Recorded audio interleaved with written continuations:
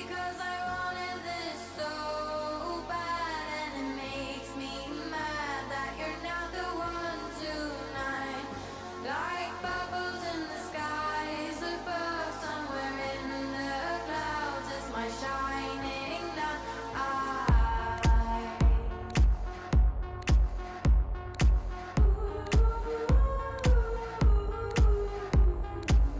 Wanna feel the freedom of choosing, 'cause I'm in this ship for life. Minding you.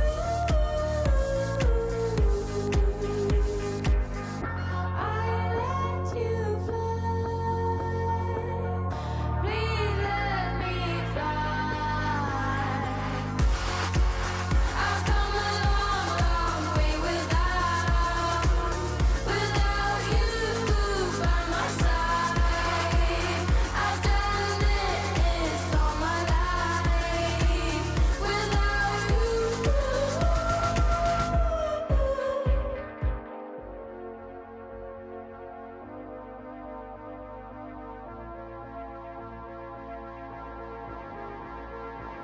Because I wanted this so bad, and it makes me mad that you're not the one tonight.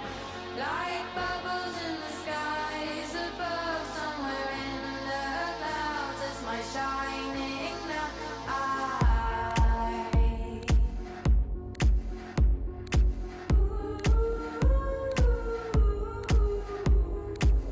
Try to feel the seasons are changing, and I might just let you down. Leaving you. We'll let you fly. We'll leave you now.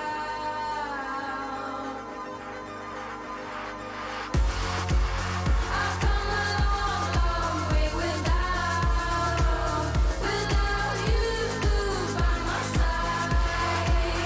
I've done this all my life without you. I've come a long, long way without you by my side. I've done this all my life. No wait for your sign. All the darkness inside won't let you fly, but I might get you off my mind, get you off my mind, get you off my mind, get you off my mind, get you off my mind, get you off my mind, get you off my mind, get you off my mind.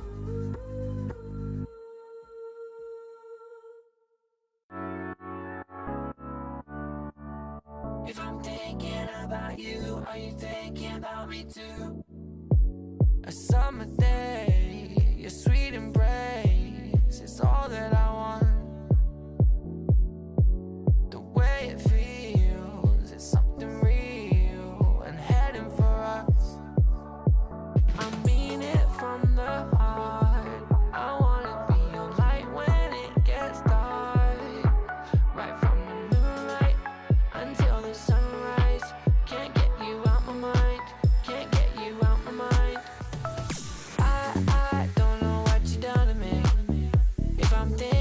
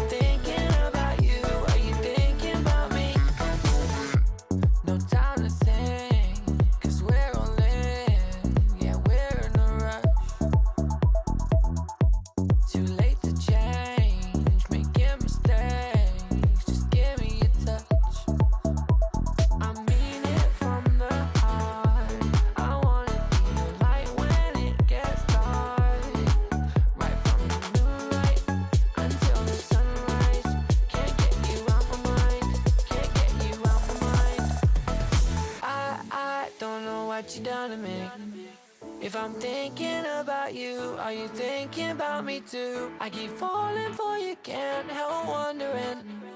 If I'm thinking about you, are you thinking about me?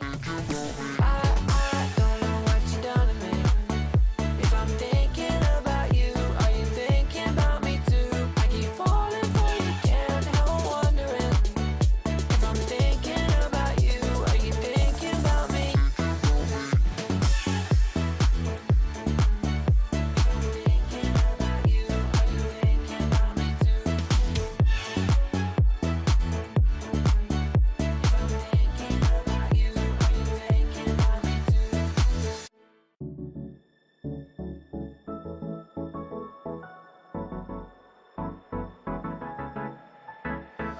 Let's do something crazy, get a bit wild today, cause we don't do this every day and we deserve it. Life is so amazing, nothing is in our way. Baby, let's fly away. Do you feel it? Is your heart rushing the way my heart's rushing when you take it all in? Baby, this is where we come alive. Do you feel it? Take the world by storm, just you and I. Can't believe it took so long to realize what makes us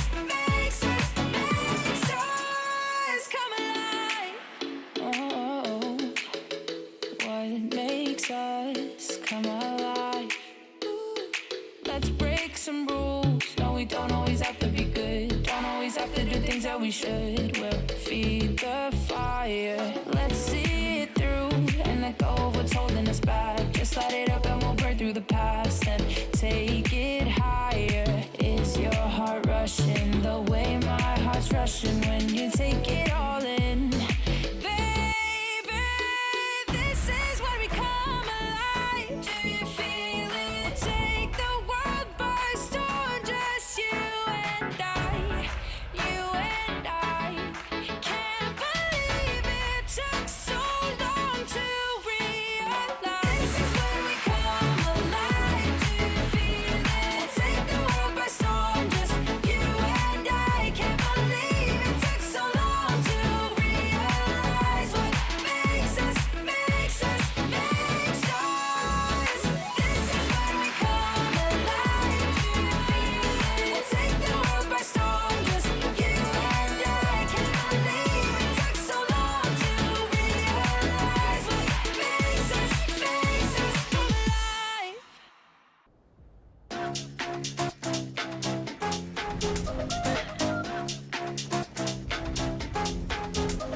나의 속도가 돈이라면 벤소미 더 세게 괴롭혀봐 나를 rain on me 다가서면 뱅뱅 전부 걸어 게임처럼 너의 고개를 떨굴 때는 댄서니 모두 몸에 걸어 눈이 빛나는 걸로 전부 걸치고 난이 노리는 것들일 거야 발밑에 쫓아와도 너는 절대 못 껴 넘어질 배포도 없는 애들은 no 따라오지 못하는 건 얄바가 아니지 그래서 the boys not my type 아니 거리동이 틈에 판이 바뀌지 이기는 건 당연하니 cause my type 시시하게 겉으로만 판단하겠지 웃는 얼굴로서 저렇게 잘 받아 멍청한 애들이 여기 차고 넘치니 바가겠어 네 몫을 내못다 짜증나면 질러도 life ain't cool At least night to night girl들만 불러 money on the fool I'm a boss he or she 뭐든지 다 내게 cruise 말하잖아 내가 뱉는다로 내가 다시 look nice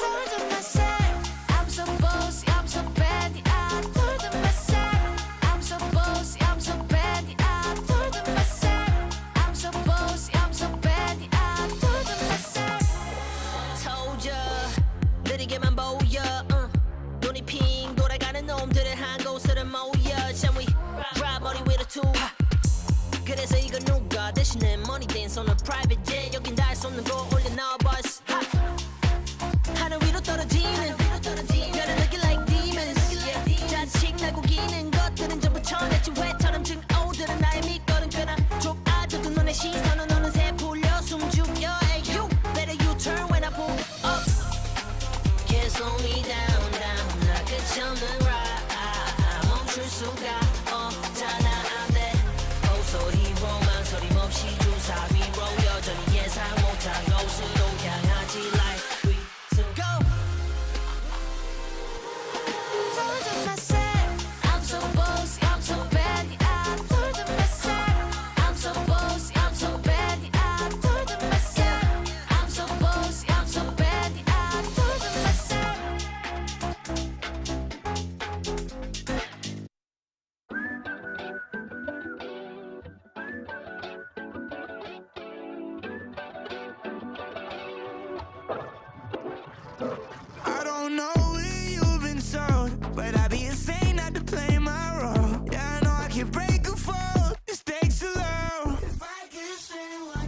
Just know that I got a hand that I can lend you. And it don't matter when, no, I'll protect you. Call on me, I'm here whenever. Those who greater than one, move five is better. Just know that I got a hand that I can lend you. And it don't matter when, no, I'll protect you. Call on me, I'm here whenever. Those who greater than one, move five is better. Oh, you think you suck, huh? I think that's unlikely. You can keep on looking, but can't find nobody like me. Eldorado pushing, why I'm pressing in a white tee. You know I love you, I need someone who can guide me. I can't do no little bag, I need 3 mil. That's coming in both directions, just like a be real. I've been eating good, to be lucky to get 3 mil. First place, run it up, care about what you feel. I have you, give you everything, anything. Just I have you, you're my everything and anything. Just know that I got a hand that I can lend you. And it don't matter when, no, I'll protect you. Call on me, I'm here whenever. Those who greater than one, move five is better. Just know that I got a hand that I can lend you. And it don't matter when, no, I'll protect you. Call on me, I'm here whenever. Those who greater than one, move five is better.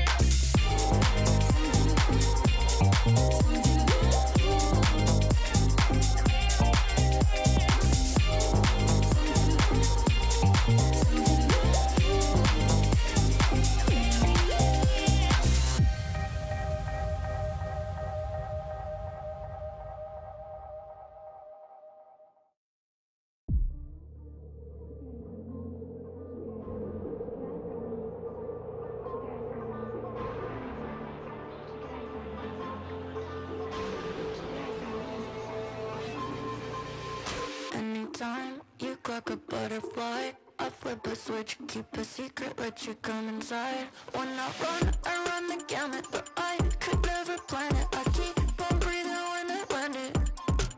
When I run the gamut, but I could never plan it. I keep on breathing when I land it.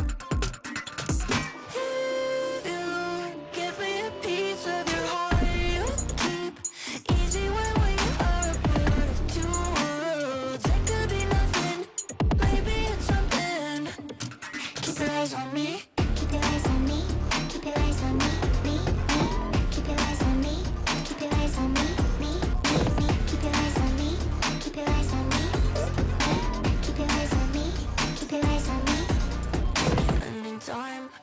like a butterfly. You flip a switch, keep a secret, let me come inside. When you run the gamut, but you could never find it. You keep on breathing when you're in it. If you give me a piece of your heart, you keep easy when we are a part of two worlds. It could be nothing, maybe it's something.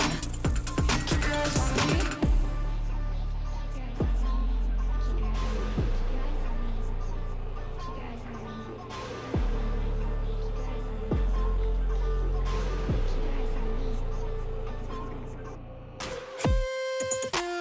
Give me a piece of your heart, you keep easy when we are a part of two worlds. Give me a piece of your heart, you keep easy when we are a part of two worlds. It could be nothing, maybe it's something. Keep your eyes on me. Keep your eyes on me. Keep your eyes on me. Me, me. Keep your eyes on me. Keep your eyes on me. Me, me. Keep your eyes on me. Keep your eyes on me. Me, me. Keep your eyes on me. Keep your eyes on me.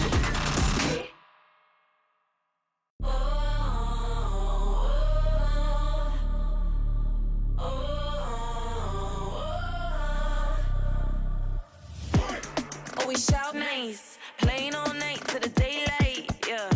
Never take a L, no. Food's in the game, can you tell? Now hold on. Work, get in work. Watch me get it from the dirt, put in work, yeah. And I'm always the first. Don't let nobody tell you you can't be the first. Now work. Let me see you work. Tryna get some work. And be you big. Let me hear you say.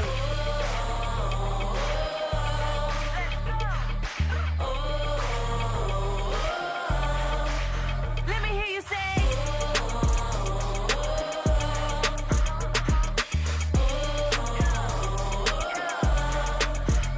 Nice shot, kill, footman. Onların hakkına konuşamam, evet belki de ama ya. Kazanıp hava atarım istediğim oya. Uykulu da yaparım, uykumda da yaparım.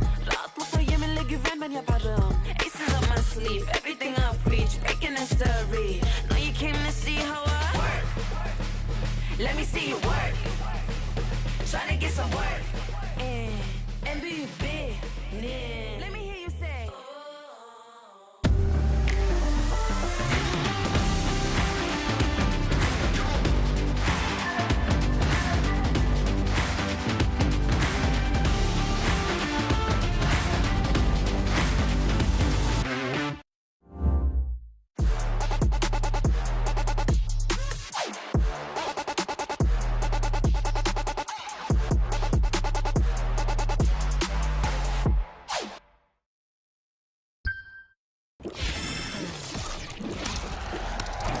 Red Bull gives you wings.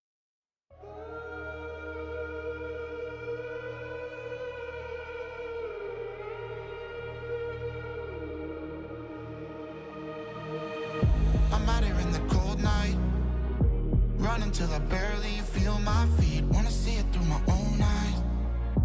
There's no going back, and I'm not afraid anymore. Cause I know I'm gonna be the last one standing. Yeah, I'm not afraid anymore. Yeah, I don't wanna wait anymore. I'm ready to fall, I'm ready to rise up. I will do what it takes, I'll run blind straight into the flames. Watch me burn, alone in the shadows. I'm carrying you home on my back. If it's you or me, then I'll take the shot. Still they say I'm the villain. I scream and nobody listens. Still they say I'm the villain. Too bad you can't take me down. See that I'm surrounded by predators. It's critical, they got me in my element. It's dirty how you trying to keep it elegant. Keep my eyes open wide when everyone around me is an enemy. See my life cross my eyes. I'm ready to fall, I'm ready to rise up.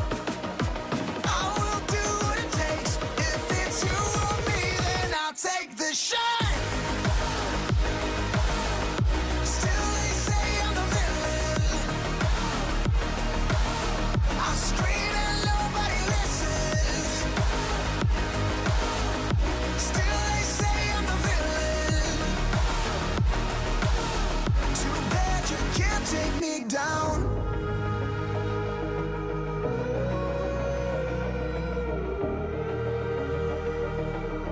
Too bad you can't take me down. You can't take me down. I'm ready to fall. I'm ready to rise up. I will do what it takes. I'll run blind straight into the flames. Watch me burn alone in the shadows. I'll carry you home on my back. If it's you or me, then I'll take the shot. Still they say I'm a villain. I scream and nobody listens. Still they say I'm a villain. Too bad you can't take me down.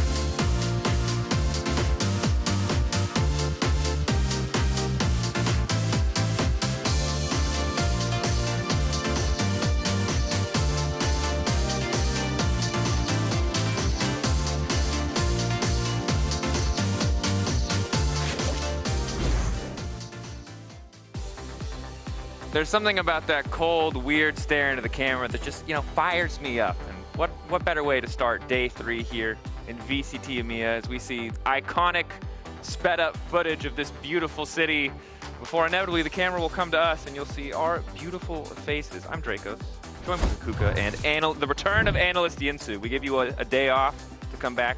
I'm fiercer employed than ever. again. Let's go. You don't know what you've done. This is the first time, isn't it? It is that the we're on the first same time. time. Yeah. On the same team. We're here to save EMEA's reputation. Yeah. Because it's never been worse.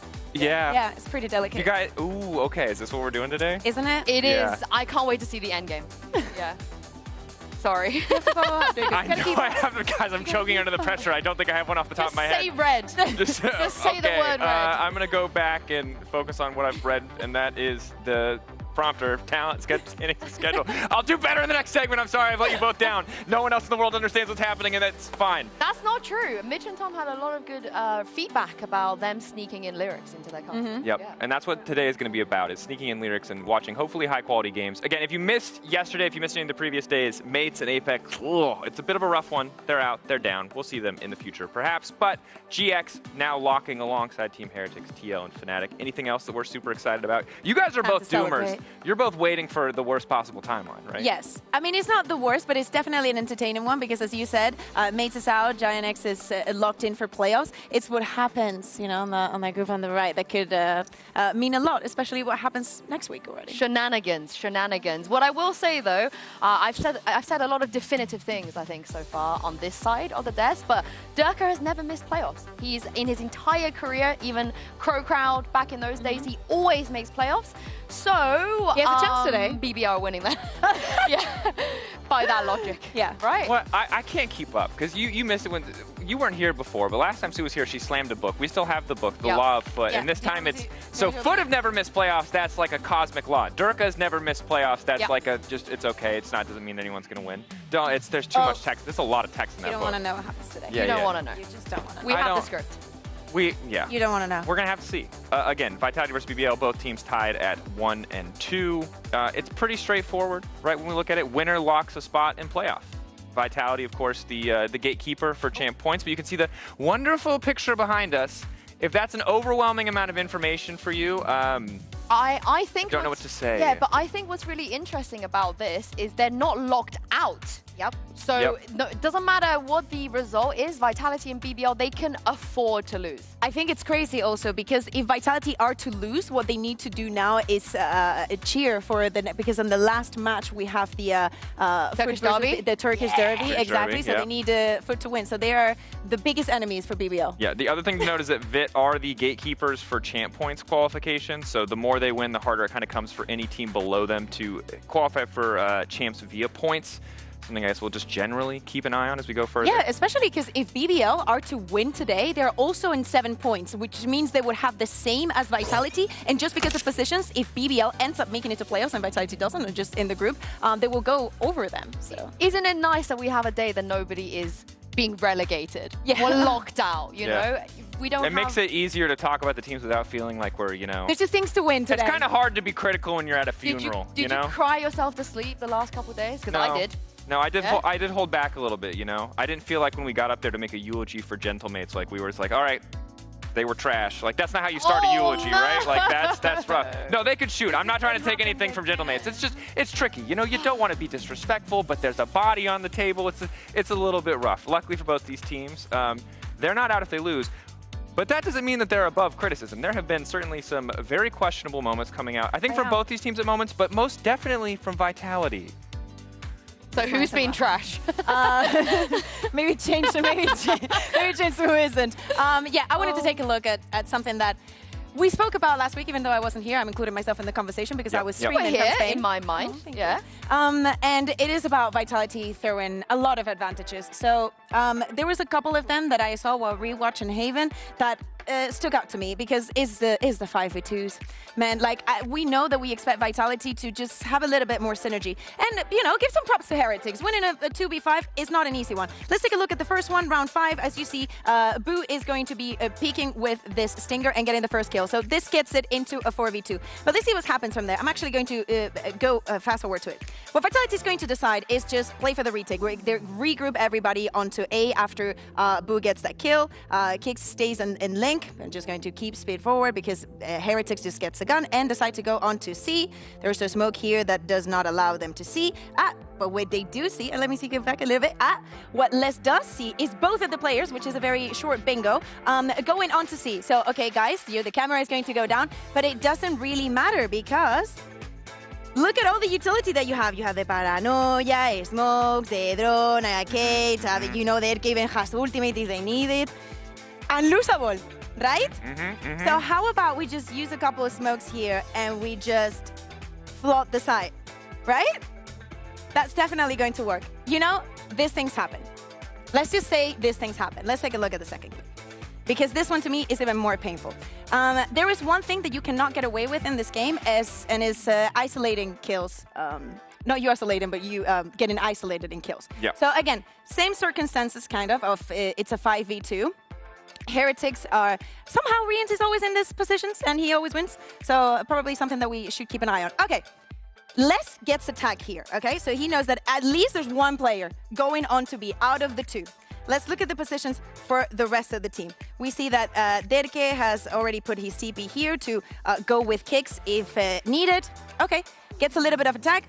Doesn't matter, still alive, we walk back. Someone is planting the spike. In a 2v5, Yinsu, the team that has the least players, what are they gonna do? What do they have to do? They're going to push. Okay, they're going to be aggressive. Did I get it right? Exactly, yes. Yeah, you're fit for this job. You're fit for this job. I'm very proud of you. So they have to get aggressive. This position, Wood just doubles down onto it, and boom, Kovac goes down. Someone was planting the spike, and you just get this kill here. So you have at least 70% of like where everyone is standing right now.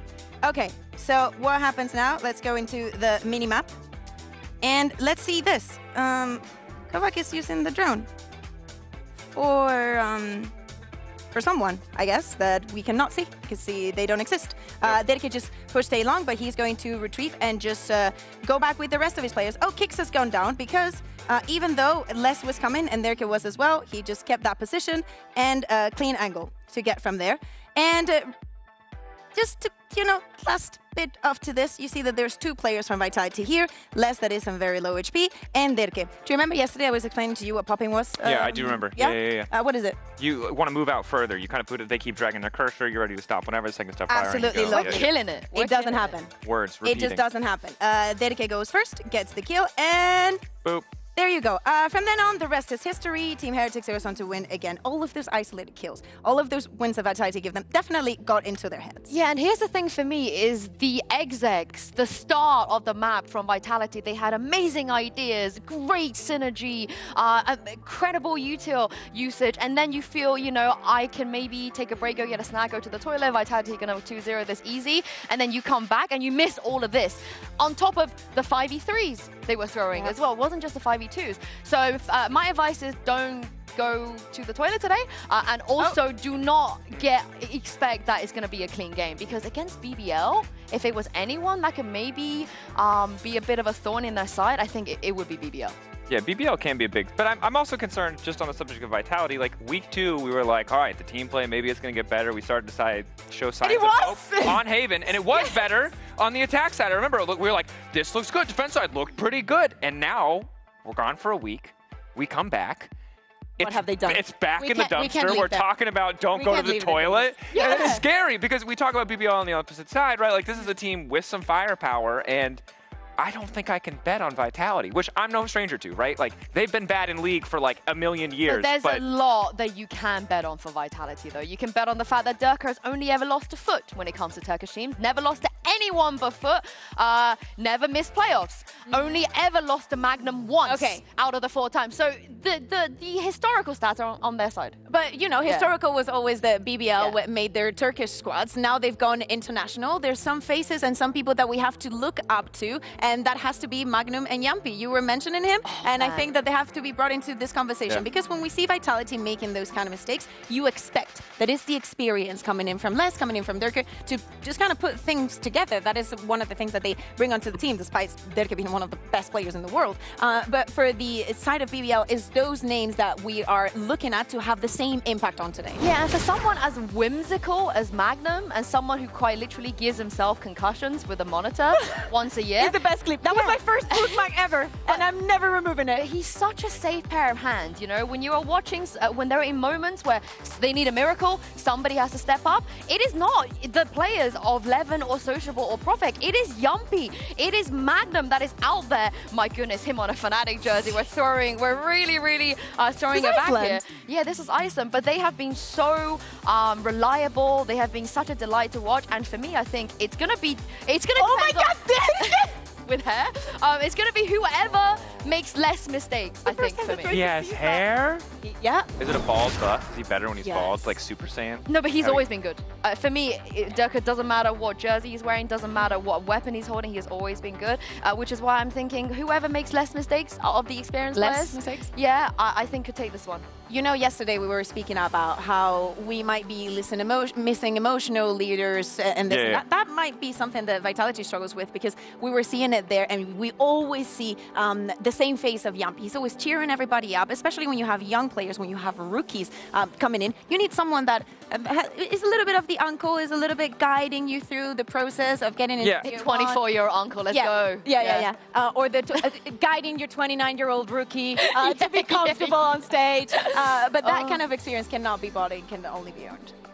One thing before we continue the discussion, because I'm loving what we've got here. A bit of an update. You may have noticed the timer disappear. Fret not. Lauren! Pansy's in the building. Lauren's I can feel it.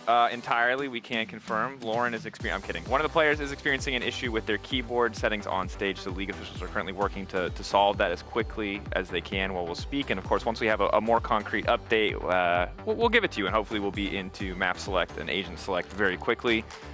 In the meantime, I like what we're talking about. I'm nervous for Vitality because I see Yampi up there. There's pop-offs, and you see him behind Levin, and he's like, there's like the normal pop-off, and then there's him literally levitating off the ground to like back his boy up. That's the kind of person that I would want on a team besides me. And for Vitality, like we've seen some of those good moments where it feels like they're playing together, but when I see like that lack of coordination, I don't know how you guys feel. I don't feel like never seen that. I don't feel like the vibe is seen good. That before. That's like. I don't want to be a vibe merchant. I know that's not the greatest analysis in the world, but if we're talking about emotional leaders, like I think I can calm your nerves a little bit. When, you know, I think we will be in trouble here if we're sat here thinking the map pools aren't good, the comms aren't good, what planet are they on, all this stuff. But I think throwing, like choking a little bit here and there, who hasn't done a bit of that in this league? And you can. if gentlemates can come out and win a 10-2 lead, they'll be fine.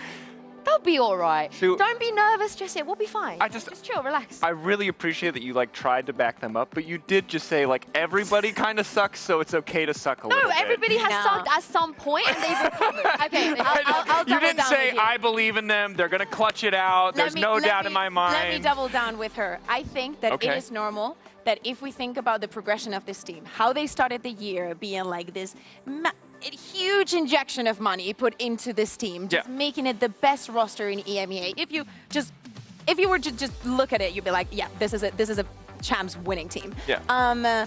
They win kickoff and then they go downhill.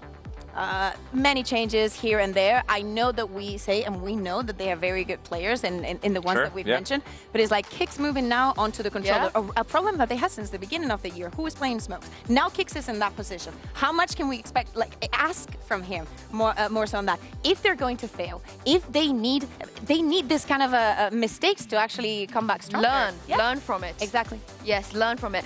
And the reason has to happen now, but it won't happen again. Yeah, and the reason I'm saying that is it's fixable. It is actually genuinely fixable from week to week. Again, I don't want to harp on Gentlemates, but clearly it is fixable. You've seen it. I mean, even Gentlemates, right? It's like it's such a young squad. It's understandable that they'd have those problems. Like you've seen enough of the ceilings on this Vitality lineup that if everyone's firing on the same page and at their peak, like there's no way they're not insane. I also have a lot of trust in them when it matters. You know, when it really matters, when the game is you're going to go to playoffs today. This is prime. Durka woke up, said it's Durkin time, and he Durks all over them. We've seen this, what, 25 times? Probably. Quite 25, literally at least 25 times. And he has done it against Yumpy. You know, this is a familiar matchup. However, after Not in me 2023. After me saying all of that, however, BBL, again, if there's any team, I don't even think it's an upset if they win today. No. I think if it's a team that can come in. How close is this, I guess is my question, because we've talked a lot about very, Vitality. very. Vitality Like ceiling we're super trying to high. sell both of them as what they are. Like Vitality, they have the name, they have the firepower, we know that is there. It's about to come out at some point. And for BBL, is the entire year that they've had. I think it is very interesting that all throughout the year they still haven't played against Vitality. Yeah, and for the longest part of it, they had only lost against the better teams. So I guess it was like Liquid and Heretics until this stage started. So yes, there's been some mistakes along the way on both of the sides. Chance of redemption and the last shots start now. Securing your spot now for Vitality is what they expected at the beginning of the year. But for BBL, can they please qualify to a global event? I just need that to happen. And that need that to happen. Yes. Oh my goodness, I've been in the trenches with this team. With this team. Okay, I've been all I'm in the going to say. trenches. Yeah, she has. I'll give her that. Yeah. I only jumped on this boat when they went international. So it was this year. Yeah. And I've been very forward. Brother, I was wishing that Aslan Machado would make a freaking global event. And I guess, you know, they didn't do that for me. But yeah, this is probably the team that has the best chance out of every roster BBL we've ever seen. This is the real deal. Yeah, I believe that. This seems like a team that has everything that they need based on what I've seen and what you guys have told me. But also, the other question that I have is, it's a little bit more off topic, but I think we have a bit more time. Who do you want to go to champs? Because this is the one thing that I've noticed about this desk. You guys are all like, yes! You guys are all like, no, but Giants? Koi! No, I mean, you're just listing. Okay, I see your angle. I see what you're going for. Okay, Yeah. But also, we want the French organizations to go because it's in Paris, and we want the Turkish organizations to go. But there's not enough spots for everyone. Yeah. Giants. Sticking with Giants. Thank you. Yeah. I like that. Yeah. I have an off-topic Who do you question. want to go? Wait, I have an off-topic don't know. question. What do you think BBL stands for? What is the acronym? I would love to know your thoughts on what do you think BBL stands for. Because I don't think many people know We do have an interview ready to go. So while I sincerely hope that it's not Brazilian butt lift, we'll find out later what it actually is. Because we sent it over to an interview with Kukuka in Durka. Oh my god. I'm now joined by Dirke from Team Vitality. Hey Dirke, how are you doing? Well, I'm doing good, thank you. It's been a year with a lot of changes for you. So how are you feeling coming into today and, you know, after everything that you've been through?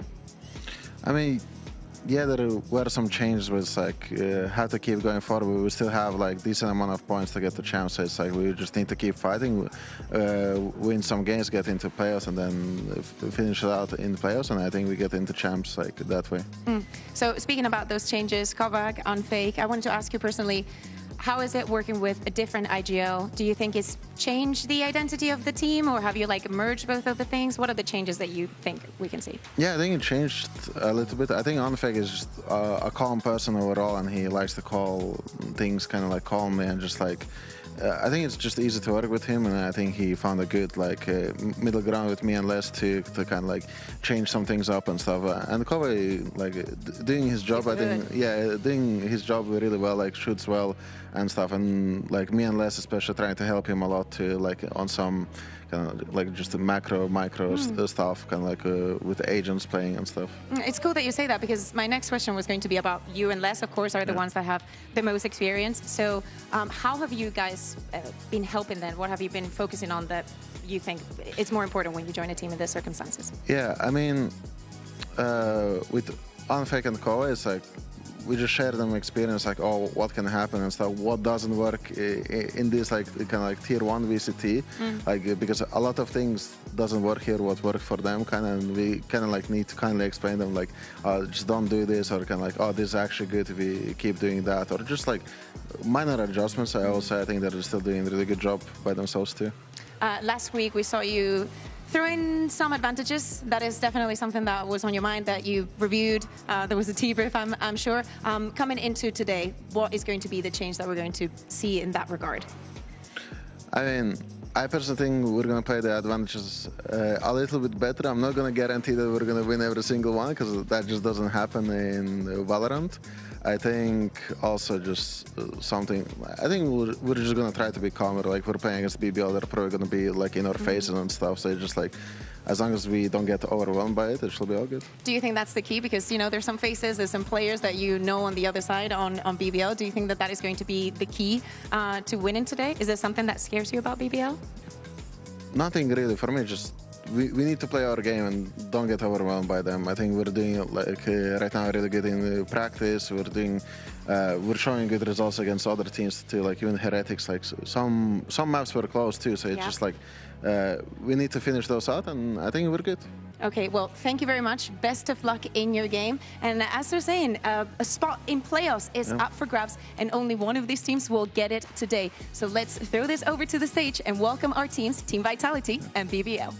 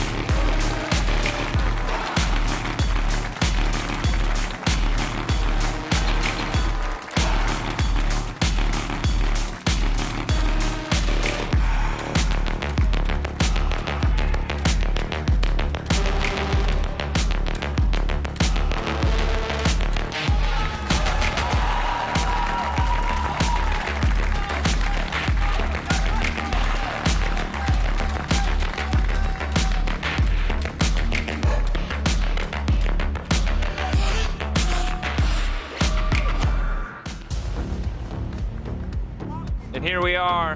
You said it excellently in that interview. Spot in playoffs on the line. Of course, not an elimination match. There are other chances, but both teams we know would love to qualify here. And finally, just show us the maps. Yeah, show us the maps. We want to see the maps. I honestly for sure thought we weren't going to see Bind today. Yeah, BBL decided to go for the Haven Bind. We've given them so much shit, and now they're doing this. Absolutely, absolutely love it. But yeah, they know that it was a one-off. They also know that they don't have Heretic Fire. Okay, I'll say personal grievance with BBL banning Corrode and having Icebox in this pool is if these guys go to champs and lose on Corrode, I will reference this till the end of time. What are you doing playing Icebox if you have big aspirations to go international? Minor point, but it's gonna irk me. We're not winning champs, but yeah. So we're not. No. You don't understand. I have to. League is not gonna give me anything. This is all I have. I need VCT to bring EMEA a trophy. Anyway. Honestly, I feel you're gonna be waiting a long time. But I just real quick on the vibes here, because everyone loves like a vibe check. In the makeup room today, Prophet came in and reminded me of what I used to be when I was young, just full of energy, so happy. I said, "How are you doing today?" He gave me, and I'm amazing, I'm excellent, and I'm doing well. And I was like, wow, 3 words of excitement coming into this game. So I'm hoping... So who do you think has the bigger bold buff? Is it Derke or is it Profek? I thought you were going to ask me something else for Oh, a second. whoa. Jesus Christ. I think it's Thinky, actually. I think Thinky, yes, got it. yes. He's currently with it all. But I do also, for the first time, don't want to see any comp changes on this map 1. I think both comps are so interesting. I want to see more of the BBL 1 because I know that they struggle a lot on the defense. I was missing a little bit of proactivity from their side on Lotus, and I think that they were shut down by comeback. I want to see if Derke is going to be the comeback today because, again, it's something that they definitely struggle on those first engagements from the defense. So something to improve on, especially if you know that Vitality, they like the Lotus. Yeah, and how often do we get 3 Sentis on Lotus and it is Chamber, Vice, and Deadlock? You don't get that very often, so I think the nerdy Valorant viewers out there are going to love this. Ice on Kovac as well. I think that he, one of the reasons why I probably think BBL did not want to go to Haven is because Kovac is very, very good. Like, coming into the season, the way that he did, him and Unfake, I think that he's performing super, super well. He's feeling big, very big shoes, and he's doing very, very well. Again, going from the ISO to the Vice, just playing whatever the team needs.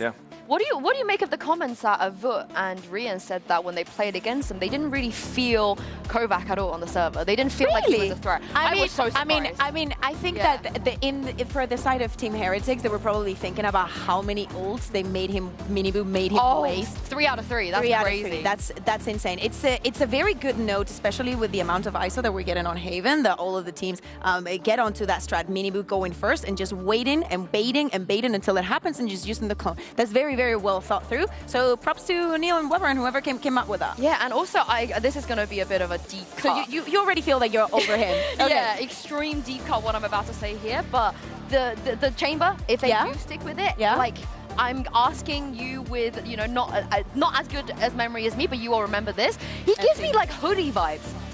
The way that he plays Chamber, do you know what I mean? Like Battle Sage? No, but it gives me, when Hoodie was playing Chamber as well, it gives me very similar vibes of the way the Sociable does it, and you can see why they want to play him. And on the other side, just going back to Vitality, just playing with this double control is something that they should be comfortable with. Again, eyes on kicks and how good he can be from this role with them starting on the attack. We want to see that synergy now being built between Derke and the rest of the team, because if you're good at setting up Derke, you've won! Man, you have Derke! Yeah, and he's the player that I'm not worried about at all. I think you're completely right with everyone else, and less on that Viper as well. The only Viper on the server. I want to see some smart plays around that Viper. Yeah, I'm a bit nervous though, because from what I've seen from the best teams in the world, or from what the greatest minds of some of the best teams in the world, it's a lot about mid-round map movements if you really want to master this, and Vitality's coordination just hasn't been there, and I think this is much harder than just picking a site and committing. Then starting on the attack, I think that they have a little bit of room of just getting cheeky and getting comfortable. We'll see if they get cheeky, we'll see if they get comfortable as we send it over to our casters for this first map. What's Bayo laughing at? Did you hear that? I heard a little bit of laughing. Still hear You're not allowed, it, you're not allowed to have fun. Relax. All right, we've got a big game here. As I said, the stakes couldn't be higher for these two teams.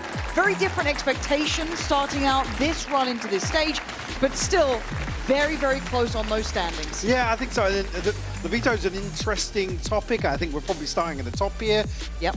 We'll talk about map 2 when we get to it. Sure. Again, different kettle of fish altogether, but I think it's fair to say, record aside, this has probably looked the best for Vitality we've seen in terms of consistency, in terms of their approach overall. Question being now, BBL have looked phenomenal. They've looked good. And again, even in that victory that Vitality had up against Foot, it was on Lotus, Kovac had a nuts game. That Vice was rock solid. You're going to have that again.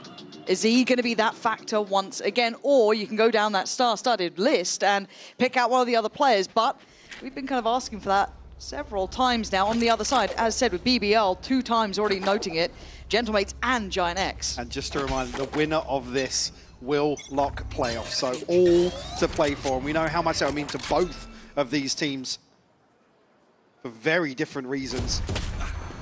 Sociable looking to get very aggressive here, actually spotting a second player as well. But I want to see that. I don't want to see fear when it comes to BBL facing someone like Vitality. Again, there are big names on that team, so it is easy sometimes to get in your head a little bit, not have that confidence, not make those plays. Talking about the crumble yesterday, but the Corrode loss still sticks in your memory here as a trade-off. Levin and Kovac will find kills. Things will slow down here with Magnum controlling some of the space, but actually, Durka's going to find him as well. Yeah, Magnum's someone I'll be kind of checking in on during this. He's one of those players that we've enjoyed watching kind of return. Oh, absolutely, yeah. To the caliber he's known for. And Yampi's position I do like. Nice enough to get one and be the early warning signal and keeping it within touching distance. Durka down on 22, but still very much alive. And a sight very much available. Now Durka's pathing already pretty pleasant here. Cutting straight through towards B, so all eyes can be focused towards Waterfall and towards that CT side. Spike planted.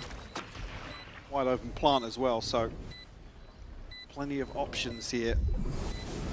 How they want to approach the post. Sociable and Prophet though, still fine chance. You can see Durka actually on the X-rays re-wrapping here through B. It could be a concern actually if these players fall on site. Oh, Kix was, I mean, he was late for a second and then snapped right in towards Sociable, but Dirk's position should be the checkmate. Oh wait, did Prophet? It's behind him! It's behind him! Prophet! Oh, I love this as well, just up off the expected position. Kovac, he was the king before, but right now, it looks like Prophet! Beautiful work from Prophet! Absolutely gorgeous to kick it off with. A Red Bull clutch and finds Kovac at the end. I said they had plenty of options in the post, but as soon as this smoke goes up, as soon as Durka falls, again, it's a gamble, but you have to check inside this smoke. Nice! BBL, a huge start to the map here. It's normally the anti-eco, so you're looking at Prophet, Yeah. you know, you're looking at, well, I guess a pistol's a pistol. Certainly going to set things in motion here for BBL. The investment here from Durka. See a full shield on top of this as well.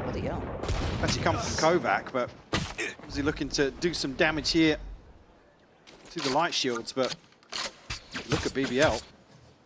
It's only now Sociable and Yampi potentially Spike down, attacker to find here. Kovac will fall. Challenging once more outside B. Ton of presence shown in both rounds here, actually, but Durka, they catch him off guard with that. There's still a player really up close as well. So this will be, actually very diligent on usage of util to clear close, and Kick so prepared. Help us, BBL. A man behind in this. But Durka's found another one. Prophet's fallen now. It's just Yampi and Magnum left. I mean, this is brilliant from them. Yampi, his timing, his patience is marvelous. Doesn't need to overdo this now, Yampi. Keep it calm if you can. Got support on the way. There is an unknown quantity of less. He's seen another! Yampi still hunting for more. Unfaked pauses. But all this time, though, it's buying time for Magnum to get closer here. And there, well, Les finally makes his appearance. But Magnum has got into this position unnoted. 13 seconds. Spots the player, drops the spike. Now on Les. One of the greats has to outdo Magnum, who's been that safe pair of hands in time. 4 seconds now. Just needs to play his life. Lives with maybe a new haircut, but still very much alive. The moment there where he's backing up and you think he might just get caught.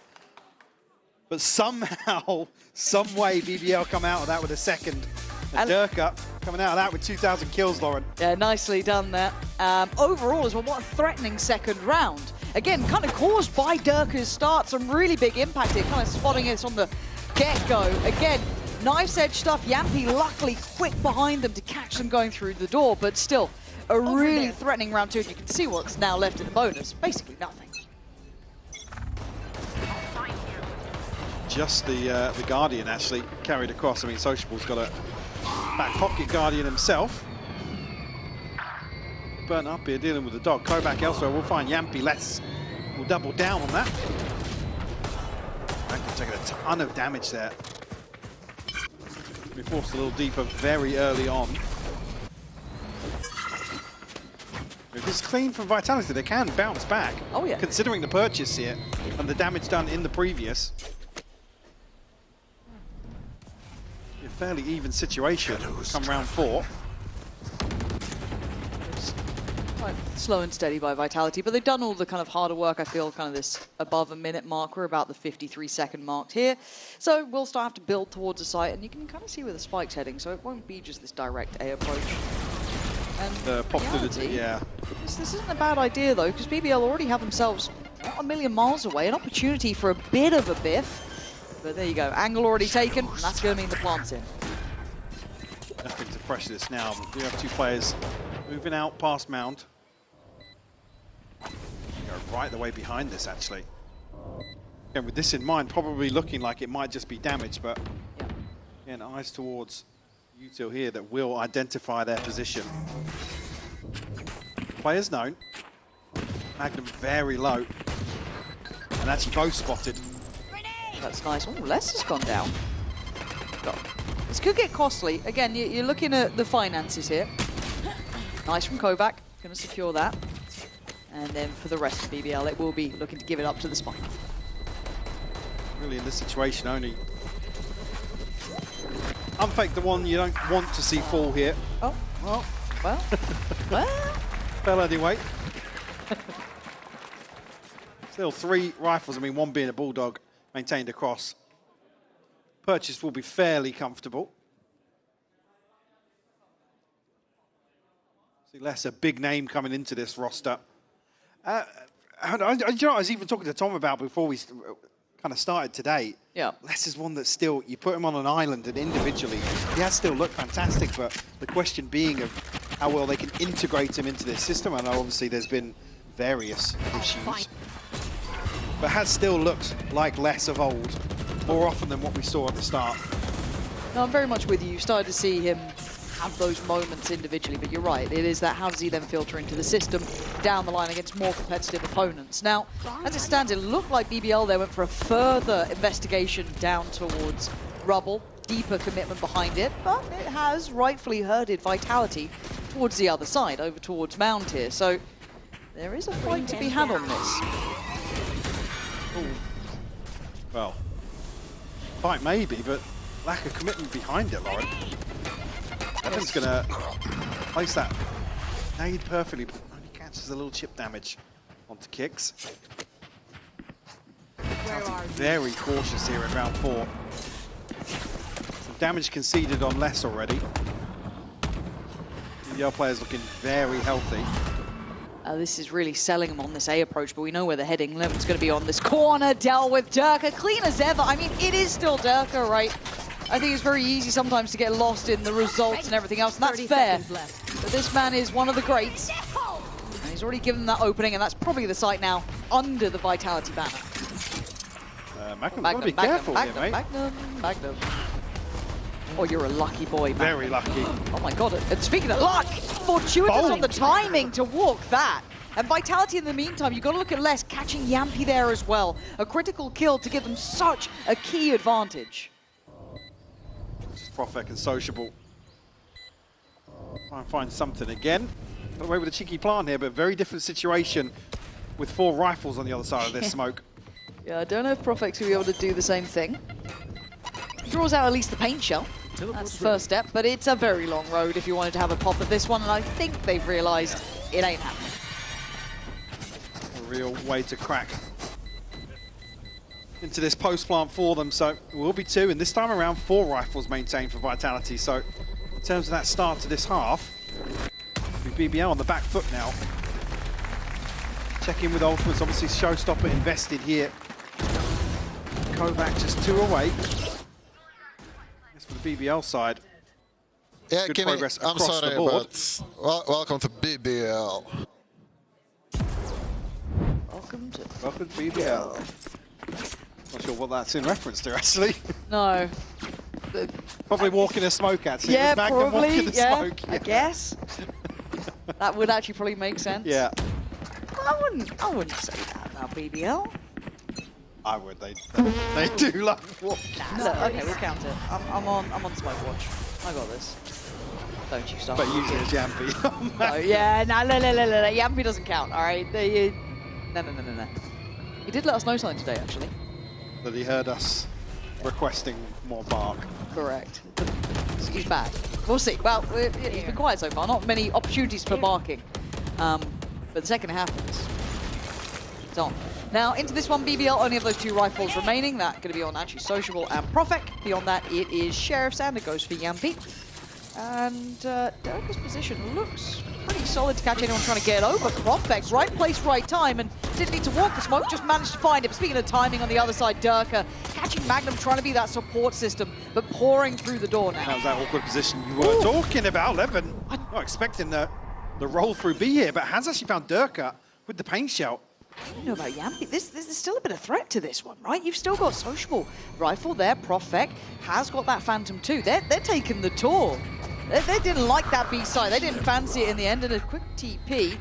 30 seconds might left. put them on, I don't want to say red alert, but you're going to be a little bit more worried now. Yeah, because they have a ton of space, they should be exploring deep towards CT. That's why we see this deeper plant. But again, it does limit your options now.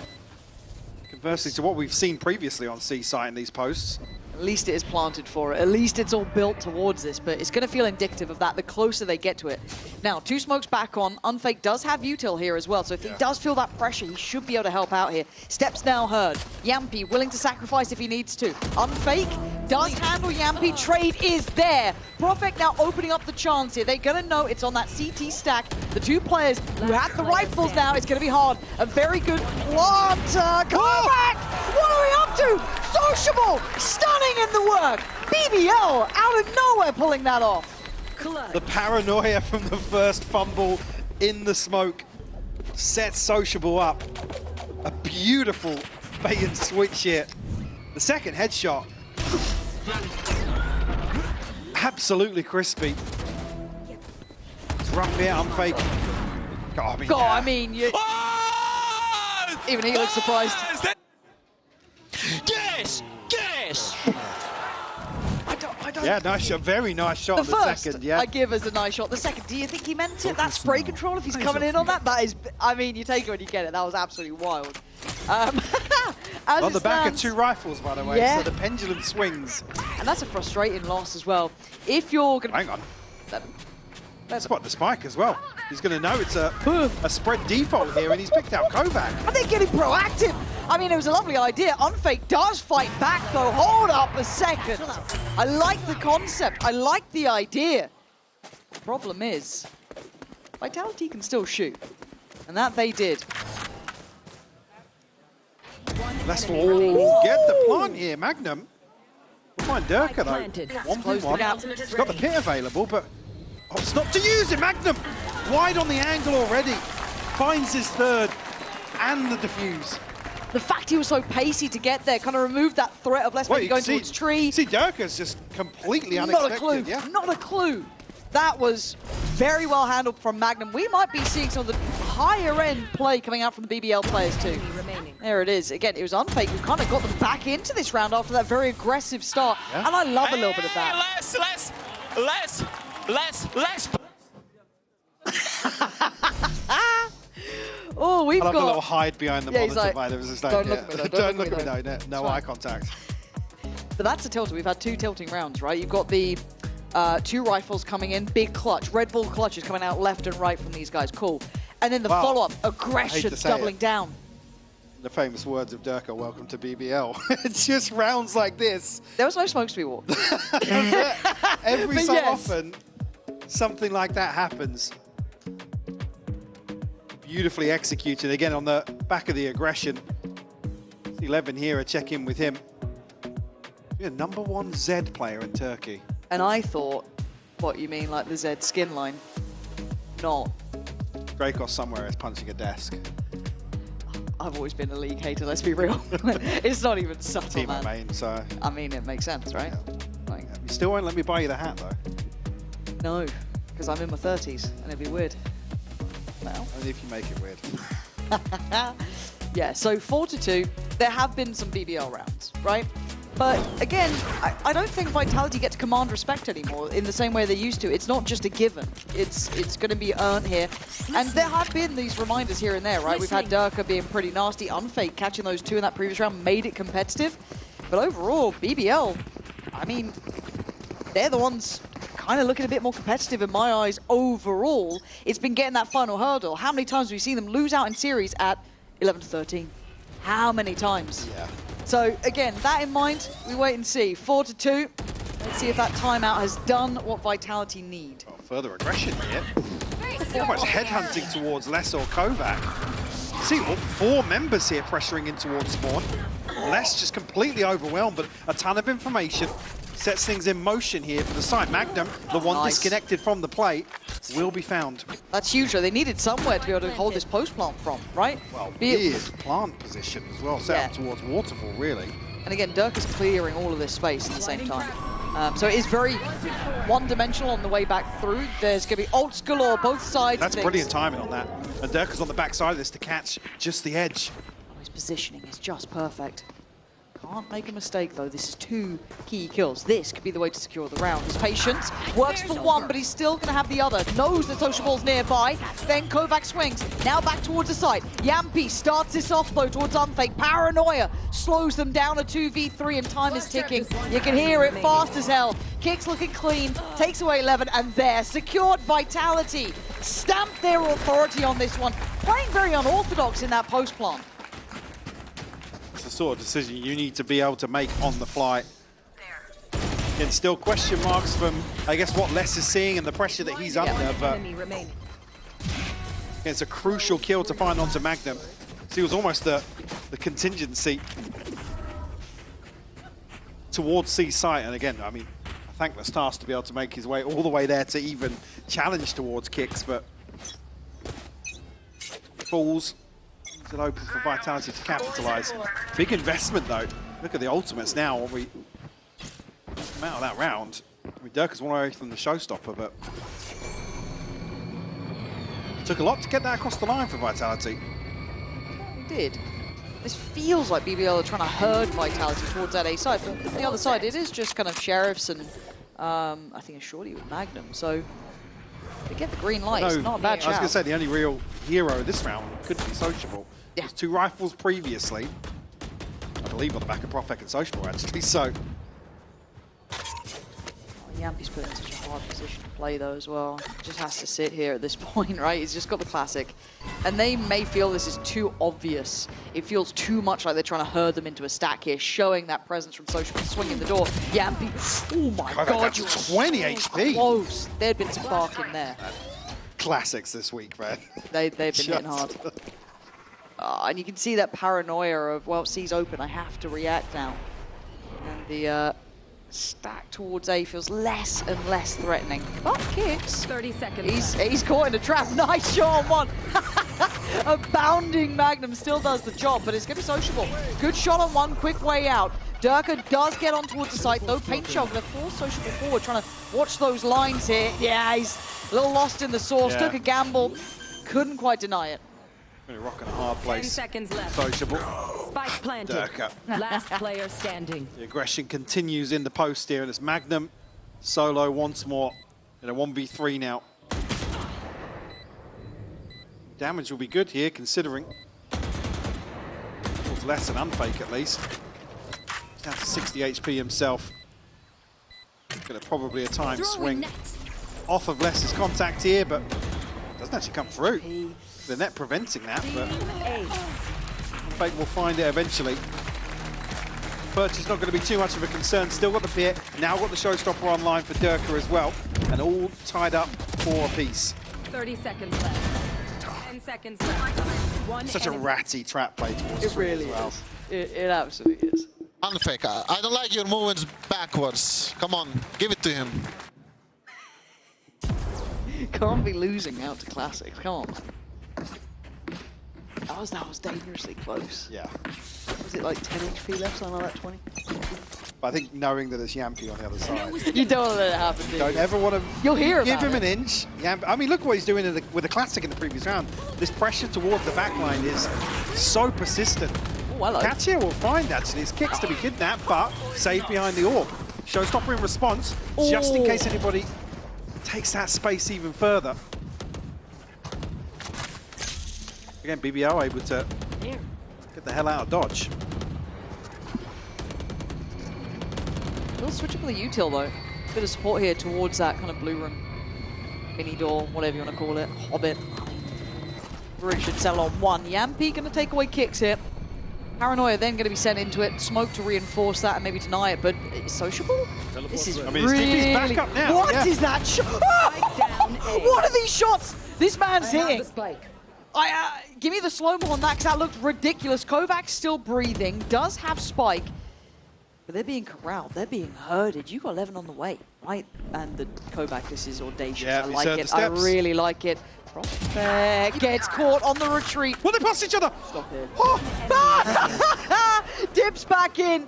I guess welcome to playing BBL. Yeah, well, and it's Magnum again. And now Kovac, he was noted the one pushing up those stairs. So there's a little bit of threat. He could be anywhere, right? You've got that patience out towards B main. Now they're going to hear this. Door gets activated. Magnum. Spike planted. Not got the best throw. Yeah, a little short. 10 bullets. Kovac trying to hunt down an isolated player. Got to be cautious there, Magnum. Wait for some help now to come through. Still a little bit of kit to play with as well. I just want to see him get this flash set up ahead of time, but Magnum 11 stacked up now. Still a ton of util to use from 11 as well. Oh, it was a nice try. Flash just didn't catch enough here, fortunately.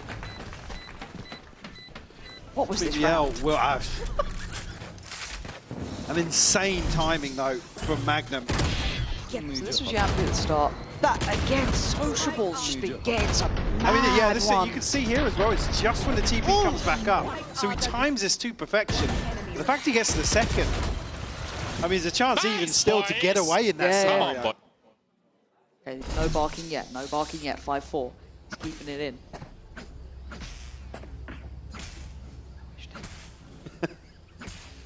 I'm sure it's probably coming. 5-4 scoreline. Vitality have here. Okay, Kovac's got ult at less as well. If they get into a post plant here, real nice, but that might not let them at this point. Kovac's been taken down really low. Yeah, it's just like the walking wounded at the start of every round. Less. This time around, delivers from the back lines of Vitality. And now actually creates a big gap in the map for Vitality to make something work. This is really quite bold to go for this one. Time to fleet. Gets out of there. Has his little setup on site, so he's got a little bit to play around, but he needed a kill beforehand. You've still got Kovac's ult there if they want to start using that as the springboard forward. Two but very passive traps yeah, that he kind of has to commit towards holding. And now, it's, I mean, probably a classic. Oh my god, the timing on that to slow this down. He does get away from it because of this. A little bit of safety. They are on towards the site here. Big flank on the way coming in from Yampi as well, but that's a mile off. So as it stands, they're very much pinned towards Tree. They don't have any other positions to play back to. Getting picked from Tree, maybe? Yeah, I was going to say whether or not he was going to cut off stairs or maybe take some more side control. Now, it's a very passive hold though, Lauren. I like that Unfake and Durka tried to play out of this, but Levin's still caught. One of you so close by, and you're right. Here it comes. Durka takes away Levin though. That's perfect. And now Durka still doing the damage. Yampi's flank finally comes through. But now it's too late. Surely Prophet. What are you meant to do here? They managed to dig in deep enough over by Tree. Durka basically saved them. I think he was pushed up towards site initially. Didn't give them all that space. With the showstopper, it caused real issues in this situation. Everybody huddled in towards Tree, but there's such a huge gap to close to really make that work. Conversion comes through. Beautiful shot from There it actually. is. He's done so well there. Yeah. As you said, if that showstopper came in, how many people would buy Tree? 2, 3. That could have been big impact, if not chip damage. Totally different round. All tied up, and BBL will be the ones to take a breather here. And the ones that have honestly suffered in terms of the finances with how this timeline has panned out across the first half. Sitting in a really awkward spot. Some of these rounds that Vitality are getting, Durka's impact has been unreal. Yeah, I mean, he's sitting at 12-5 right now. It's again, do not forget who Durka is. Well, it's like you think about it, what was it? Second round with that Outlaw coming in, that was huge over towards B. We had the entries on that C site, that deeper exploration, catching the 2 players over by Waterfall. Now this one denying that all. I mean, as much as, yeah, 12-5 is very good scoreline. It's, you know, it's a pretty score, but it's the value this man's getting is really, really impressive. Yeah. Again, it's the caliber of the player we have. And without those moments, I'd be interested what that scoreline would be. Speaking of scorelines, Durka, for today, all-time in VCT, 26-18 against Magnum in head-to-heads. power pose from Durka again there. They used that one for the 2,000 kills. It's how do you feel about that pose? No, it's powerful. I Yeah, think like you could it, do yeah. it. Very nice. Glad I got to see that. And the vertical stroke. Less nice from him. I mean, he's been in the wars as well. He's been in the trenches. He's sat in spots like there's three of them. They're swinging. Yeah, I mean, Les and Kovac have consistently been under pressure. Double swing comes through. Magnum now rifle in hand. There. See a number of these rounds where they're looking to find either a solo or a duo. Isolated on the extremity here, Yampy. Again, a BBL peak again, but Leopard and Sociable will find kills. Magnum's actually pretty well timed on this, and he won't be noted just yet. But I guess the penny's going to start dropping now, Yeah, it's, right? When you're like, okay, Kovac looking this way. penny's going to start dropping. The penny should have dropped by now. You are so lucky the Kicks gets Yeah, that. that's a huge trade to find. Now just Sociable. Bullet 7. Only really needs 2 considering the HP, but Kovac will shut down all hope. Vitality guaranteed at even half now. In the half. Purchase obviously going to come back in. Ultimates-wise, it's Yampy and Profek on the side of BBL. That's mirrored in terms of the ultimates for Vitality, but Durka 2 away from another showstopper. Enemy remain. You can't see my face. Oh my god, I got one tapped. I was like, no shot. Oh, shot. Is that your impression? Yeah. Oh, that's great. Okay, lots of pressure early towards Let's Bound, but a again. success. Oh, look, I told you, this man's been in the trenches. Yeah. Sadly, he's just once again near spawn, and they pushed him, and it was a collective effort. So Durka, in, I guess, a reaction, just takes that space on C. This time, Kicks. whoa, getting very aggressive here. It's actually Kovac to find that. What's going on in this game? It's all going a bit... Oh, they have no sound. my They have no God. sounds. Oh, the Nightfall player hitting in that standing. timing. And now a 1v1. This time, a little fairer in weaponry, but HP not suiting Kovac. And look at that have the spike as well. He's got it. And 56 seconds to play with. He can get out here. I mean, he hasn't got a flash for info, but Social actually shifting up behind this. Tries to challenge and almost gives Kovac the upper hand here in terms of information. Is he gonna... Yeah, Sociable's reading this. Covering all bases here in the rotation. If he just plays here, he wins. This position is Does he brutal. turn his back? 30 seconds left. Well, he's not gonna expect him so close. Nah, Absolutely no way. well handled by Sociable there. Kovac, you can't really blame him for that. Had to pick He's got a to route forward. Yeah, he's got to gamble either way towards A or B. But all tied up 6 apiece here on the half, Lauren. Yeah, it. a little weird, but I'm here for it. Yeah, it is going outside the norm, but an exciting game, tied all even. We'll be back after this.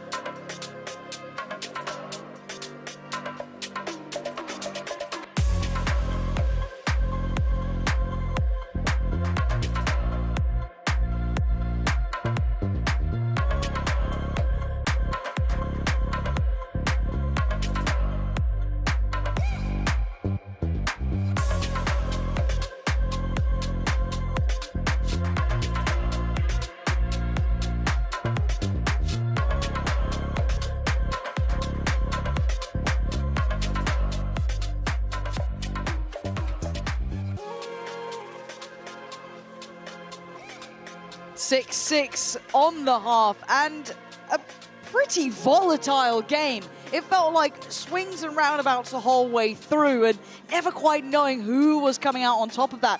Once again, gotta say, Kovac having a big game here as well. As much as Durka was having those impact kills, can't ignore Kovac's work coming in on this Vice. Again, something we saw on Lotus before up against Foot.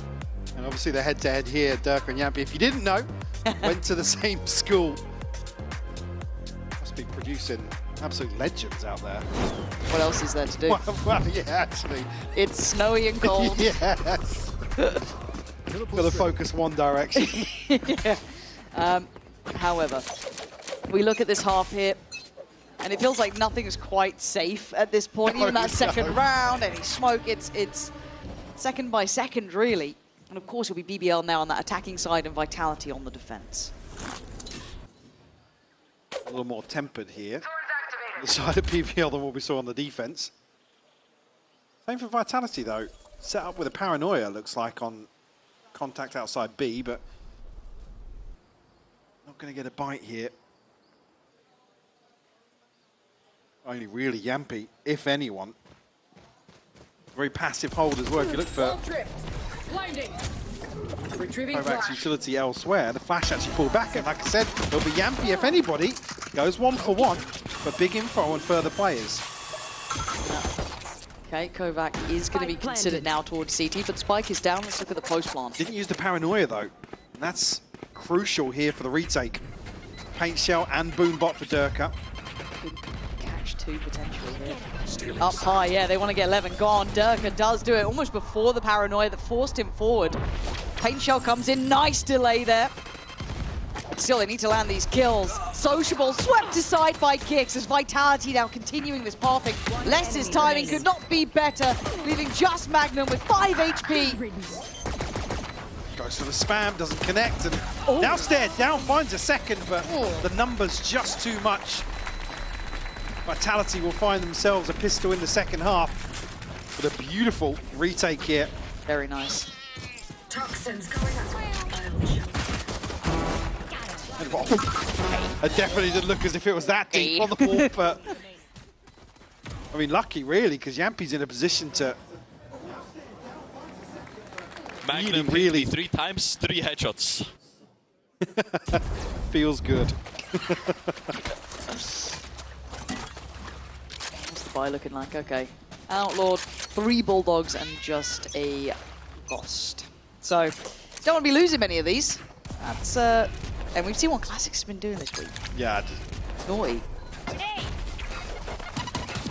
South here, nothing catches off the util just yet, but Kicks. Classics. The first, but a little isolated here. And I mean, the cross is very awkward to hold. So it's like, do they fight for it, give up the Bulldog? What do they do now? Because Less is the Ghost. Yeah, so that is a Bulldog, I imagine, yep, in hand. That's perfect with that. So, gets to walk away, reset, still above a minute. The other way round. Less on the deeper angle, and you'd kind of assume that would be what should be happening there. I'd imagine if this costs them something. Again, it could all fall into place here perfectly fine. It could all be a ruse. Teleport's ready. But it's not a nice feeling, and again, for Vitality, we've got really high expectations, and those mistakes can add to frustrations for them. These players know better. They've been under fair scrutiny, considering everything that's gone on around this roster and this organisation, so looking for a little bit of a trap here, but all util effectively baited out 30 now. seconds left. Cover going out. The issue really with Vice in general on rounds like this versus a chamber as well. Back on the full swing just across. That is the Bulldog drop. Profek was the player with it. 11 now going to be forced away. Does get caught by the Seas, but should be able to... away, but not too far. Should be able to be kind of kept alive throughout that. Quickly handled by Unfake. Nice work from him. The Bulldog has been picked up. Yampy, you got some magic for us here. They're close by. The angle not favourable. No, cleared as Unfake pretty much getting them back on track here after what could have been a real error. Vitality secure their second. In the end, no harm, no foul. Yeah, the only casualty being Kicks. Another big round from Unfake. He's had a few quietly in the background for Vitality here on Lotus. And Unfake was one that I was kind of keeping my eyes on, as how well does this player do here? You know what I mean? It's how well does he slot into this roster? How good is his individual performance? We saw some lows early on, but this seems like he's getting a bit more of his footing here. Again, it is up against pistols, but in a round like this, it's very valuable. Yeah, very chill retake, actually. Didn't even break a sweat. Yes, on the other side of that coin, Kovac. Top of the table for Vitality. Yep. There. Ahead of Durka now at 17 and 8. Where are you? BL looking to pick up the pace now on this purchase. Is that damage or just decay done there, actually? 11 down to 20. Look, we didn't really see BBL opting for the Odin. Now we do with Vitality. Kick's going to be using that. Durka's already called Magnum. Oi! Just a little check on the way out. Bloody hell, that was... Oh, that little gap is lethal. Less. Gonna get that one. This is a little...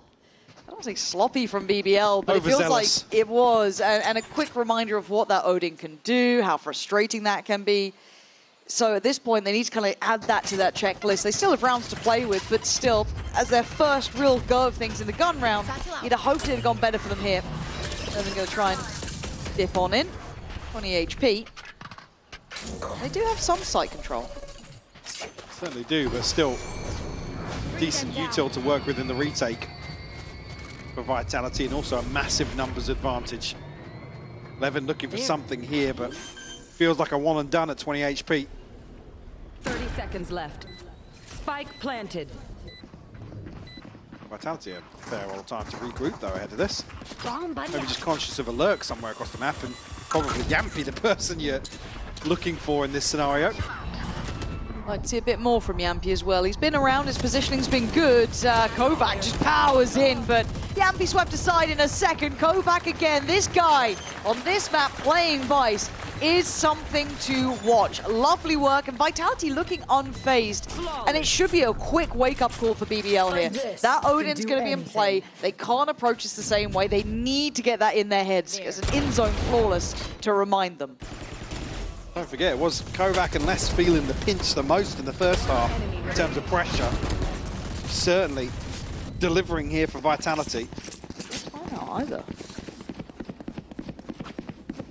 BBL might have had a little second there, but maybe feeling fine. We saw a stat flash up as well, and obviously BBL I think sitting at 80% in terms of post-plant conversion. Already here, Vitality. 3 on the bounce, so that's to tip in their favour. 7 again. Just needs to try and avoid all of this. I mean, it's this round that you really want to try and disrespect this position as much as possible. Kicks, I guess, is the one to do the damage to Levin at some point here. No escape. Durka pinned down for the time being, but able to break free. Drop the spike. Gonna be Yampy to get ult? Yeah, get ult off the plant here. Now, whether or not we do see it invested, maybe on the back of a kill or two. Yeah, just need to be calm about this. Plant is in. Yampy did take a bit of damage getting out of there as Dirk has taken a glance. A look back in from that connector on B. Kovac now closing the gap. They're getting herded, they're getting cornered. Less clearing house. Magnum goes down. It's on Yampy, it's on Sociable, it's on Profek! What on earth just happened? Even the observers didn't believe it. I didn't believe it. What the hell just went on? In the blink of an eye, Les finds 2, by the way, for us this time. to make this almost... I blinked and missed Yeah. it, literally. Show me them again. Ridiculous conversion. Sociable, a beautiful shot here. Oh, playing in that smoke, man. It's BBL. Welcome to BBL. And Sociable to clean up. We'll get their first in the second half here. Keep Vitality in check a little bit. Stark reminder. Bloody hell. That felt like more like the first half, right? That madness to it. Mound now under control, though. Vitality putting a higher presence over towards that side. Kicks a little deeper here. Durka. You rarely see errors, but a quick trade is going to at least keep this even. Barrier deployed. Might look a little weird, but finding that kill early enough, or at least the trade onto Sociable, tells Vitality that the numbers are going to be firm. Actually, yeah, capture they here. got him. Even if he gets let out, Yeah, it doesn't there's no matter. No way out of his cage at that point. Les could have found one in the backlines here, but left to just unfaking Kovac. Well, they might just try and hold on to the weaponry. I really like watching these two teams. Like, well, okay. Vitality's been hard to watch at times, right? Like, kind BBL just hard to watch sometimes because is this going to work? Is it? Are they doing that? Yep. It's kind of nice, though, that we've got BBL now within this kind of, I want to say higher end, as my that group alpha is so super competitive. It's hard to kind of cut above the rest. They're both sat at, what, 1 to 2?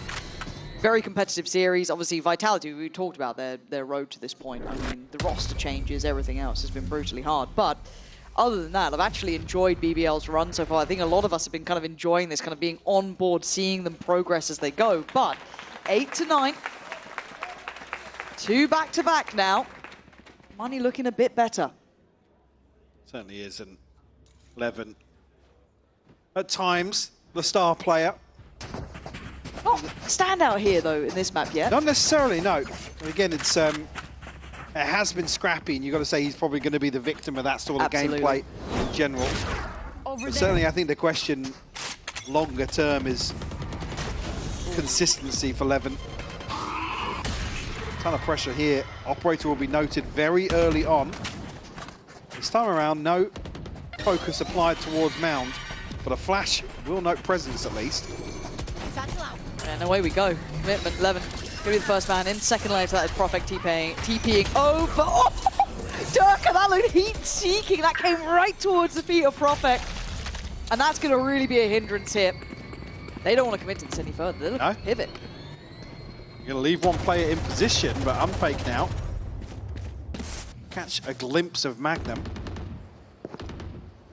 This is rough as well, because Kix is already ahead of this. I mean, still, eyes trained towards the C side of the map for Vitality, but no real reason to force the issue just yet. You'd hope so, but how many times do we see someone over peak? I'm hoping some of that experience kicks into gear and you don't peek into that 4v5 and give them that opportunity back. I want to see discipline from Vitality here. They have the man to the good. They've got that 1-3-1. You don't want to see any of those ones on the extremity C or A. Even look anywhere. Hold the site, try and play I mean, look safe. at the way they're clearing back through B now. This is good. Yeah. This is better. Diligent, considered, calculated risk. Kix does well. Isolates a fight, but gets traded out. Sticks around. He wanted that 1v1 against Yampy in the end, and that is going to open up the chance for the plant here. Yampy does have his ultimate. Sociable found one as well.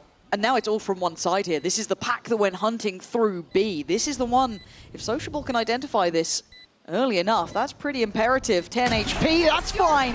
Nice little off angle to play around. Spammed up though, unfake, brings it back down all even. They can't hear it now though. Levin gets loose and looks for the pick. Less on the other side, does better. 10 HP. A 1v2 up against a bloody Odin. Nah, 2 bullets. That's all you got. This is ridiculous. That's one. Needs another. He can't do it. Les is there in time. Holds on in the end. But that came down close. Social certainly went down swinging. And again, not many options with that amount of HP in this situation. Levin just losing out here versus Les is that was the domino to tumble. BBL to take a pause once more. And not much really to address. It's been, again, Vitality are approaching this the way you want to see them do so. There's always a lurk on a lurk. If it's not Sociable, you see Sociable elsewhere, you know Yampy's in, tucked in a bush somewhere, behind a box. That is true. Again, though, even the BBL do have a good record here on Lotus. These are close games. It's 13-11s, 14-12s. These haven't been, you know. Oh yeah, face value. You look at it, it's like, oh, they've only lost it once this year. But you look at some of those series, very, very closely contested. Yeah, so I'm quite happy to see Pal checking in here, making sure that they've got themselves in the right place moving forward. Again, you don't want to get lost in that late game, get a little overwhelmed by it. That was a very close round. It did kind of feel like it came down to a 1v1 there. All we're talking about here as well, also, let's talk about BBL occasionally, sometimes overheating a little bit, agree. not knowing when to dial it back. Yep. And on the other side, you'll look at, I'd hope, the composure and experience from Vitality, knowing when to make those plays, make those moments work for them. Like, even you saw it even there, that nice little kind of 1-3-1 they were working with, not overextending, not peeking back in, playing it well as that three-man pack. But we go back in now, I digress. As Dirk is going to take the space over towards Rubble, Deep Paranoia, they wanted to fight, secure this with intent. That will stay in Vitality's hands for a good couple of seconds now. Social just trying to make this tour de force work at the start of the round. Whether Vitality looking to take some of this space away. Spike still in hand for Magnum. He is still positioned over towards A, so I don't know if BBL can really force anything out here. Durka will fall. It's over towards B though, so not really indicative of anything happening on the map just yet for BBL. Does he come down to kicks here? They still need to be... I mean, he has Unfake here as well. That's true. And trying to clear out Rubble like this... They're close enough to hear this TP be placed. Oh my god. Yeah, that's why Unfake spam it. Oh, Sociable, 17! He went for the swing, but Kicks was still composed enough to wait for that if anyone's going to try and push and disrespect the Odin. Now Yampy on the side needs to take space or at least be a threat or a nuisance. Kovac checking. 30 seconds left. Just misses him. God, that was close. And Yampy checks left. Looks right, Kovac now knows they're coming this way. And he's not spotted yet. No, he's playing this well. And that was the tagged up player. That was the one who was weak and looking. He's going to fall on his knees. It's down to 3v3 though. Hold on, 14 seconds, no plant. This is the risk. Unfake can cause issues galore. Profek needs the plant. He's going to go for it now. Plant's now in. He has no sound though. All on his own in a 1v3. Surrounded on both fronts. Fights forward. A valiant attempt. The Vitality keeping control of this map, even after that pick on B didn't overextend. Flipping a first blood back in their favor. Oh my god. That was very nice. Again, even here, the Nightfall nearly setting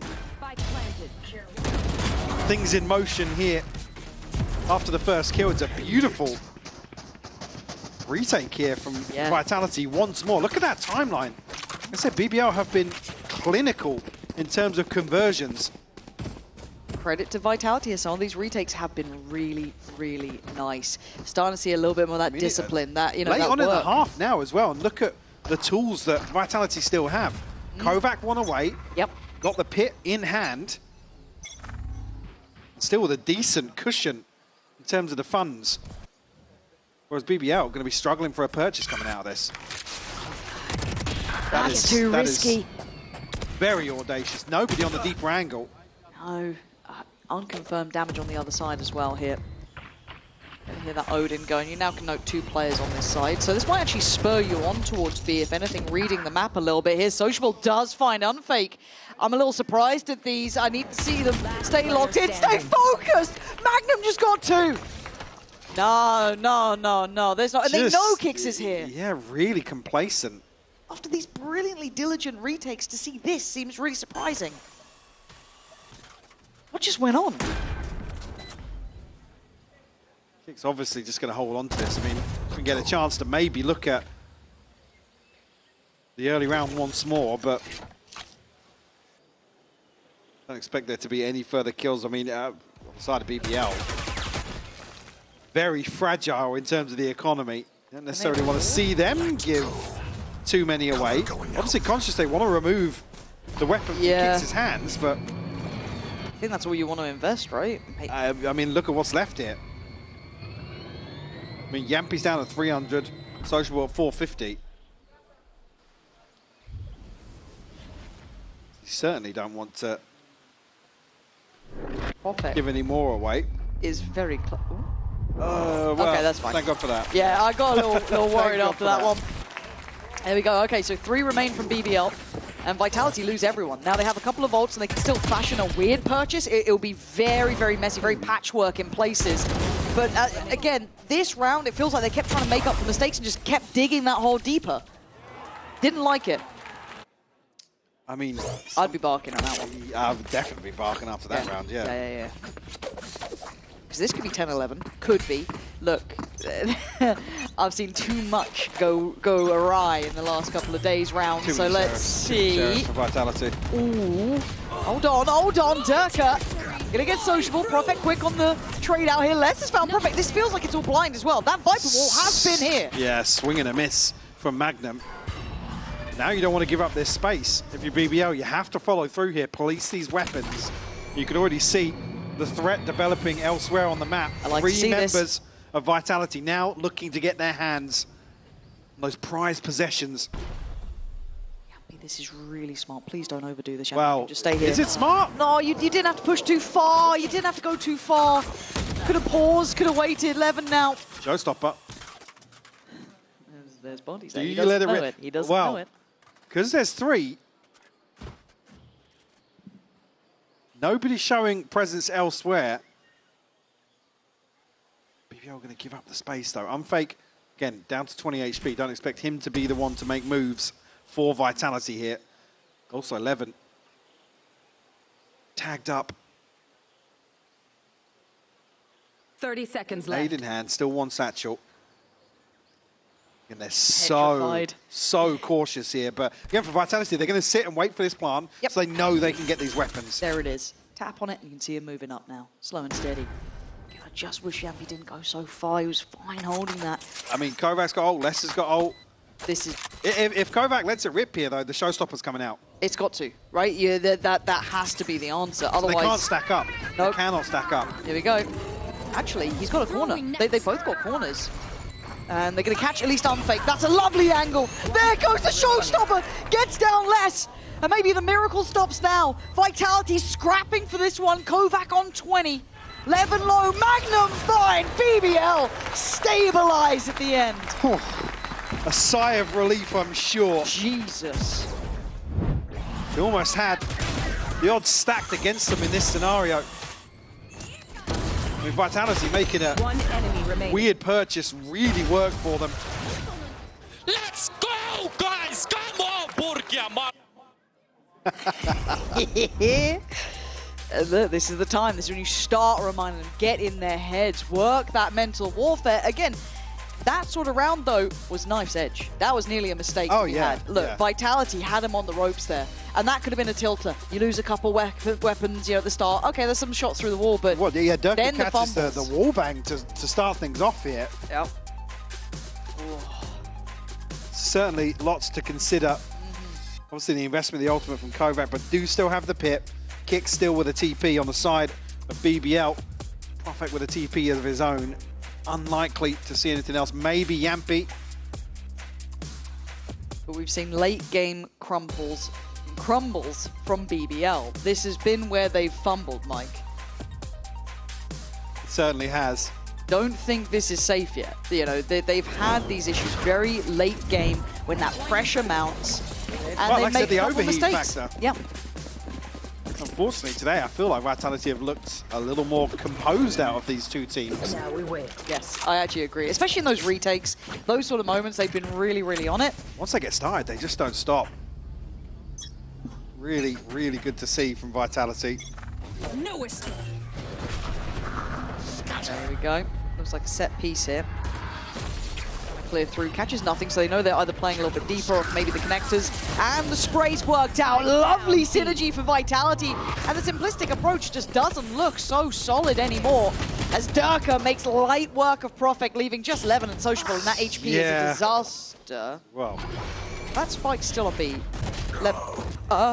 No.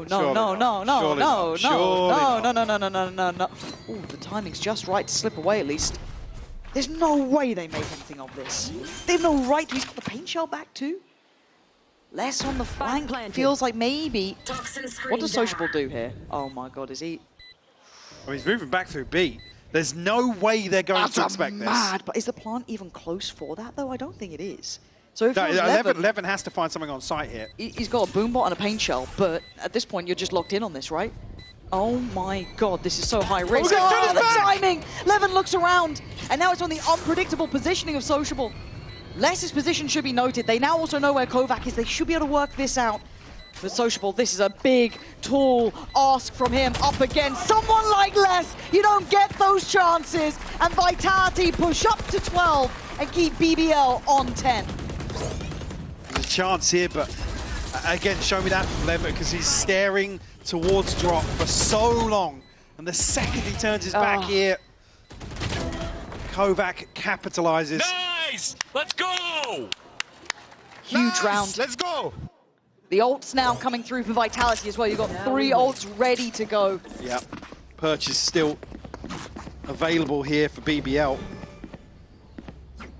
Again, now more than likely we'll see Yampi's ultimate here in round 23. Durka! Oh, Levin! A quick hit and run. Durka's dead, but do they pause or do they accelerate? I mean, really, somebody break the door for Durka to retreat here, but now going to be caught in this trap. The timing there. Found one to respond, but Kicks is down to 11 HP. Oh. Can he get out? Trying to chain getting away here. Kicks though. Oh, just a little too late on it, and now BBL, as we said, rather than pausing, accelerating forward. No one there to save Durka at the start. Things then fall like dominoes. And well, if you haven't seen Less in the round, he's probably behind you. Yeah. Again, there's total freedom towards sight. God, what a bold call though as well, right? To just accelerate on that. Like, yeah, cool, got that pick and just overwhelm. I mean, it's another one where I want to go back and look at the start of the round again, because Durka's only contingency being this far forward is to get through the door quickly. Yeah. I'm not sure if Unfake started in there or was outside B. Again, the fact that Levin just full swings onto that angle. You're a brave boy. Yeah. You're a brave boy. But maybe he's anticipating somebody playing a little deeper from Vitality. Less. Again, I want to look at the finances here for this potentially. Well, I mean, the final round of regulation. Only going to be 2 to repurchase here. One enemy remaining. Still got the pit. Now a showstopper. Probably one away for Unfake, so chance to see that as well. So decent position for Vitality, but you can see the issue with the purchase. They go and double outlaw. To start with? I mean, there are light shields and regen shields. Yeah, yeah. It's not a bad shout. Budget operator here in round 24, considering. I think with that amount of pressure, though. You've got so many win cons with these ults, though, right? You've got Less, if he feels pressure, can just invest that wherever he fancies towards C, ideally. You've got, what, Durka with the showstopper for retake. You've got so much there to play with. One away from Levin now having his. You know, Durka's just itching to get that showstopper off as well. All drawn out very early on. Now, I mean, a chance to potentially put the pit down to reinforce that sort of anchor position towards C. He's had this ult for a while now. He's been unwilling to use it previous to this point. And I don't want to say a contact hit, it's not. It's with a little bit of util. Sociable really trying to toy with them, test them, pull that fake. We're going to have one of the ults coming in, and it's going to still be Kicks. He's the one who's dedicated to this side of the map, and he does get away with it. Unfake was there if they needed the help. The timing now, look at that crunch from B. There's still the wall here. There's still things in place. Kicks outdoes Profik, just running and gunning. And maybe a fumble in the final hurdle. We've said it before with BBL. A mistake made again. Levin trying to just get in with that spike. And this is a gutting way to lose map one. The Vitality, that composure was key. Closing out with an in-zone flawless. You see BBL just trying to work the map here, but Vitality so well equipped. And it's Kicks to really swing this back in their favor. Fantastic map across Durka and Kovac, though. It's got to be said.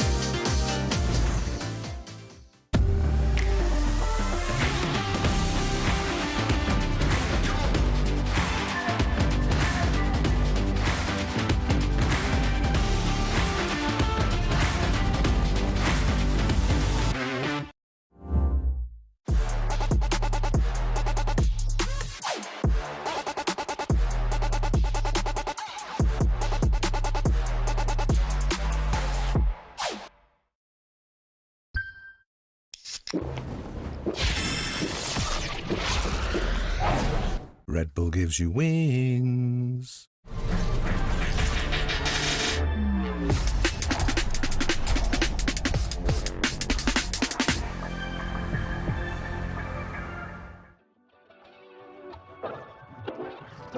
I don't know what you've been told, but I'd be insane not to play my role. Yeah, I know I can break a fall. The stakes are low. If I can say one thing, just know that I got a hand that I can lend you. And it don't matter when, no, I'll protect you. Call on me, I'm here whenever. Those who rated in one move five is bad. Just know that I got a hand that I can lend you. And it don't matter when, no, I'll protect you. Call on me, I'm here whenever. Those who rated in one move five is bad.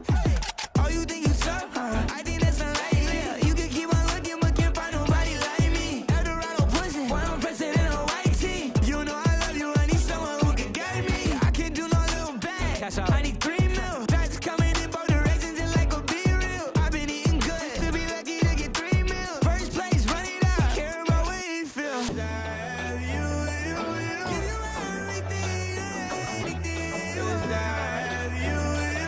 You're my everything and anything. Just know that I got a hand that I can lend you. And it don't matter when, no, I'll protect you. Call on me, I'm here whenever. Those who rated in one move five is bad. Just know that I got a hand that I can lend you. And it don't matter when, no, I'll protect you. Call on me, I'm here whenever. Those who rated in one move five is bad.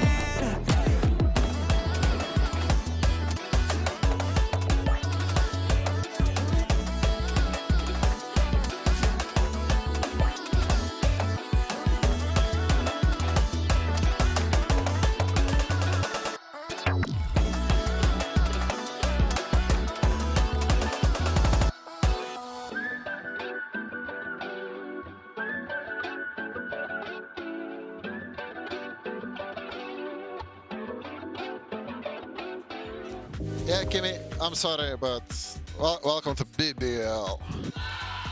Hey, less. Unfake. I don't like your movements backwards. Come on, give it to him. Nice shot. Durka sounds like a dance coach. Like, I don't want you moving backwards. Give, like, that man could be instructing salsa right now. I feel like he's Him got it. IGL in his IGL. Yeah. Very vitality, sorry. Yeah, very vitality. Yeah, that's a maybe concerning point that we'll maybe have to address at a different time. For now, though, Durka certainly popping off. 2,000 kills. Let's go. Big numbers. Good good map from him. Were we impressed? Were we happy? Was this a good day for Durka? Did he Dirk all over them? Maybe not all over them. It was a great start. I think that in many of the situations, he was alone. He was speaking at the beginning, but he was still successful. Loved the mid-round and loved a lot more depth from them. And definitely not throwing the advantages always goes in your favor. There was only one 5v3 that they threw. Only one, which is that's a massive that's like a 200% Yes. improvement from the last time. I mean, this is just, it's Durka, right? Every round you expect Durk in time. I think we got it probably like 60-70% times we saw Durk in time. If it was 100% times when we see Durk in time, it's like a 13-0. He doesn't need it. Yeah, he doesn't need it today. A win is a win. Yeah. And they do need it. Like, I don't think that Vitality should have to rely on it, but it's still, there were still some iffy moments. There were still some questionable ones. There were still a couple 2v1s that went wrong. There's still some, you know, kind of situations. But the big thing, yes, you talked about at the start of the day, they had utility. And this time they used it. They used it. I think that there was some clear improvements in that regard. I think that we saw it especially on the retakes that we were seeing, because on that second half, that was what they were committing to. And not only this is a wonderful 5v3, but we see Derke using the boom, but we see the paranoia being used, playing together, just playing for this angles. It doesn't matter if Koa would have gone down there, there will be 3 players to play for that trade and to get the rounds on the board. Having this kind of flawless rounds, making it with 5 players out of it, is the kind of thing that Vitality needs to get the confidence back. Yeah, and what you expect from the players of that caliber. You do not expect players with that much experience and not know what to do in a 5v3 situation. I think that's even better news is that they closed this out. It could have gone to OT. It really and I mean, that round that feels so reminiscent of Haven where they had utility. If they had lost that, we would have been in OT, right? It is the littlest differences. I do want to cast our attention to the opposite side, to BBL, and specifically to Icebox. Yeah. Because I think we didn't quite get to see the stars shine on BBL as much. Does that change as we start to talk about Icebox, we start to talk about agent select? I think comfortability mentioned, is going to be very important because Levin will play Jet. He will be on top of yellow. He will have a sniper. He will be able to dash away, you know, do the things that he was born to do. Sociable Omen, I personally really love it. But these are the things. Will be on top of 2. Yeah, Levin will be on top of yellow. Sociable will be on top of 2. The verticality will be there, and I do think, you know, they just do what Paper X do essentially, maybe a little bit here at Icebox. But what do Vitality play? Because we can't talk about Jet on Icebox, Kakuka, without mentioning Durkee. Yeah, I think that for the entirety of the game, and not only Durkee, like that's a given, right? We assume that he's going to be on Jet. Watch him. Just watch him. Just watch him go Omen. Just go watch him go Omen. Speaking about Omen, now that we're speaking about Sociable, what is Kix going to be doing? Because we spoke about him moving fully into this controller role. We saw that on Bind. Yes, he does play the Sky. But what is Vitality going to do with their composition? We have not seen them play yet in Stage 2, and that is what could be a surprise. Also, massive improvement from Kix, and one of the reasons why they were able to close that Lotus. If he didn't have the balls that he had facing against Magnum's utility time and time again on A, they wouldn't be here. He was looking like Durkee out there. There were some shots he was looking like Durkee. Says him. Yeah, and I do like that we're going to Icebox because there's some kind of sort of best in slots that we're seeing, you know. Durkee playing the Jet, which I am sure he will. Less on the Viper, Unfake on the Sova. These are things that they've been playing since the map has been out. So I don't think there's going to be any questions over there. But the other thing is for BBL. Watch them rock the harbor. I'm literally going to cry and leave. But for BBL though, that attack side against Team Heretics was unacceptable for their standards. Yeah, I think that constantly, from week to week, there's good losses and bad losses. I think that is the kind of loss that you have a lot to learn from. We can say the same about the Lotus, and we also speak about how teams feel after this kind of losses. After the map has been very close, is the easiest that it sticks to your head. It's the easiest that, okay, we could have closed that. That should have been ours. At the end of the day, it was still Vitality's pick, if I'm not mistaken, the Lotus. But Vitality has also closed every single series so far in a 2-0, haven't they? Yeah, and and it's Foot. They beat Foot 2-0. If they beat BBL 2-0, they just take down the Turkish team. Yeah, Turkish kryptonite, it would appear. It will be very Durkee. And I do think the sniper battle gets very interesting. I think that especially when we talk about BBL and how they were having a very good time at the end of Stage 1, one of the solutions that they found was putting Levin on the Jet, even on maps like Fracture or places that we're not so used to seeing the Jet that often. But making him comfortable was the key to their success, a part of it. It is good to see that Levin has moved away from that. He needed that if he wanted to survive in Tier 1. But we go to Icebox and everybody knows it's Jetland. It's such a weird situation because on the one hand, I don't love the Icebox from a theoretical practice point of view, but what also did you from like a BBL. Icebox? Well, just because it's the rotating out. Just because yeah. it's rotating out. And the A simulator, yeah. It's not my favorite map. But the other thing is... Pipson need to have a conversation. He'll convince you, I mean, Pipson can convince me of anything. He was very charming. Yeah. Do you know what he told me? Why he sent so many players to do the same strat one time after the other? Yeah. So when you get onto the site and you're like scouting to see how many players you see, if you see 4, doesn't matter. They have 1 less than you because you're always going as 5 to A. Yeah. That's what we... So he's wise man. Wise man. 5 you bigger than 4. You fundamentally should win that. Yeah, good and mathing. Usually when you play against Durkee, it's 3 because he would have peak belt, he would have got 1 instantaneously, and the A site is free. My question is, I know Stage 2 is a relatively short, like it's a pretty quick burst of Valorant, but how concerning is it that Vitality haven't... Sorry, Draco. How concerning is it that Vitality haven't played it? Because it doesn't seem likely that you'd spend a lot of time theory crafting Icebox, right? Okay, for me, it's not concerning at all, for goodness sake. On Icebox. You just go back to comfort and you're fine. Yeah, you're like less Icebox, less, go. I think it'll be fine. It's the same with the rest of their players. And I also think Faded is not really someone that trolls, you know, in these sort of situations. He doesn't force his players to do things they don't want to do. So then for BBL, is it easy for them to prep? Like, I know Icebox is a pretty more or less solved map in the perspective of a lot of professional teams. Is there anything that BBL can do to, you know, anti-strat? Because just to your point, you're like, they're going to play the thing they play. It's going to be sick. But that means BBL opting into this map, maybe they can cook up something special? Or do you really think that this isn't a place where there is room for innovation? Well, they decided to go to Icebox. They know what they're going up against in the sense that they do not have any read onto what they might be playing. But I think it's more important what Sue is saying is like, even if you think you can go get a counter on the fly, you're going against less on the Viper. Dedicate on a map that, for the love of God, that one I did go to take a shower and I missed that map, that icebox. But he's made history on that map, and I think that is that kind of comfort you cannot play against. Yeah, you know, you have to respect cannot prepare the against. I understand. Say, though, what I will say though is I feel like BBL sometimes they get away with murder. Sometimes, you know, a Killjoy ult comes down and Magnum is standing randomly in the open, gets 3 kills. You can't replicate that. Same as Yumpy on A. Sometimes he just stands there and he gets 3 kills. I do think that's extremely punishable. So I want to see them have a little bit less guts somehow. Oh, for goodness sake! Oh God, I'm leaving. See you later. It's Harbor! Valorant fun fact, when I was learning the game, good luck, Daniel. when I was learning all the agents, people told me that. not to learn Harbor because he was so useless, and I Also, didn't. I could see some pro players. Kiko, do you like Harbor on Icebox? You guys can keep going. Okay, Kiko said he loves Harbor on Icebox. No, we're not done. We're live, Angelina. I'm sorry. Yeah. No, they're crashing Sorry, out. crashing. Guys, for context at home, my analysts have left. They're continuing to yap, but they've just abandoned their posts. I just don't. I didn't want to see this, but everything else, though, like triple thumbs up. Everything else, love. Kovac Killjoy. Yeah? Yeah. Okay. No surprise. Yeah, love. Yeah. Before we send to the casters, expecting... last question. Really quick, simple, because we got to get it into the casters. What does this Harbor need to do for you to believe in it? Get out of the saber. Okay. There you go. They're toxic. Anyway, casters, take it away. Maybe you have some shining positivity for this agent select. You came to the wrong casters for that. Mitch and Tom will be up next. Don't worry, ask them how they feel. They are the shining beacons of hope and joy. We, however, how do we feel about Harbor? Yeah? Yeah. Are we about to be proven wrong, though? Imagine the scenes. Hey, 100% win rate. 100% win rate. That's what they say. Kix is about to go insane. Is he? Yeah.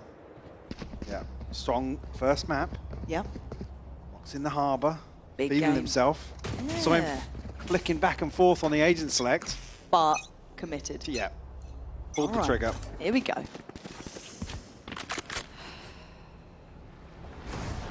Big play. BBL. Splish, splash, splosh. Live, laugh, love. Live, laugh, love. Well, that's really put BBL off their game. Yeah. The pressure created there towards A side.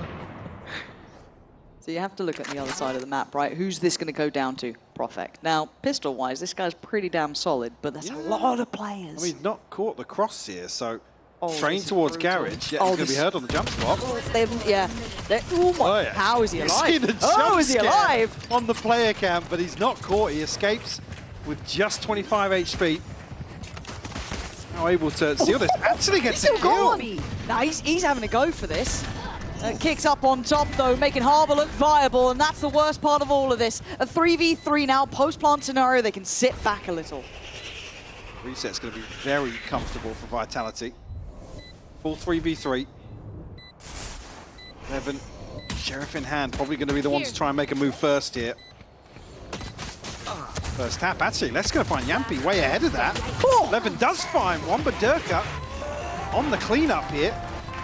Pistol for Vitality, and Kicks over-delivering. So eager to get up close and personal. Makes it work for Vitality. The fact that Prophet got away from that, like I said, he didn't catch the initial cross, so completely caught off guard by the push out. Put them down. Well invested here in round 2 as well. It's just less with the Sheriff, but rifles across the board. Prophet will throw a Sheriff in the mix. Prophet will get pinged, but nobody's there to capitalize on that information. Big old stack on this side of the map too, 4-1. So Vitality do need to go through the checklist. It looks like the roaming pack of players will begin there. Right here. Wander elsewhere. Oh, back again we go. 10 more seconds on the dart being Yeah, back spotted, but not punished, so Vitality actually drifting back up into this stack. And Magnum got one. He got Kovac there. You can Ow. see a little bit of panic. Ow. Perfect. He's got two. That's ridiculous. And now they're on red alert. Dirk has to dip back away from this. Has to get out of there. Les trying to stick around. I mean, yeah, he's completely outplayed Magnum. Oh. Let him pass. Oh my god, he could be set Oh up for my success. God, Les. One of a kind, but he misses the final one that would have sealed it. So now 30 Magnum seconds does left. get the upgrade. Profec's still prowling. It's Durka. Les has already done well. So the turret will give away somewhat of the game. Spotted on the cross. Profect takes a haphazard shot. He's got the regen though, so we'll make his 63 look a little bit better. They're trying to overwhelm here, yeah. Should be able to spot him out if he did manage to go away, but it's still Durka catching him on the drop down. No sweat in the end, but it did get a little nervous. Show me Profex. Yeah, I think it was a headshot collat with the Sheriff. And how the hell Magnum got a kill here, yeah. There's unfaking kicks, and in that situation it's rough for Les because he gets the first two, obviously. Well, he gets 2 out of the 3, but Durka just so conscious of challenging. I think Magnum coming a little deeper.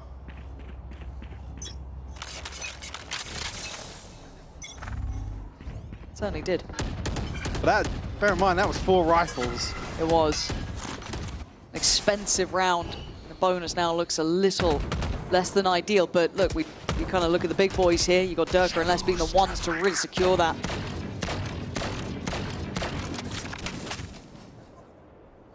Sociable over toward yellow. Gonna spot Durka there.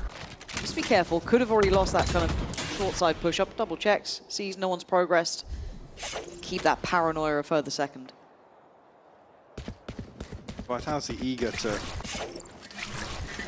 find a pick here with this purchase.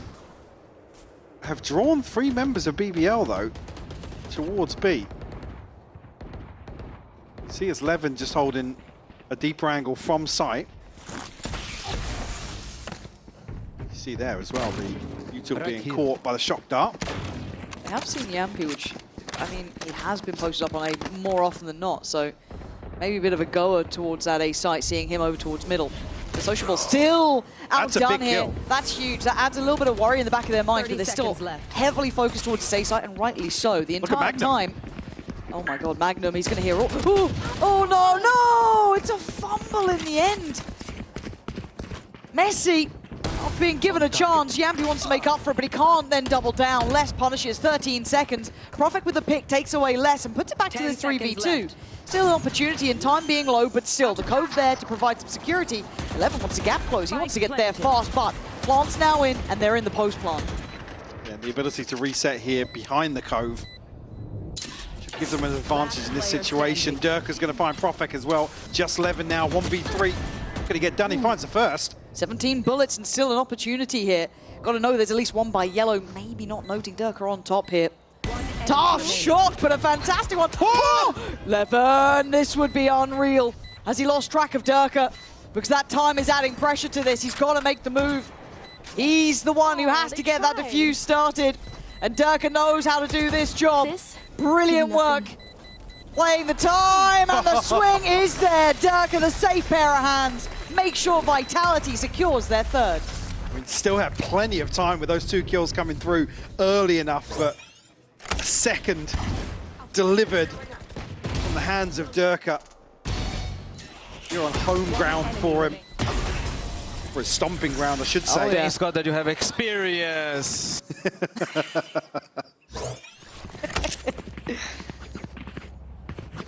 Splish. Splash. Splosh. Is that their version of Live, Laugh, Love? Splish, splash, splash. Yeah. I didn't even see the stat. No, me neither, but honestly, the branding, fantastic. Levin screwed. Oh, no, lives. Oh. Not a liver, not a liver. Kovac finds it. Yeah. Sheriff's here, so still threat for BBL. Obviously, Kovac.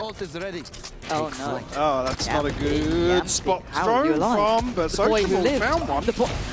Oh my God, what is going on? Down A. But did this happen in the previous? It went 3-0 with the bonus conversion, and then BBL found the response on the back of, I believe, pistols previously. Just unfake left. Sociable down at 30, but Profek now with a pit in the back pocket as well. This is weird. Issue being that they're not pushing forward to get these weapons, so if they do decide to do that ahead of the plant coming through, they are going to be just challenging with Sheriffs. Unfake so paranoid. 30 seconds left. It's such an unpleasant position to be in. It's like, well, they could be ratting anywhere, could be doing anything. Cool. But again, look, no rifle collected here over towards A. See where everyone died. It's pretty far off. Yeah. So should be able to get a plant. Let's go for a security dart towards Options CT. as well, because there's nobody here to actually pressure that. So he knows he's got does he time play now. a little more aggressive? Kind of want him to. Maybe get a little deeper on all the timing though. Profek spotted him. Here we go. Let's see how Unfake handles the pressure. Durka kind of showing what he did with the experience, but that's clean. Now the issue being shock darts available and Sociables down at 30.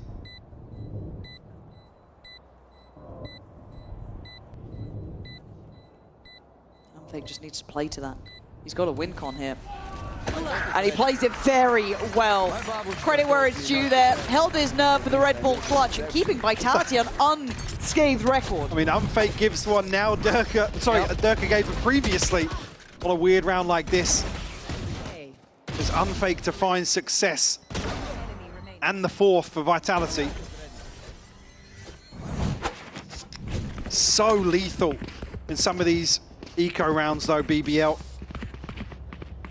Now an operator in hand for Levin. One away from the Blade Storm as well. Hunter's Fury and a pit alongside that. Whereas for Vitality, only missing the lockdown.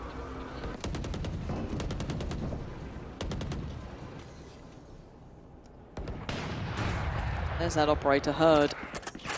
1 minute 27. Now on a different angle, but... Oh my god! Kovac, you are brave for that one. Playing parkour off the ramp there. Probably not expected on that path. It's got that scene in The Office in my head now. Thanks, man. Appreciate that. Sociable.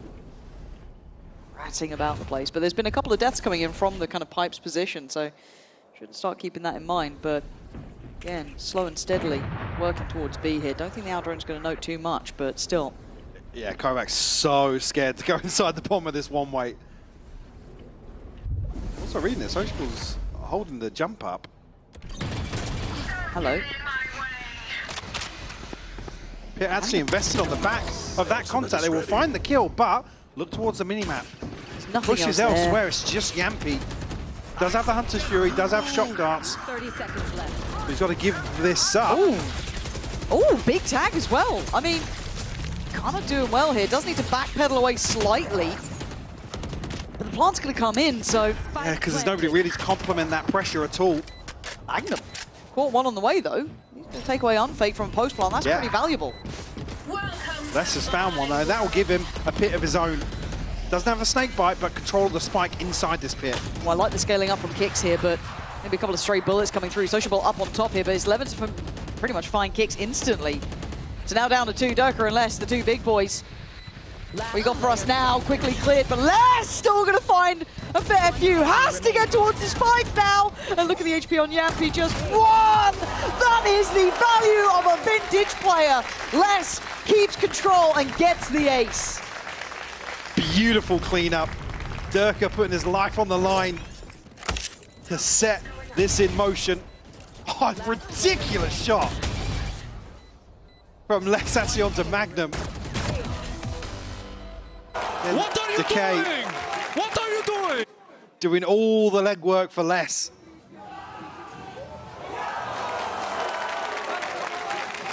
And a 5-0 lead here for Vitality. This is a horrible start to map 2. You had a close one on map 1. You come into your map probably feeling all right about it still. A rough loss at the end, but fair play. You know, you move on, you focus up, and then this happens. And it's a swift reminder, right? You know, the king of Icebox, Durka, and then you got Les in the mix. These two, very, very good and everyone else kind of just following protocol, right? They're doing what is required. The BBL, yeah, they've been threatening, but they haven't been able to get across that line, Mike. No, not been able to convert some of this value they found in the chaos, I'll be honest. Really been set pieces or calculated aggression. Vitality drifting into some of these scrappy eco setups towards 8. Not able to stick the landing. Like I said, clutch is coming through from Durka, Unfake, and now Less. I mean, what that equates to 4 rounds now out of the 5 that Vitality have got. It's come down to one player really standing up to the task. Anyone have funds to spare? Well, Less, that's just very surprising, but Less's first ace within VCT EMEA. I mean, it feels like it's always those 3Ks every single time, but I guess, yeah, up on the ace now. Not on a role that often is in the fray, especially the way he plays. Yeah. And this buy is not pretty. Kovac already taken away Sociable. He's been found instantly. And Vitality just, once again, there's nothing particularly spectacular about how they're playing it tactically. It's just, again, you've had a lot of these. Well, this is the first well. time that actually Vitality have got a clean opener here. BBL certainly not relenting. Somehow, how's he won that? Threads the needle. They expect Magnum, they don't. Okay, so there was strings to this. Unfake, the temptation was there. Yeah, but I mean, Drone, Recon, and the Hunter's Fury to play with here. Control of the spike. Now eyes drawn towards Profek. Finds another twofer once more. That certainly makes this interesting. it's got a lot of work to do. Hopefully he can stall a little bit. Yeah, found a snake bite out very early on though. Ooh, he's been pinned down here though, pinged out, and Durka wants to do that damage, wants to chase him down, and he does. Very nicely done. Profek removed quickly. Whoa! Magnum, speaking of quickly, what was that? A post plant though, this time Unfake does have ult. Could be layered into this. That doesn't necessarily cover everything though, and Durka actually just respecting it a little bit. Finds 2. This is gutting as well. 2 ults now invested. They're just getting not much for this one. Yampi spotted. Has to find Durka, and he can't. This is just a highlight reel for Durka and Less so far. And it is a flawless run to 6-0. Oh my god. That's disgusting angle. Again, it's rough. Hunter's Fury's here, and Lockdown gets invested, but like I said, it's in a weird spot, which is always the concern to try and avoid the Hunter's Fury, but it doesn't cover everything. I mean, and that's even with Durka pushing way forwards towards yellow, because he hasn't got to then retreat all the way into B main. He can take that gamble. Nice early work here, Sociable. Committed on this one. And no patience shown. He wants that first. Now he's going to be flooded, surely. Does get overwhelmed. Kicks there on the trade out. 11 unable to complement that position. Does catch the retreat, though. It's Durka to fall. Certainly one of the power players so far here on Icebox. Divert their attention towards elsewhere on the map. Not necessarily A just yet, as Less. I was exploring for some util here. So maybe force an adjustment on the side of BBL, but nothing to be found for him. Profek's been on this angle though, waiting to see if anyone there comes up. Nice, oh my god, trying to work off the turret and just That is a beautiful adjustment from Kix, actually. I'm amazed that Kix was able to do that. I really thought that was going to be his all day long, but Kix still alive on 27. There's the lockdown. This should be red carpet rollout, right? What are you meant to do? Yeah, it's deep enough here that there's no chance for anybody to get up on that cheeky angle from heaven. Still have less on the back lines. Nanos will delay effectively though, because they're not going to get the plant down during the lockdown. BBL can flood ahead of this. I quite like that. Okay, just after the spike goes down, but a kill nevertheless. And Levin, I think, would have noted this. Someone stepped behind him. He's got to know there's something happening here. Yeah, Less dealt with. Okay, game on again, but Unfake still has his ult. He's got the dart back up now. Layback creeping closer, caught. Yeah, now he can't use it, yeah. It's just too many problems for it. Tries to catch one on the rope, but Magnum quick to it as well. And they had no options there. So Vitality having to sit back in that one, but BBL doing well in this. Then a kill here onto Durka. A little bit of pressure created by Sociable as well. Like I said, the fact that the Nanos delay as long as they do really gives BBL a huge opportunity, and they pounce on it this time around.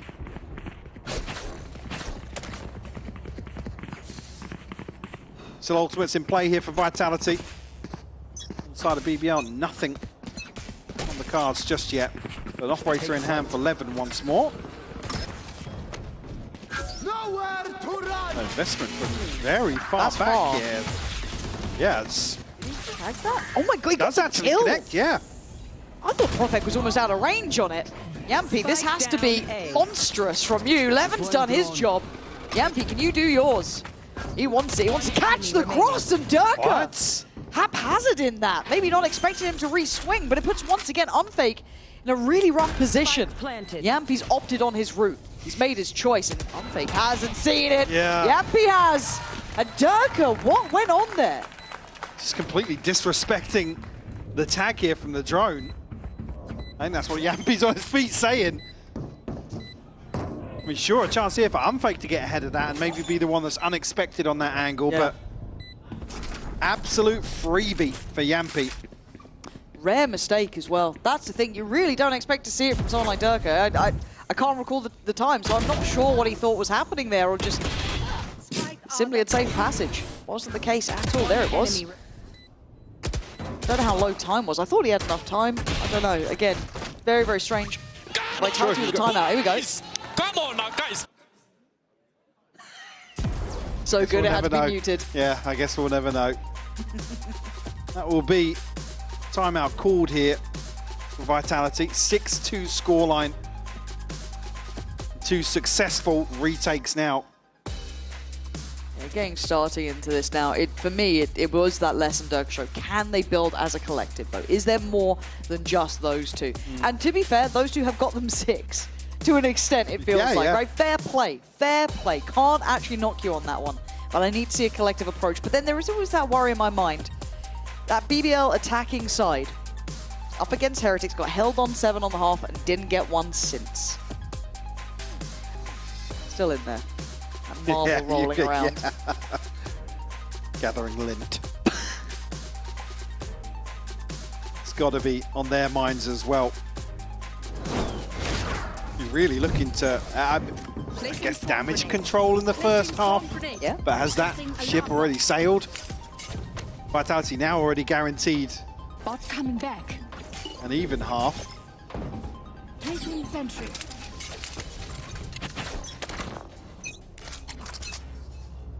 Get out of my way. Take flight. Obviously the knives to be invested here from Durka.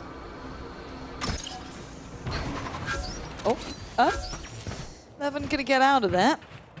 Does have support this time though. A lot more players on this side of the map. Expecting the drone tag. Durka. This is all on Magnum. That's a lot on it. Wow. But able He's to fine get with it. in and out so easy. I mean, this position has been the focal point for BBL in terms of defending early on A. Toxins going up. The issue being drone invested elsewhere. You really want to see the dart clear out some of these closer angles with how BBL have been set up. Yeah, with Levin on that deep line, you can free up someone like Profek to already start rotating. Magnum does need to be careful to not get overwhelmed here, though. They're trying to stall out on time, but there is a chance that someone just jumps back line. Could be Durka, could be who knows what, but for now they are on the side. The planting coming in, the Cove's in play. Durka does do that. Takes away Yampy this time. Magnum can't catch anyone on the way out. We're going to hear that ult coming in. Kicks looking to try and be threatening, but Profek's the one to take away Unfake, so man advantage now to BBL. Getting hectic as Harbour still trying to play his life on site, being Kicks here. Actually going to find Profek. Pretty big work. The Levin's flank is now on the way. Kicks still doing serious damage, but Levin can't find a player here. They've got to know about it. There we go, found him in the end, but where's the other? Les still alive. Part of that two-man duo that's been a threat and been a problem. Les, oh, there is always this man. Oh, the tag is on 11. 11 has to go back, though the spike is ticking. And I think he knows that time has run too late in the day here. Another delivered. A Red Bull clutch from Les to find the 7th here. Again, this Cove causing so many issues. Brilliant agent. For BBL. There's the value. Perfect. Just thank God for this plant. Whoever planted, you're a genius. There you go, Cove. Kicks worth his weight in gold in this round alone. Harper's never had so many compliments. 100% win rate. The rounds speak for themselves. BBL looking to get aggressive. Once more. We see a push-up. I mean, haven't since round 2 or 3. It's now looking to take away some of this control. Levin posted on a very unorthodox angle with the operator.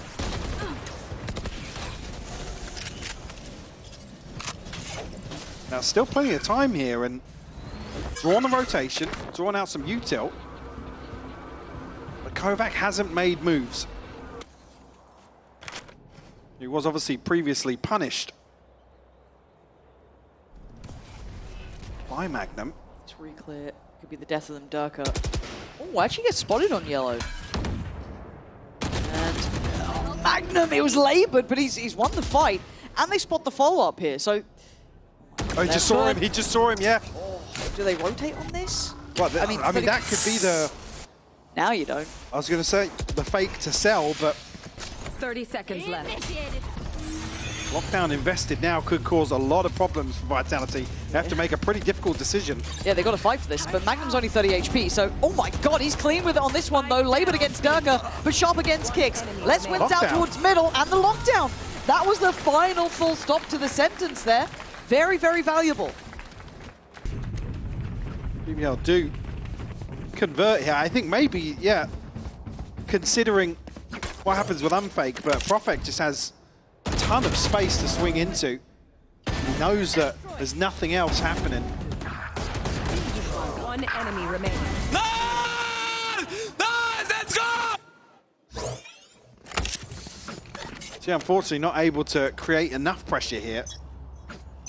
Especially with the lockdown and being invested, maybe Vitality thinking, yeah, they've rotated off. This is sort of Magnum hitting the panic button almost.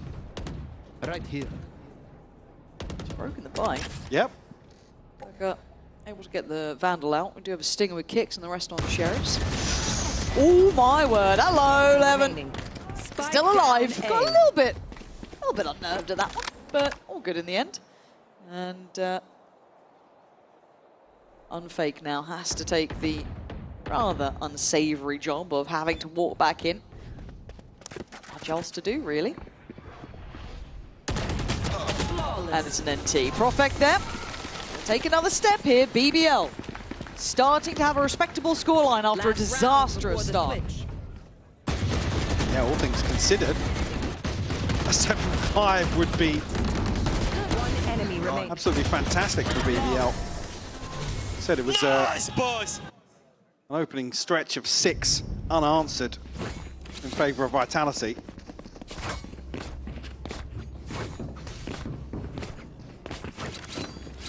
Yeah, now the ult's there. Profek, Yampi, sociable with theirs. On the other side, Unfake's got him, but this looks quite direct in approach, and sociable not going to be too phased about this so far. Paranoia then goes in, and you are hearing the Hunter's Fury straight away from Yampi. Ooh, connection there. Yeah. Unfortunately on Durka, I guess. But in the Worst meantime, Levin just walked middle. Catching Les completely off guard. Nowhere to run. The sociable get to live, though. Easier to pin down, but does. Oh my god, Yampi? Yampi just got 2 out of this. Okay, BBL. I mean, it's just a slaughter on B-Long, really, isn't it, Levin? Yeah, done. Dusted. Vitality held on 7. Back-to-back, sorry, in zone. Full assist to round out the half. And like I said, 7-5, a miracle considering how things started. Certainly is, but the woes and the worries for BBL were on the side they're coming into now. This is where that test truly will start, so don't go anywhere.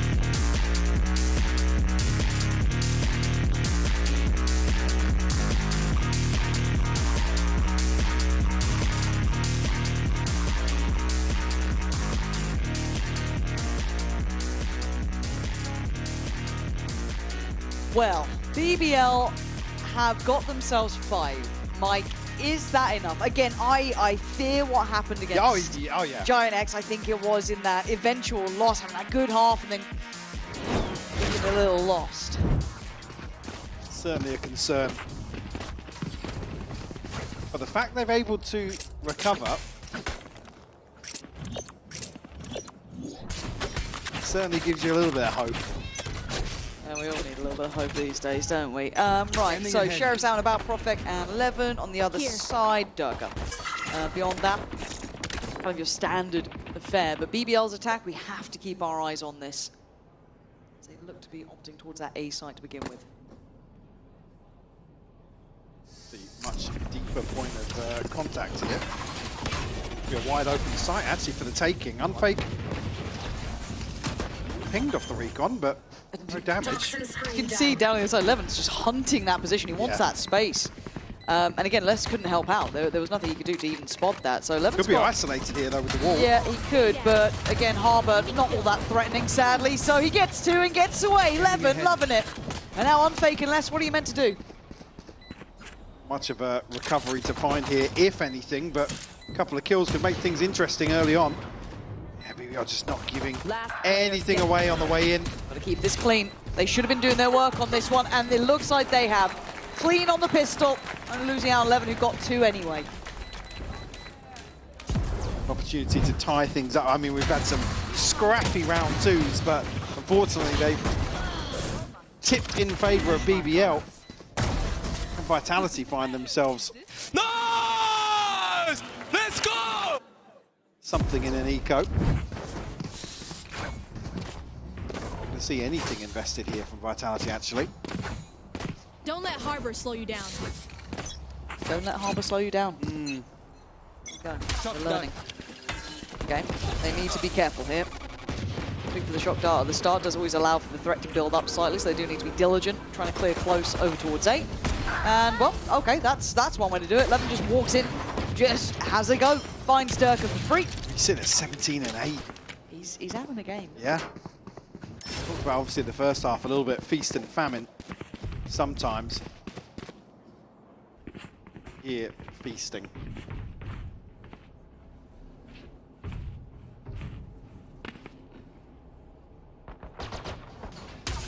Still a bit of a stack on this site. 57 seconds. Fake. Going to get much for that. The Japanese dart still not there yet, so wait and see when that cycles back up, but I think it's going to be go time pretty soon. Don't leave it too late. Paranoia is still there, but there is presence on site. Hilo set up potentially, and Unfake. He's got the same classic as me. Yeah. There you go. His works like 30 mine. seconds left. Kicks now. Spike planted. Well, not going to be considered. Yeah, another zone flawless here. They demand a fight. Who are we to disobey?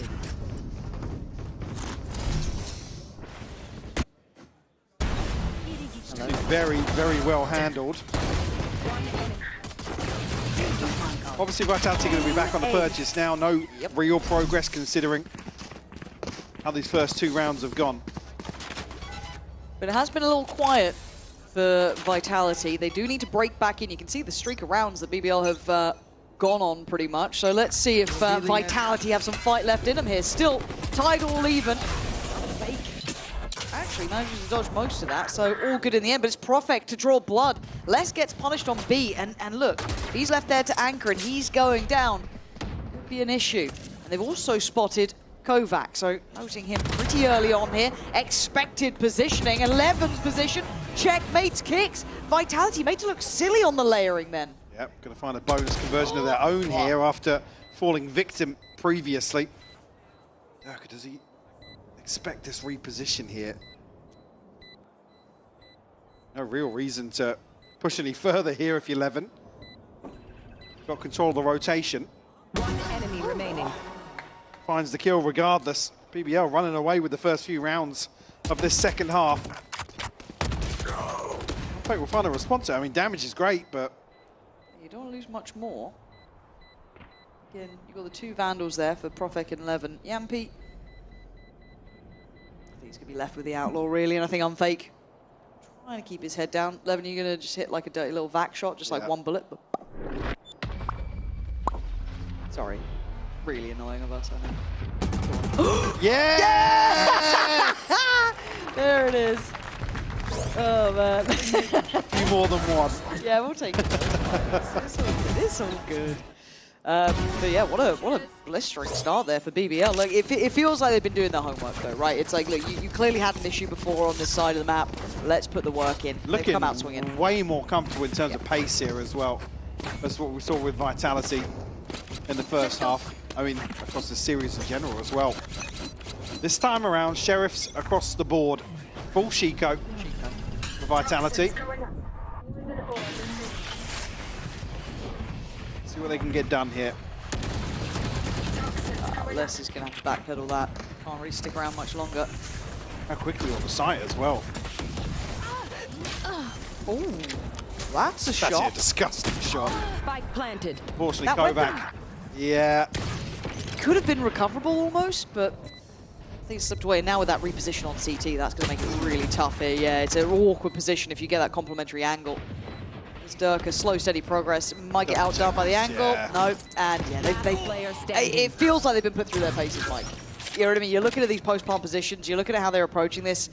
I feel like Powell's had a chat with them a couple of times. They've been in the server doing the reps. So as it stands, Les was the one to draw the blood initially on Levin, but now, oh my God, NT. Can't doubt the aim, but still 3 standing in another round. It's 9 for BBL. Rosé not able to find much here. Like I said, the damage doesn't really matter once the bonus is converted.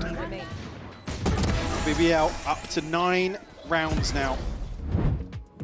Blade Storm in hand. One off the Hunter's Fury. See, making some progress elsewhere on the side of Vitality. 2 away from the pit. Kicks just 2 away as well. See here BBL's results, or the run.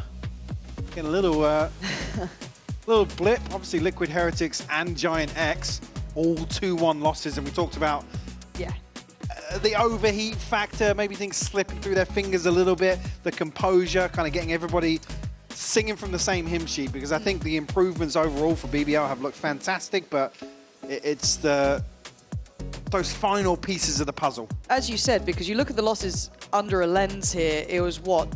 Giant X first, the 3rd map, 11-13, loss on Corrode. Following that, the Heretics one, 11-13, Sunset. It's that final hurdle, wasn't it? And again, these are very respectable opponents. You can't really say, you know, that they're not the heavy hitters here. So having those close results under a closer lens, fair play. Besting Vitality would be impressive. Absolutely. Good, all things considered for Vitality. Yeah, spot on. Operator in the hands. Different skin. Not a fan. Don't like the yellow. No. I guess it's for Vitality, but Orange in there. it just doesn't feel like the right colour palette. Hunter's Fury going to get posted here. Hello. Hello. That was a brilliant jump scare for Sociable, just knowing what he had to do, and that has to command a response. They've had to put bodies now behind this, so they've lost the player on yellow, they've lost vision, so it falls to Kicks. And Harbour takes a stand, but only for so long, melts in the end under Magnum's pressure, and you've already got the A site under wraps. They're going to have the plan here. Is there any tools in the chest to create a retake scenario? It really? might be on that, though, and definitely on this. Suddenly a 3v2. Spike was planted in the mix there, but Profek and Magnum now left to try and recover, and we'll find Profek. Magnum, last stand to be made here for him. One enemy remaining. He gets a freebie though, untradeable. But do you get to best less? Toxins going up. He's been calm. He's been good under pressure. The alarm bot was there. Magnum's giving himself a little bit of security. Back around now. Got to play it right. 6 bullets. No call from the crowd. He sees the barrel. 6 bullets to play with. That's it. He's got to be sharp on this one, but the time is running low, and Les knows it. The operator, the best they can hope for. It's another for BBL. Vitality, I thought they were almost back on this. Get your gun out, Magnum, if you want to go hunting. but it's a Red Bull clutch nevertheless, and double digits. Big conversion to be found here. Like I said, it looks like Vitality are going to find everything they need on the way back in here, but Magnum just finds a beautiful kill onto Kovac. And I think you were singing his praises earlier on here, Magnum, but especially on a map like this. Absolutely. Certainly Icebox, where he made a name for himself.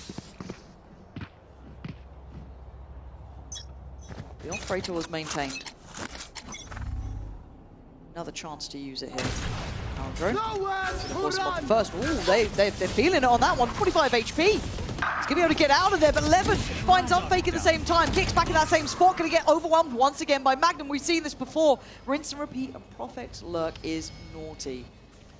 Again, he doesn't have to go too far on this. Doesn't know that he's got Kovac just under. Maybe waiting for less on the rotate. Here's the steps, gets the kill. And Durka has nowhere to really fall back to. Nothing feels secure nor safe. The two have to clear out Profec. Unless does find Sociable, they know that there's another. It's just brilliant from BBL, Mike. I'm loving what we're seeing here. Absolutely. You look at the difference being how they work the space on the map. Yeah, really all in the across space. the board, and 6 rounds of their own to be found. Gets them up to 11. Purchase won't be pretty at all.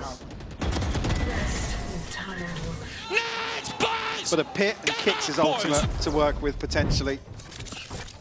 Still no barking. I've been on bark watch. Standing ahead. It's fine. Focus on the game, I guess.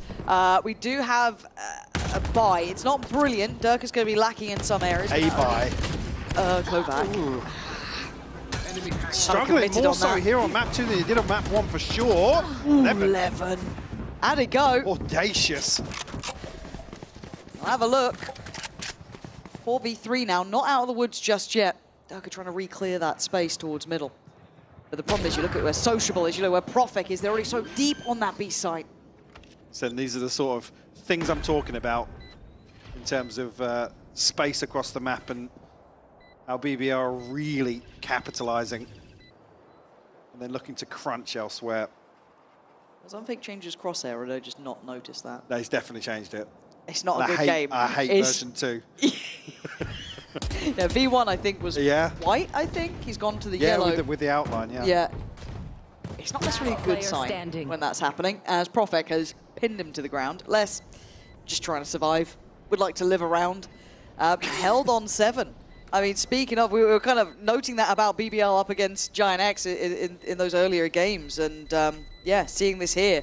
For Vitality, it's a frustrating scenario as well, because of all that caliber, all that legacy, you're still held on 7. You're not finding ways forward. You're not having your individuals bail you out. You've had some great rounds.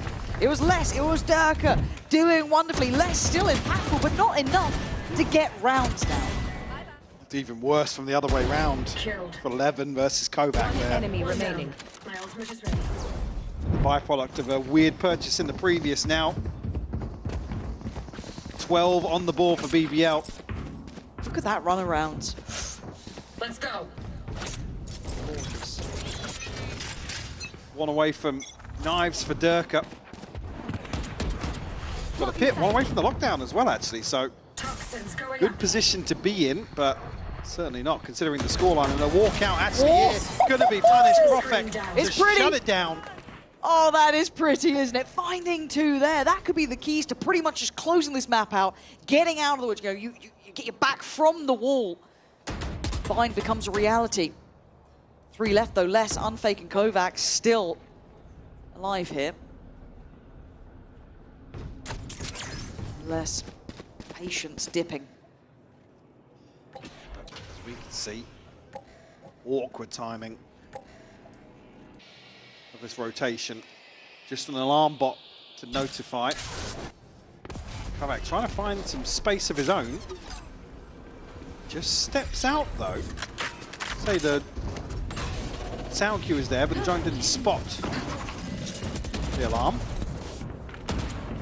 Welcome to my Maybe world. Kovac would have found a kill Spike here. planted. Lockdown would have been beautiful for the retake. Les.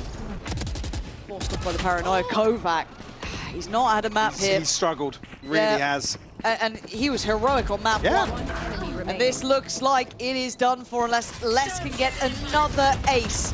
2-in-1 map is a lot to ask for here. Well, it was in a pit last time, but this one certainly not as comfortable. Oh my god, he's read it well though. He's making me pay attention. How are you going to get the final 3 though? Because they're not taking this lightly. They're in position. They're playing to the time. They want this one. They want it to go to the 3rd. And I think they've done just about enough. BBL showing grit, determination, and improvement from the last time we saw Icebox. Absolutely. And a clean sheet here in the second half. Bear in mind, 7-5 was how it started here. Gotta Beautiful shake that off. performance and Levin really running away with this second half. Final map is Bind. I can't wait to see it. And I'm sure you can't either. Stick around.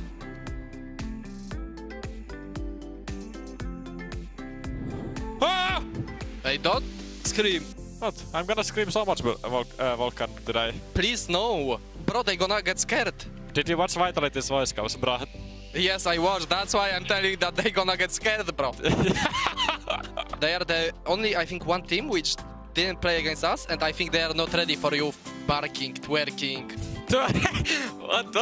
Bro, I went to sleep last night and I just put Vitality voice comms on next to me to sleep better. What did they say? What did they say? They didn't say anything, that's the problem.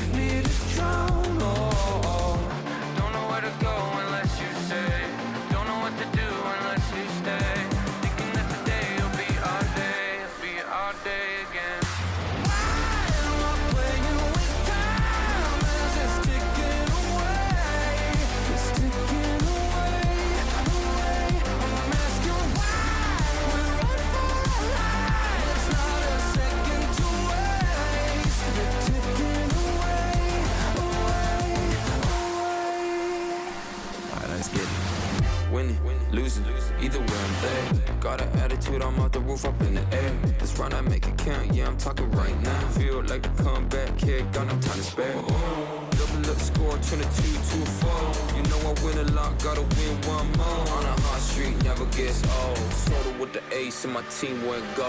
Why am I playing with time as it's ticking away? It's ticking away, away. I'm asking why.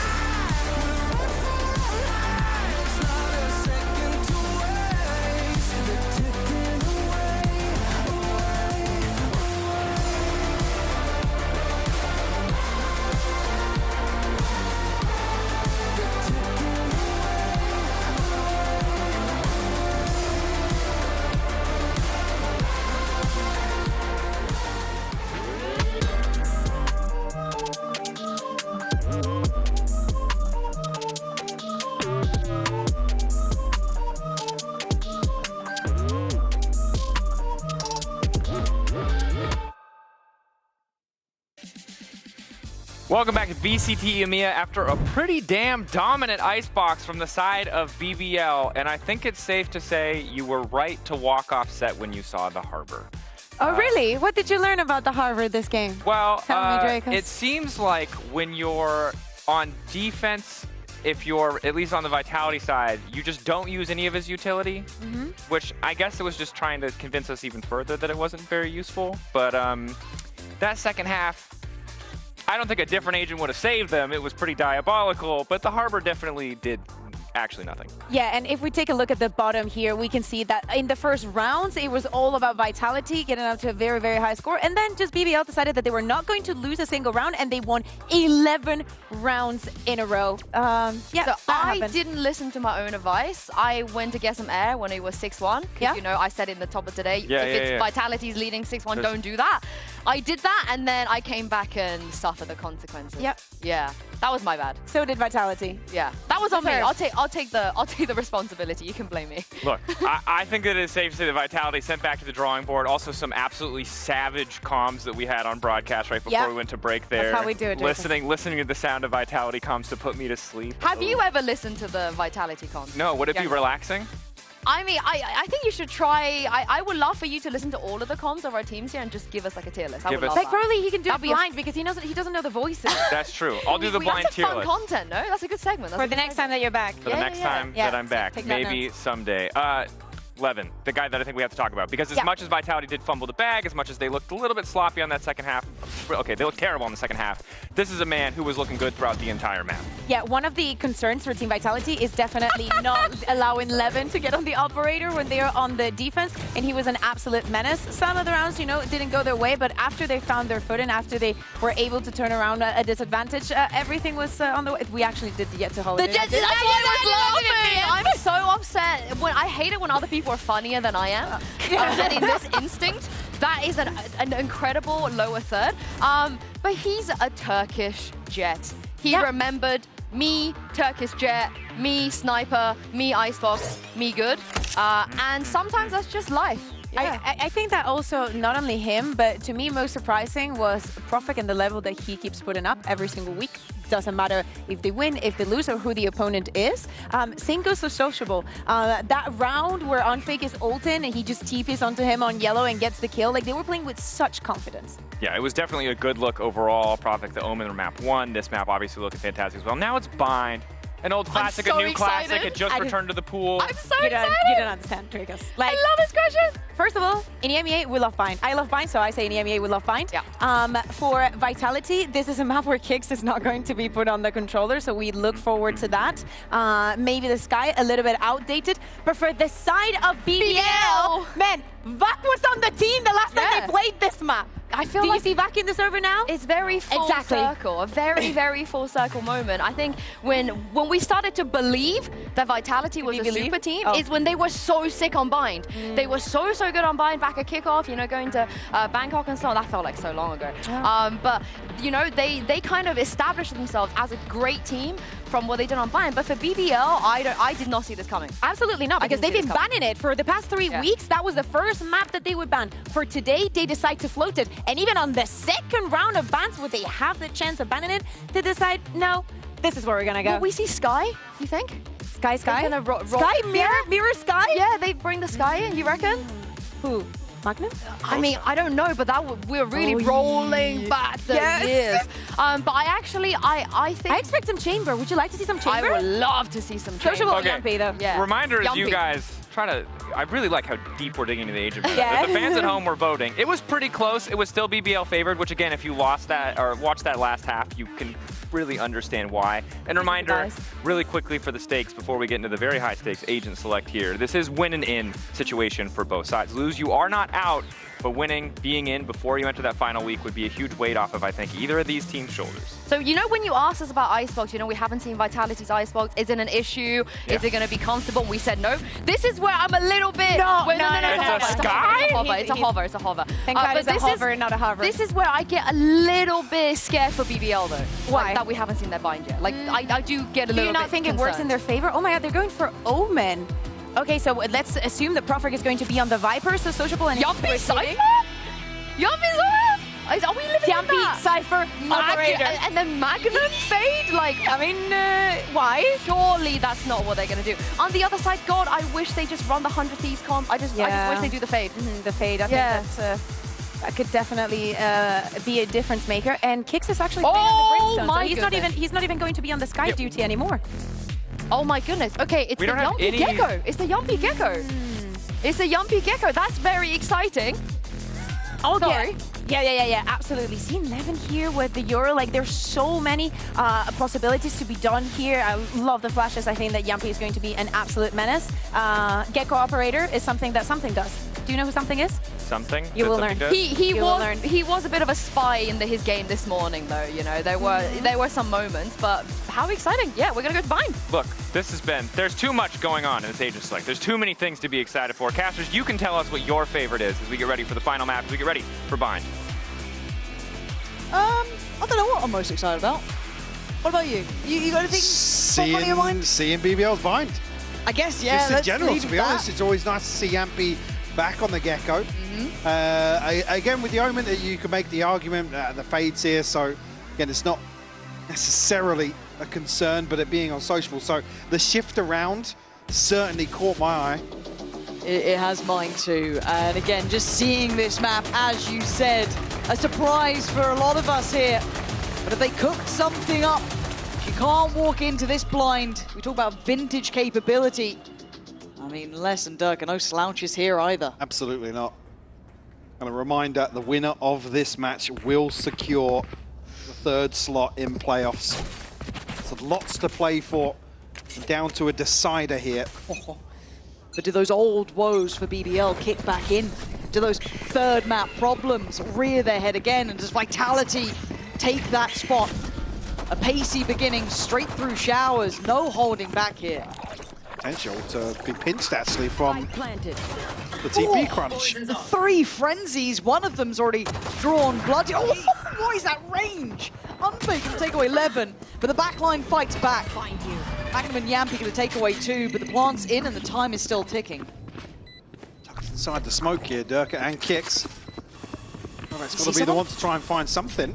I think he saw them over towards that. Bloody hell, Magnum, what is that? And Kovac should have been spotted earlier. Certainly is now. No more bullets to play with. There's old Wingman going to be doing his job on the defuse. First to be had by BBL. Beautiful crunch again. The fact that they find so much, and actually both these skills at exactly the same time here between Yampy and Magnum.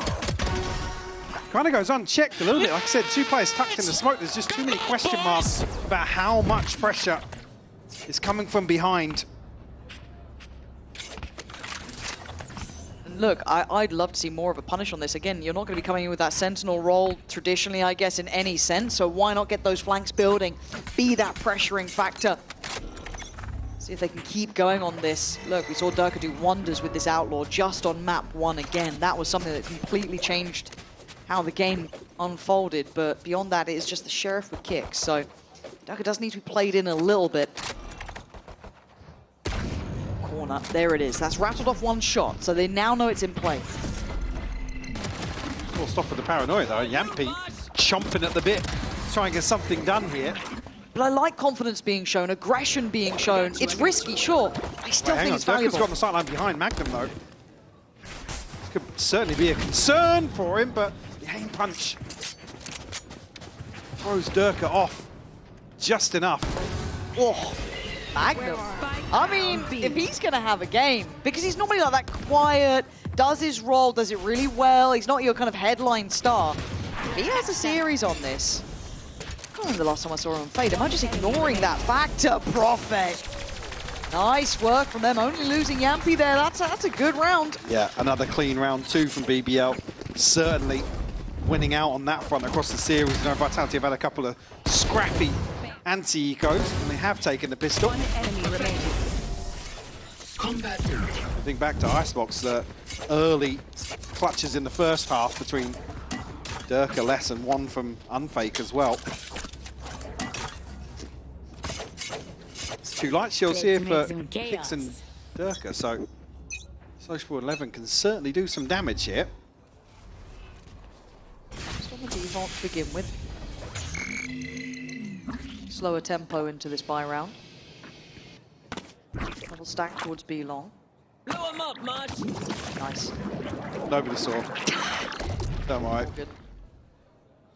good. Problem is, there is someone waiting for this as well, so wingman camp. That's all I've ever wanted. Again, he's got to be careful now. He's burnt that utility, so he might have to start respecting that space. He can't contest it so freely. See, Vitality. Destroyed. Don't want to give anything away in this round.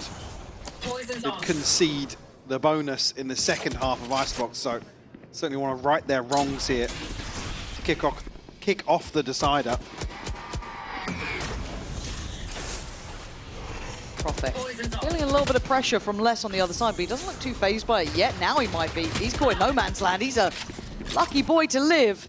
But all in the meantime, it's going towards B, and Yampi's not fallen back from this. Levin should be able to at least watch the corner. Oh my god, they lined up for a second. Kovac takes a boatload of damage. And they're going to burst on this. Now, Yampi's position still unchecked. They should be aware there's a possibility of it. Blinded up. There's still damage to be done. Yampi, sociable on the swing. It's a beautiful crunch here. Ignoring part of the map like this is just never the way to go. It's awful. Kicks makes a meal of it. And that is stunning from BBL. Another bonus to the tally of this series and to BBL. Will force Vitality back down to potentially a Chico here, actually. Just the casual molly yourself. All good. I mean, that makes me nervous. This makes me nervous.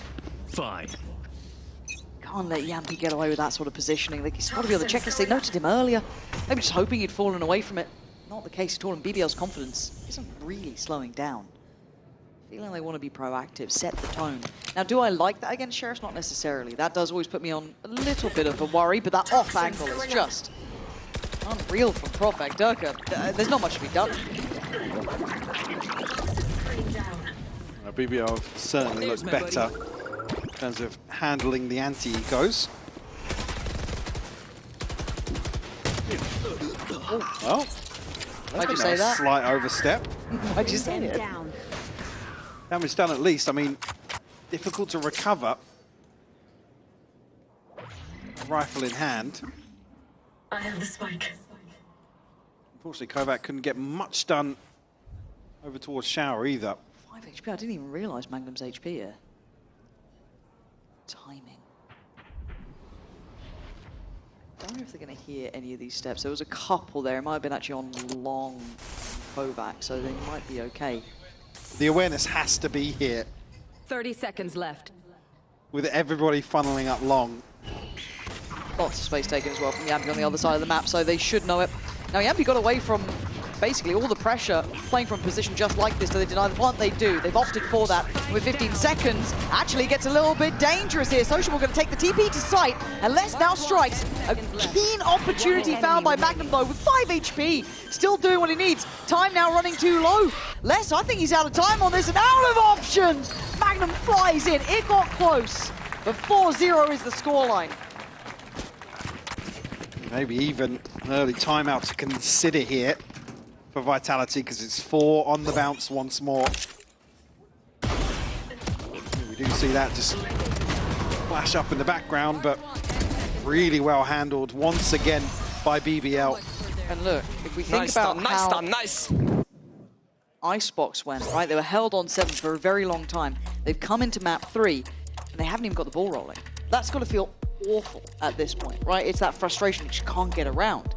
And as much as you want to mentally reset map by map, you know, they're still humans. They still feel a little bit. Yeah, I mean, they still come into this in. thinking, we've got to get off the starting block.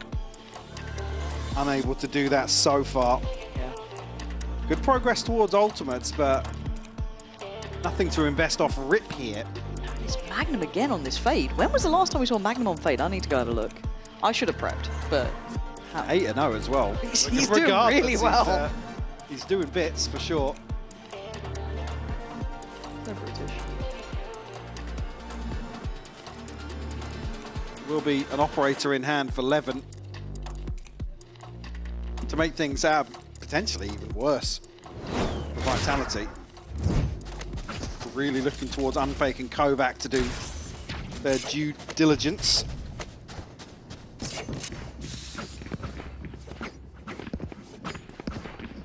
where he's going to position actually to start the round.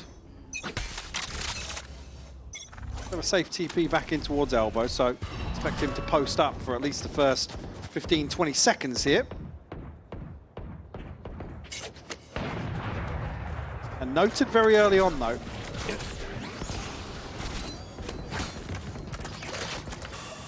Played it on Corrode against Giant X. And he actually had a good performance on that too, so there we are. Had a little look, did my job. You're right, focusing on this operator here. He's taking the space behind him and he should have heard some of those retreating steps, so should be able to call that through to someone like Magnum here, prepare themselves in case there is that hit. That's untouchable, isn't it? I think they might be going B. Now there's some weird timing though. Kovac's positioning is weird, and his timing's weird on this rotate. But the issue being that, look at the control over towards Showers. Yeah, I mean, what does it matter when Levin just caught him again? Oh, yeah. wait, Durka. It's nasty. Well handled in the end, considering that could have been the downfall of him.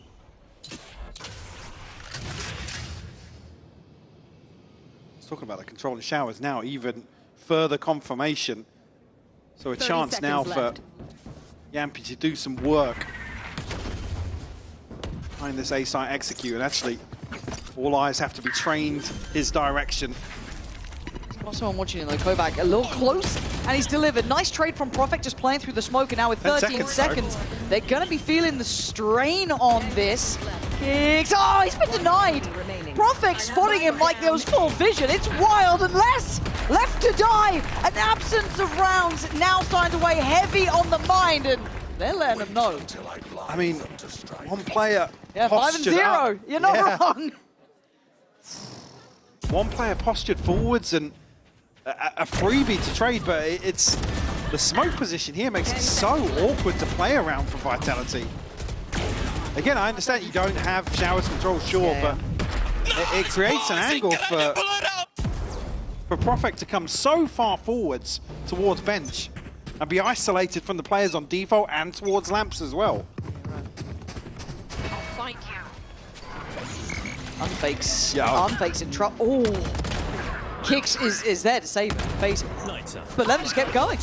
Gonna pop the ult, and we're gonna see the ults going out as well from the other side. Durka does well off the back of those Seekers coming in, takes away Prophet from Showers, but Levin on the hunt, and Kicks can't get away in time. But it's traded out again, a little bit of a messy round here.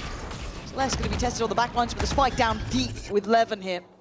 A lot of positions to be worried about. How do you want to play this one out? He's still got a bit of kit, and Magnum trying to slowly clear for him, but Levin's got to focus on one approach. He can't deal with all of it. So where does he opt to go for? Almost don't want to see him overstep the mark. It does have a safe TP. Durka tries to go for a challenge. Don't know if he spotted less there, but still, got to work on that spike. Levin's going back for seconds. Oh, he's a risky boy. Turns out, flash with ease! Levin controlling the space, takes the TP, you are bang on. And if Magnum just holds this, he can just inform them. They're not coming back to A, get ready towards one, get ready towards B. This is good information flow here. 7 bullets still in the mag. Angle held, player spotted. Again, falling back systematically, doesn't need to do too much. An off angle, chosen, it's just great. Kovac still alive though, 18 seconds. We knew where Magnum was, Kovac doesn't. Might even find a freebie here on the plant. He does. What? Well, I thought he would. Have you hit that one, Kovac? Again, the flash into spawn probably gives him a good idea, but the plant location, very risky, but finds the headshot regardless. Aggression shown here at the start of the round. Oh.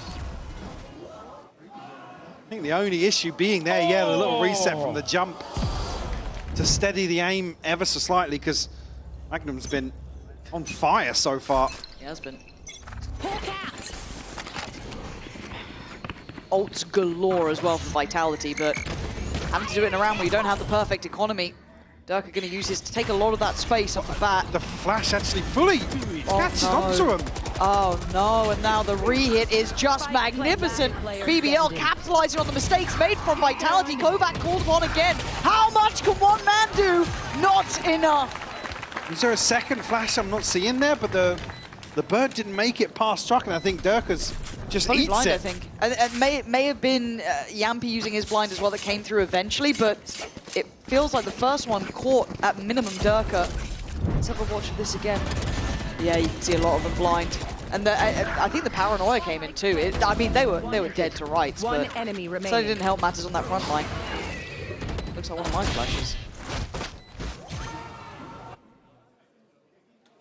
It's a rough one for him. That's not going to feel good. No, especially considering what else they had available to really invest on the back of that showstopper, even clearing the space.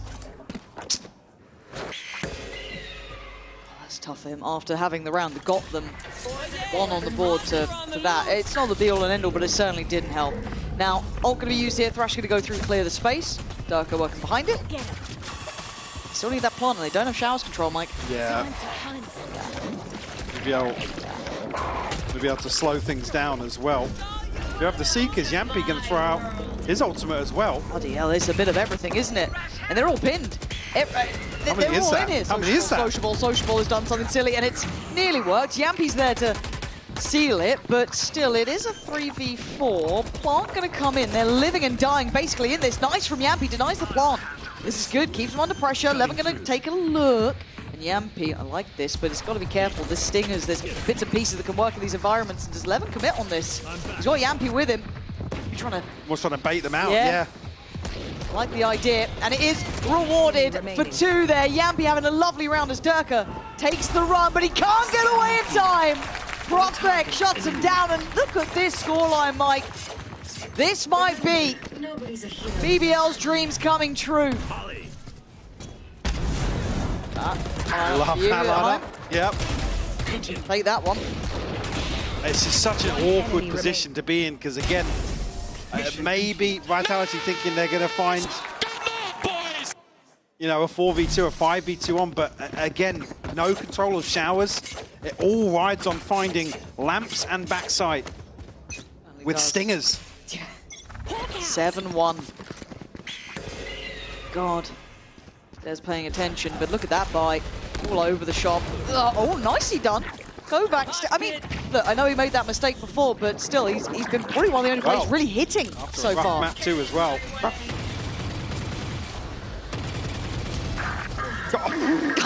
I mean, throws the pit down unless it feels like the last bullet there, catching the head.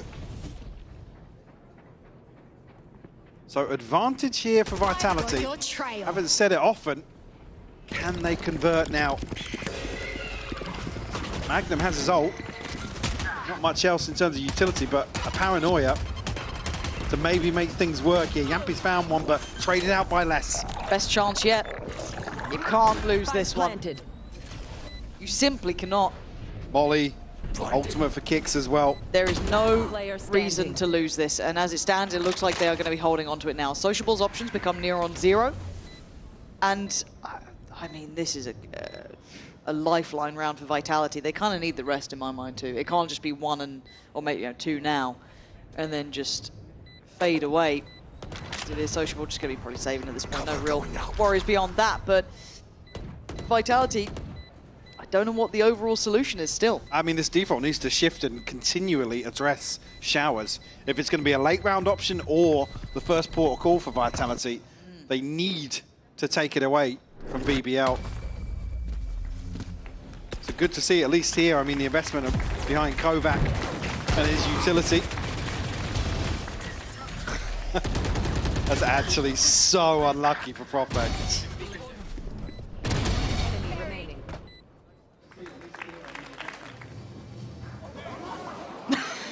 Yeah.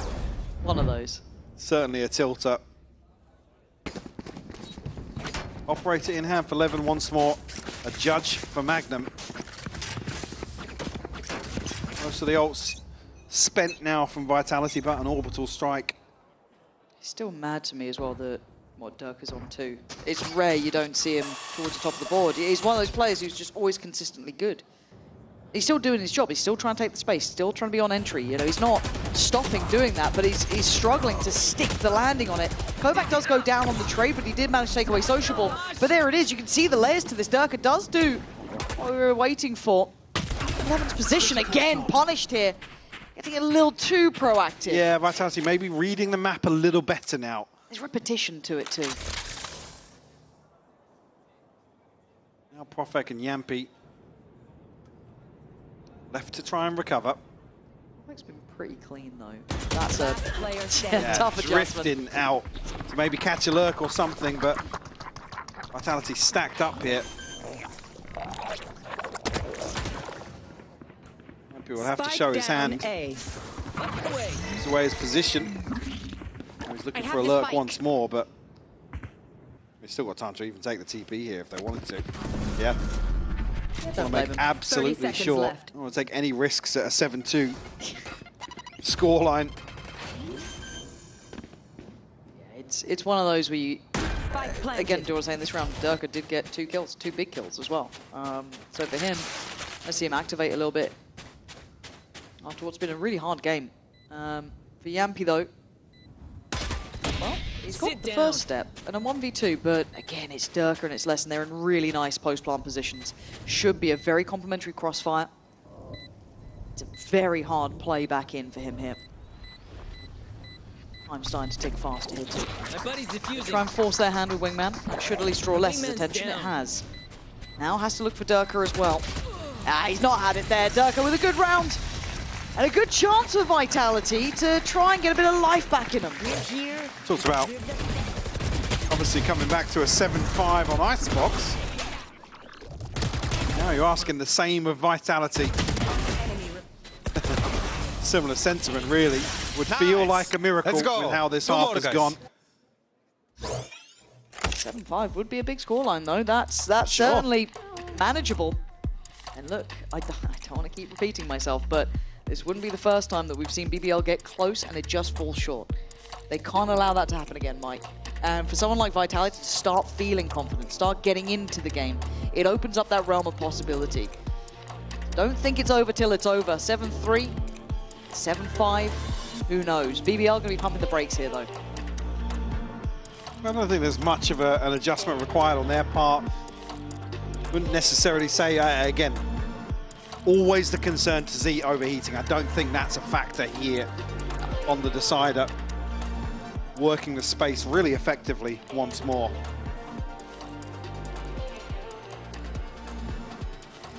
More of that. Need to see 11 just keep that control though, right? Predictable on those pushes. Has to find a little bit of variety if he wants to keep that sort of play up. Almost seem a little offbeat in terms of the timing for the TP as well, where he's positioned and when he can get back out. Oh, it'd be a bad miss to do that again. Time to jump. All right, we go back in. Now, look into this purchase. Yeah, Social does have the foul. Hold on, 11. Again, this aggression starts to become commonplace. Now, he hasn't been doing this all too often, but it's often enough that I think they might have noted it. Maybe seen him cross there potentially. Vitality maybe reading it a little better in the last few rounds at least.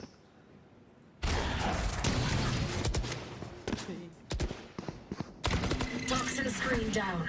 Magnum does have his ultimate available. Bring them down. If BBL can trim the fat a little bit. Obviously a disadvantage here in terms of the purchase. Durka desperate to get his showstopper online.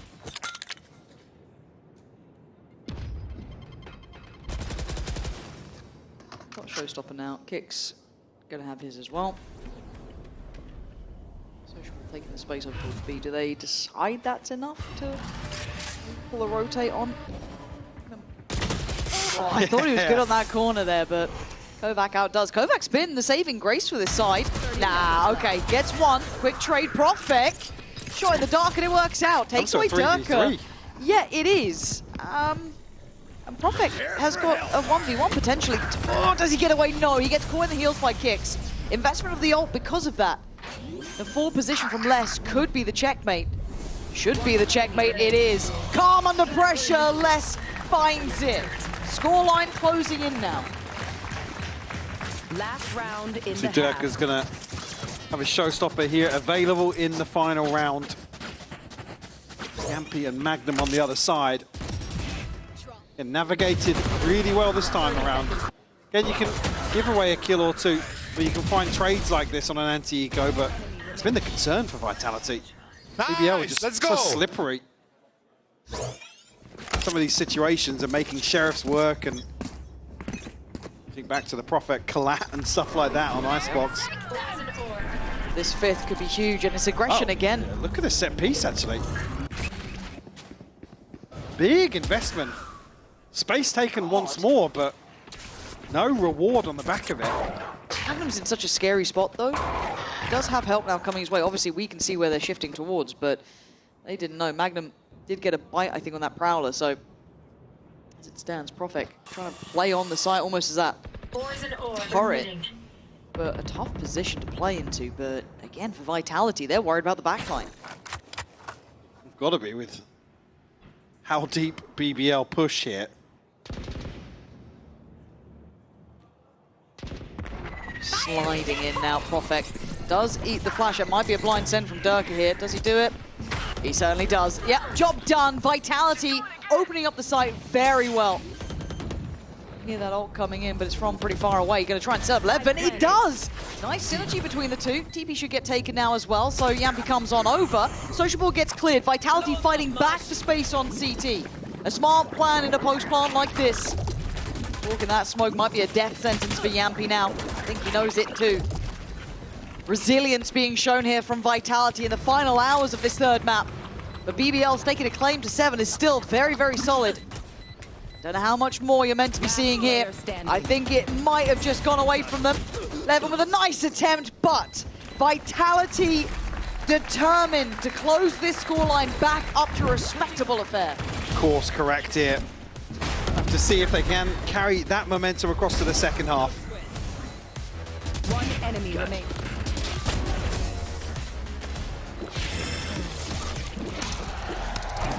Red Bull gives you wings.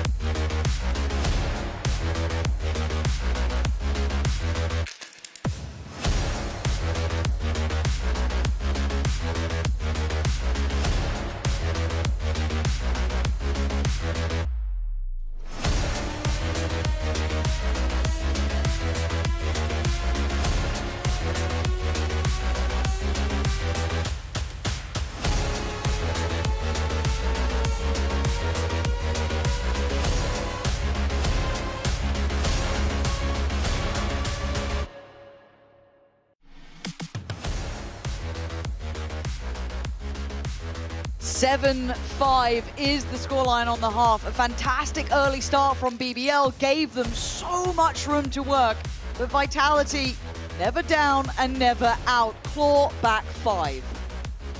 Put themselves in a position to make an honest go of this second half. We saw BBL run away with a similar deficit in map 2. Gotta be present in Vitality's mind. Kovac having a standout performance here in map 3. Yep. Criticised in map 2 fairly so compared to his performance on Lotus, but certainly righting his wrongs here. There we go. Oh my God, it's a set little plan, but catch. Dirk is still alive. Makes it out of there, and it's all a ruse. But a third member of Vitality already back in position.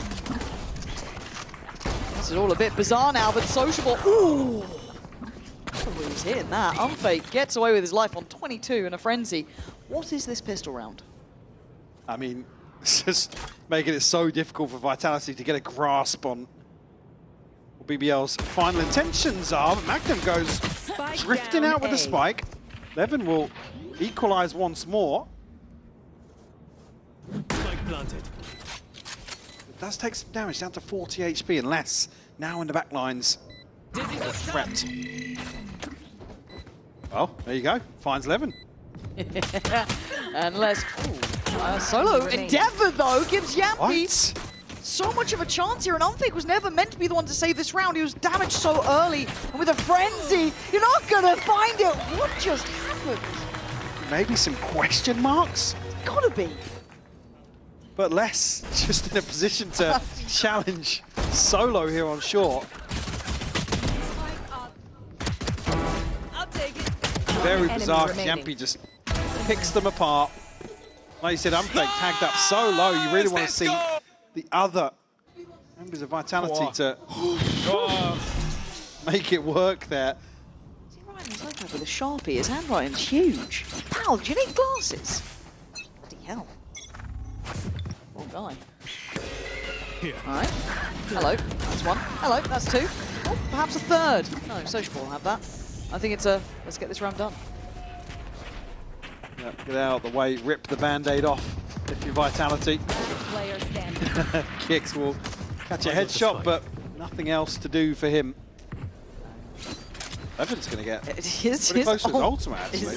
Very near. Just less left to find.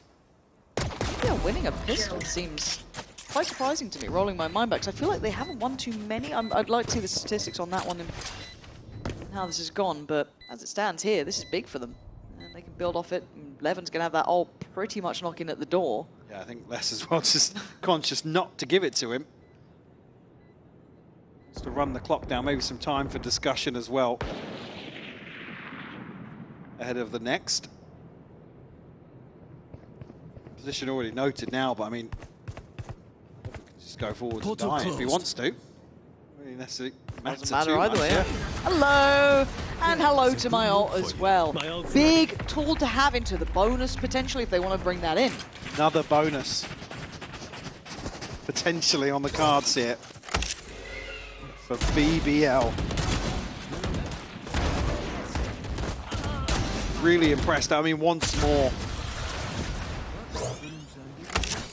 BBL's performance here. Vitality, no slouches today. No, they're shooting back, but the scoreline is certainly present in mind. And is there a plan now with Levin's ult? Sounds like they're going to be using it right off the rip here. Simplistic start. Clearing all the way up. Look at the fake. Something similar to the pistol, actually. The back of the TP, I mean, is drawing Vitality. Kicks this time around, though. We'll find Levin down to a lick of HP. How has he got the second? 3 HP, he's done that. That's a round to have some impact, and Magnum should be caught off here. Oh my god, Les. Wait. I mean, this doesn't change the outcome, right? Like, it's fine. Sociable, gonna get a 1v1. No, he's not. Dirk is not gonna give him the 1v1 at all. Vitality standing strong here. 4 staying alive, even with both of them barely breathing. 2 and a bit. 2 and a bit. 2 and a bit. But rifles in hand, nonetheless. Durka, one away from a showstopper now. I mean, the second is so quick on the Propek. Well handled by Vitality, not falling foul to BBL's misdirection.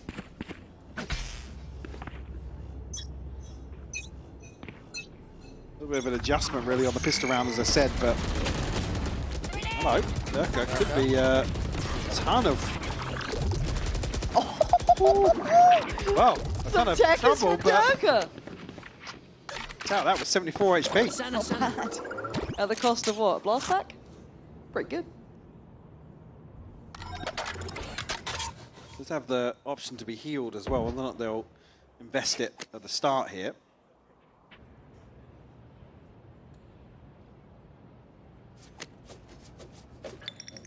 Flash will be sent out and does catch, so crucial information, timing as well from Kovac. 50 seconds now. Spot 1. Now should see 2. Ooh, and Kovac caught. Yeah. I don't know if he thought Durka was just going to be full facing from CT. Expected or the wall or the smoke to go up at some point. Maybe a miscommunication there. The irony of me saying that word incorrectly. Brilliant. 4 players now left alive for Vitality, and it's still quite slippery from BBL. They're not fully committing yet. Yeah, they're trying to play mind games with Vitality. Just on 20 seconds, though. Yeah. I mean, a kill either way can swing things. 15 seconds. It kicks in a good spot here. Bided his time, rightly so. 13 seconds, gets out of there. Now the swing from CT. Now the ult comes online. This could compound problems here. But he TP'd out with the spike. What? He TP'd out. I don't think there's time for that. It doesn't really matter. Well. So scared of the showstopper, but it's Levin to TP back down short with the spike in hand. With the spike. And that's the issue, really. We over time and time again, we have this discussion about one kill either way can alter the outcome of rounds like this. Yeah.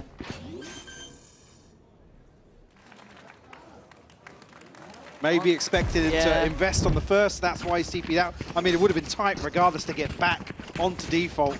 I believe, a molly being sent as well, so... But a slow and steady increase coming out from Durka as well. Starting to have more and more impact in these rounds. You can see the potential there. BBL can't get shaky now. As said, we've seen these scenes before. And Vitality round by round looking a little bit better and better. Even those late second hits coming in, they kept their cool. Now they have to keep that up. I'm going to do as much of the legwork as possible in this round at least to get the orbs online. See, looking towards Yampi. He's certainly the closest in terms of impact for the next. But do still have rifles here, though, so not necessarily forcing the issue just yet. Regardless of outcome now, Yampi will have it.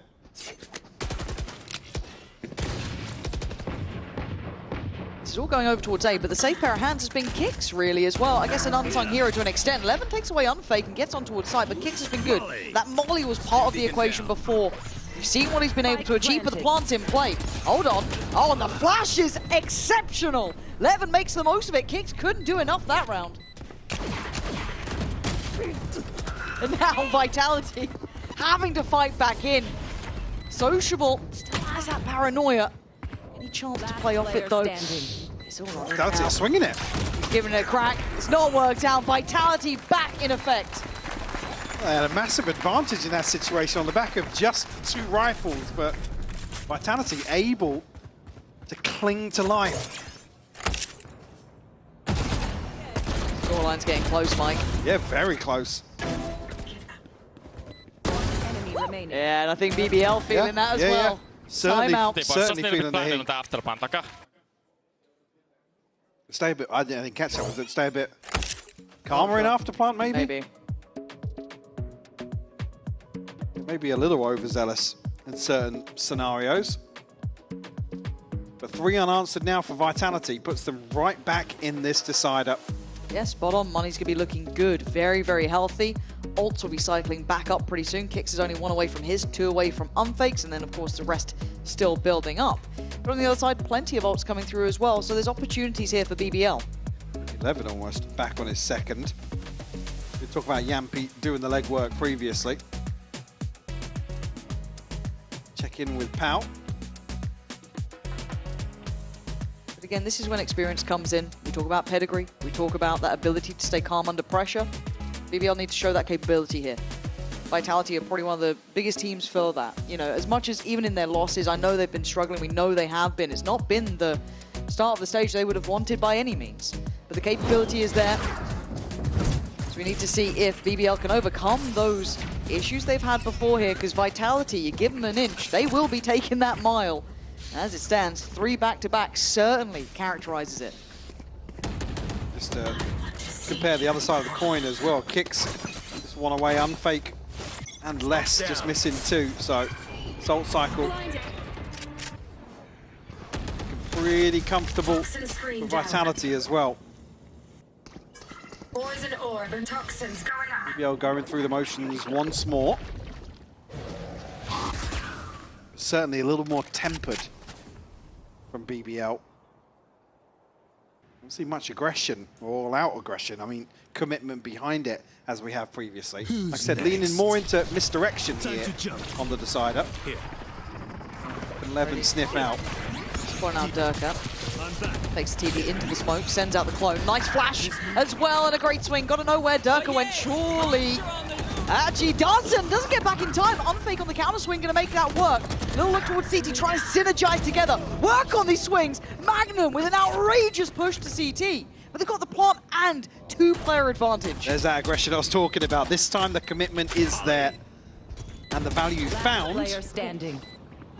Perfect, nearly caught off guard, but a wide swing on the second. Double digits on the board. And it felt like controlled chaos almost. They were working together. You saw the synergy, you saw the utility. It wasn't just a solo man fighting. It was working together perfectly. The flash very nice here. A bit worried they'd been on his own, but no. You saw the layers. Your Magnum, full faith in this, pushing CT. But that took a couple of ults to get there, right? Good run, good run. Yampi's ult. But they played the streak though. That's what's important. That's very true. This series has fallen victim to momentum a few times. Oh yeah. Let's back down on the bulldog. Wow, actually, yeah, hang on. Here we are, hold on. Durka. Reactions there, just snaps to the clone. Very forced away though, but that's operator found. Yep. Noted very early on, so you can see Durka already considering making moves. Spike not committed just yet, now being collected by Yampi. And a trade out here. Profag actually eats a ton of damage.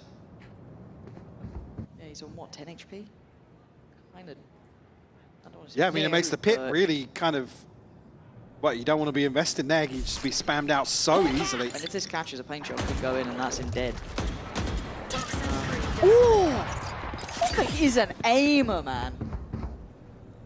Putting Durka on notice, I mean, Bogdan's Law going to keep him at least okay with the operator, but Magnum slipped through. I think he just got spotted by Kovac, yeah, but see, just takes his eyes off the prize, and that was going to be Durka. Well, but Profag in the meantime does take away Kovac. That was the heal, potentially for Durka, who's now got to ride this out with 10 HP of his own. Big ult coming in, but who can work off it? Durka can't really springboard in. Okay, maybe he can. Levin going to be caught by this. Kicks, flies on in, finds Profag. It would have been a mad round if Yampi could do it, but not the case. Vitality answer back instantly. You see the issue there, the pit goes down, and it's just so much easier to overwhelm somebody that's 10 HP inside that pit. Again, great decision making to isolate, I believe was it Levin outside, but for Durka to capitalize. Yeah. Nice! But not out of the woods just yet. Quiet, it was such a quiet start actually. Durka up to the top of the leaderboard now for Vitality. Still Durka. I'll get you a couple. See the operator now, still in play. And do have Sociables ult, but that's about it. Durka wants to set the standard already. Bring them down. Oh, this time might be a pace change here for BBL. Did see aggression previously towards A, but haven't seen the same sort of approach. My ult is ready. Off rip towards B. Well, that's a nice paranoia. Yeah, completely isolated. Didn't expect less though. Going to be found by the Prowler. The rest of the team going to be coming up towards Not this reloading, way. he's only got 2. Yeah, there was not much to be done. It felt like a rock and a hard play scenario. We're going to need an overplay, a bailout, and Levin's not allowing it this time. Durka, how much do you want to test with this operator here? I think he's calling it on this one. And I like the change of expectation here from BBL, Mike, because we've seen them be super slippery, very, pulling those fakes, using the map, working the time. This time, very simplistic, very direct. Yeah. Straight onto site, and Vitality left sleeping a little bit. Obviously with less than isolated, caught off guard by the paranoia.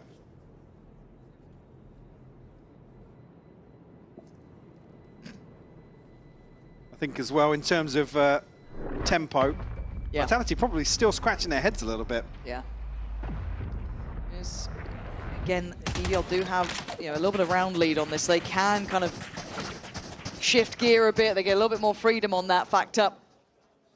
See, packed house here today. Some big games even coming up. What was it? Team Mini against Team Sliggy, I think it's called. Something like that. Yeah. Fan favourite. Situation I was talking about here with Les. I mean, it's has to really go forwards for the kill, but it doesn't feel comfortable at all. You start to see those cracks show as well. Kovac's down on only that Sheriff. Off the head. Here comes the push. Gets caught by the C's. And the Dizzy to follow. The layering here, Mike, is lovely. Yeah. Another freebie on the way in for BBL. Again now. Durka with an operator. Kix has found one though. I mean, Kix has been a bit of a backbone on occasion, but this time it gets snapped in too. Durka, Les, and Kovac, what are you meant to do here? Les is so far away. You can posture all you want, but you're going to need Durka to do something out of his mind, and it's not going to happen. Flank's so late, Lauren. It just feels a little too late for me, but maybe Les can prove me wrong. Maybe there's still time left. It's not the case. Kovac now last alive, and the flash, it's not fantastic. That, though, from BBL is exactly what they needed. Another situation, we're just caught off guard at the start of a round. Results in a kill. And unfortunately, in these sorts of scenarios, that's where Vitality haven't recovered. You can see it. For BBL, they're within touching distance now. A round away from playoff security, locking themselves in for it. For Vitality stress, you can see it all over the faces. They're unfake especially. You can see that pressure weighing on his shoulders. A last-minute timeout called here. The last chance to really check in. They're quiet down on the stage as well. Vitality's side at least. Purchase-wise, it's going to be a broken bite. Kovac's ultimate, one away from the showstopper. Certainly not a pretty position to be in. Thematic not looking like he's leading the conversation either. Well, it's quiet on stage and it's quiet in the coach booth, so... That's a worrying sign. Maybe you already said, but you can see on the other side, of course, the other team gets to speak during the same timeout. So for BBL, a good check-in for them as well. I'm sure they're loving having that. A nice reminder, keep that focus. They fumbled on those final hurdles before. They can't afford it here. Vitality, though, this is not an easy situation. Like I said, this shift in ethos is kind of what's been the problem for Vitality, where early on BBL were running these fakes and just creating a little bit of, not necessarily chaos, but questions in the early round. Yeah. And now they're kind of tapping into that first wave and committing to the first engagement a little more. They know they've got Vitality up against the ropes. Still got to land that final blow, that punch of the knockout. Ult here for Yampi. Durka up on top of site. Les playing close. All the bodies here, that's a shot. That's what you need from the man. But a slow and steady walk out here. Looking a little slippery in the fakes again. Spike just getting picked up now as well by Yampi. 11's somehow slipped sight. How has no one caught him? Caught before the ult though. Yeah, you just saw that come in. Once again, Kix, I mean, it was late, but he got the job done. Dirk still doing the damage, so we know he can. But Yampi and Profek, is there anything you can say about the outcome now? With the timing of this fake though, the issue being still one player going to be in a position. There's no way Les fumbles this, right? He's one of those players, and he doesn't. The safe pair of hands there. Played the position over by Octagon incredibly well, not falling for those fakes. And Profek shot that Outlaw. It's going to be heard, it's going to be found. Durka doing very well in the end. I was nervous, though. Seeing someone like Levin slipping the side. So close in some of these scenarios. Oh, what a start as well. And we talk about the late rounds feeling really dicey in terms of, one engagement going one way or the other. This is another scenario. But Kix is really the one that's been put in a very rough spot in terms of anchoring this A site. This time around, Unfake is here to play alongside him. Tense times now, isn't it? Because then the temptation is to go direct, be brazen about it, send that same paranoia that worked well before, and it feels like a rinse and repeat, perhaps. Kovac here again. Last time got caught off. Levin! What are we planning? What was the game plan? Goes down, Neron for free. Les still controlling long. There's no threat here. Again, both initiators up towards long, so felt very dry on the way into Hooker there.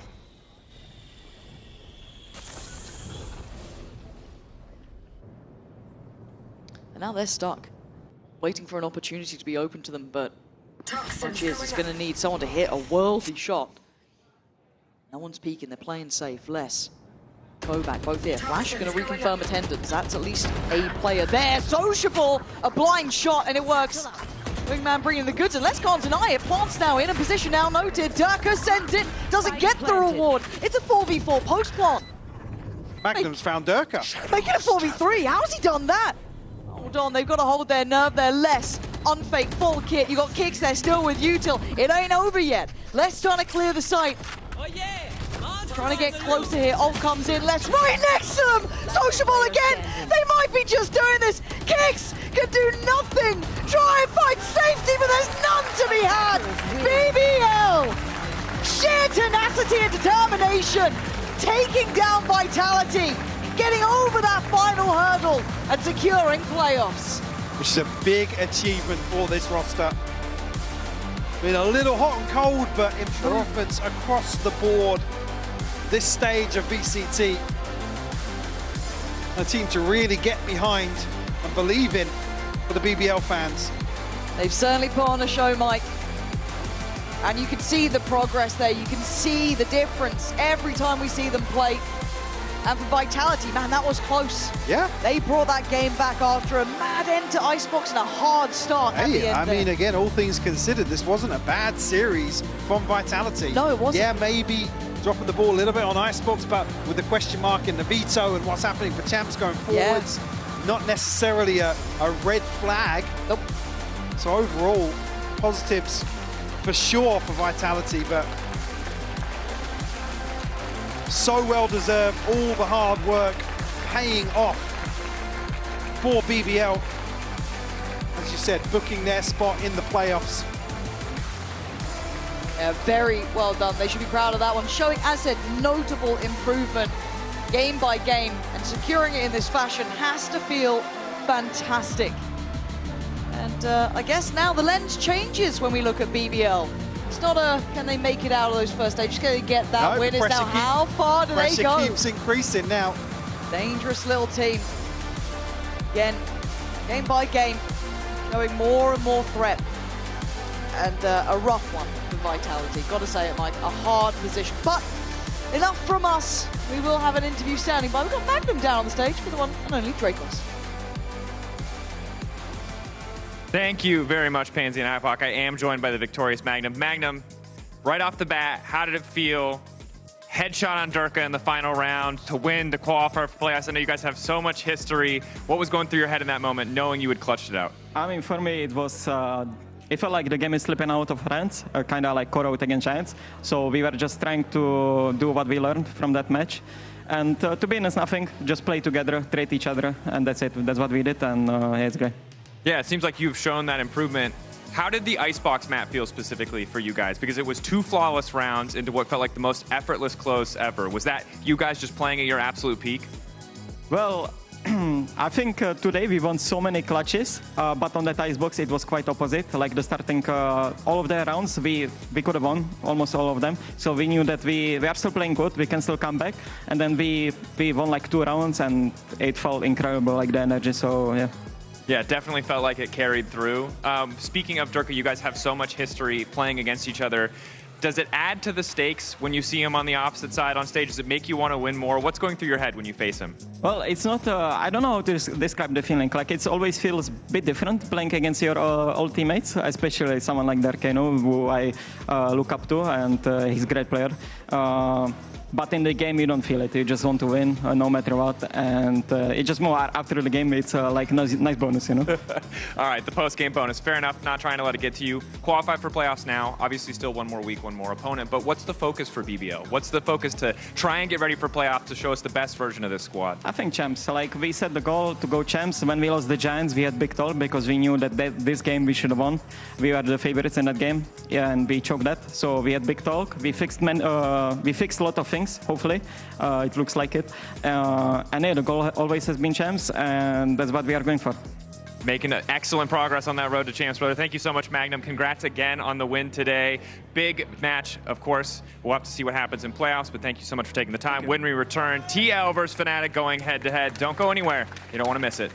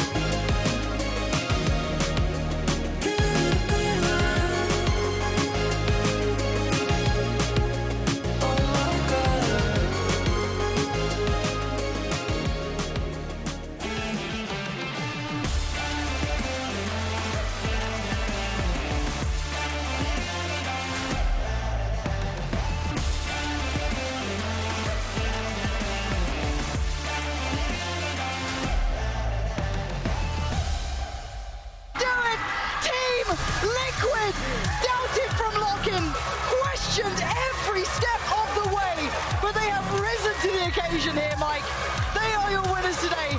The VCT EMEA Team Liquid. And now 15 seconds. There's not really any time for Boaster to run it back, but he will not get shot anyway. Nice, come on, you.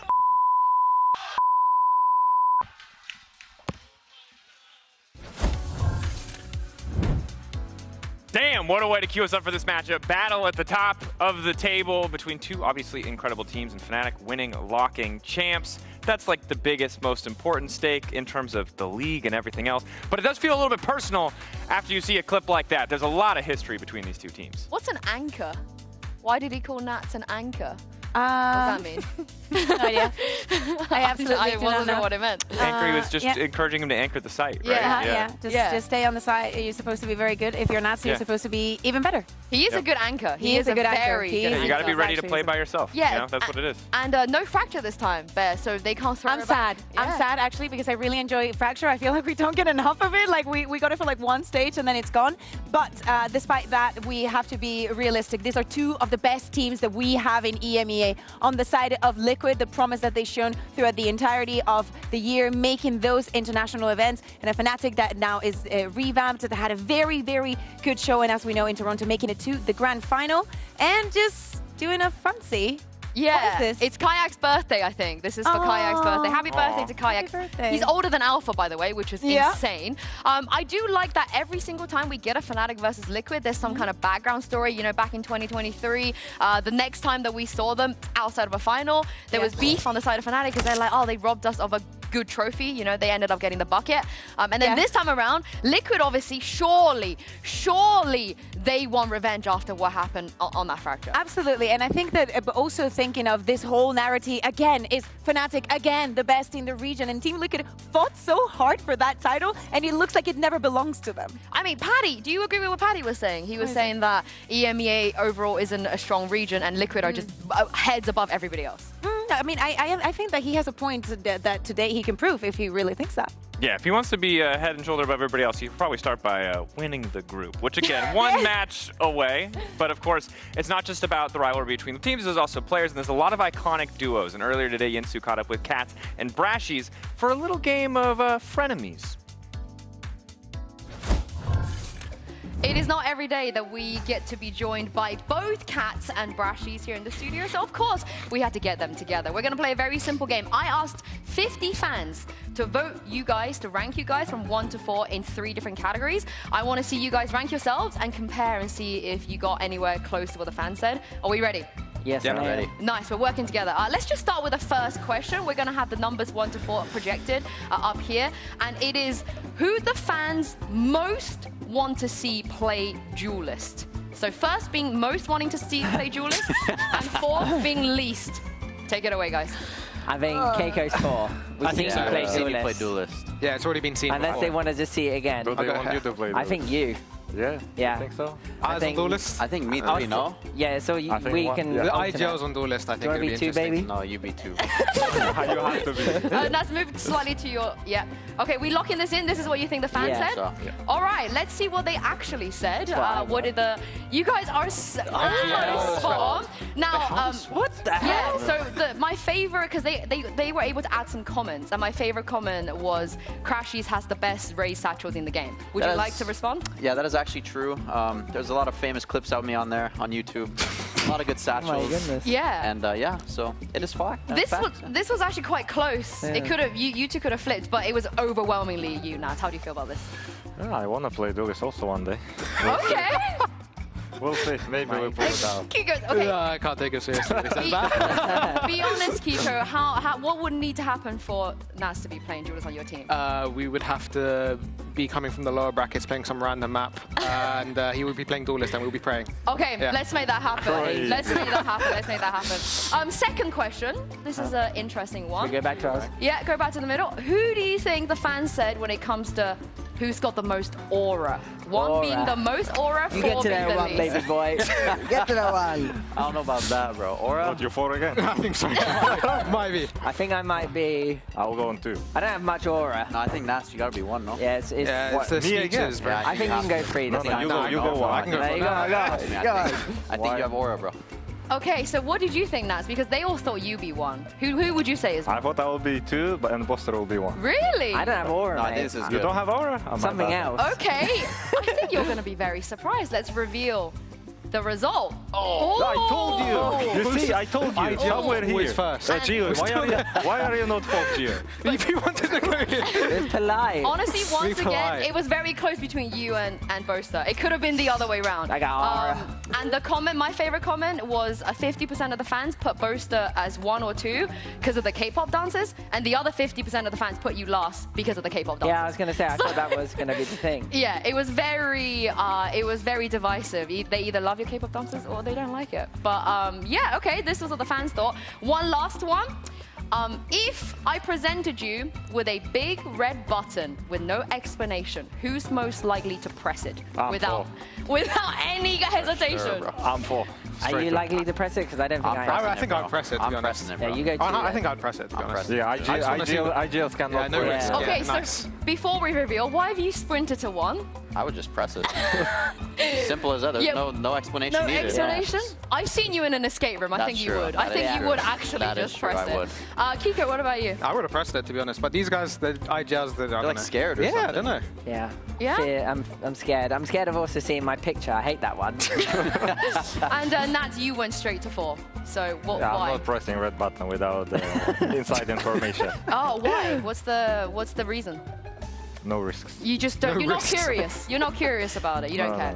Okay, this is very funny. I can let them take the risk. This is very funny because we're going to reveal what the fans said, and out of the out of the 50 people we asked, only 1 person didn't put Nat at 4.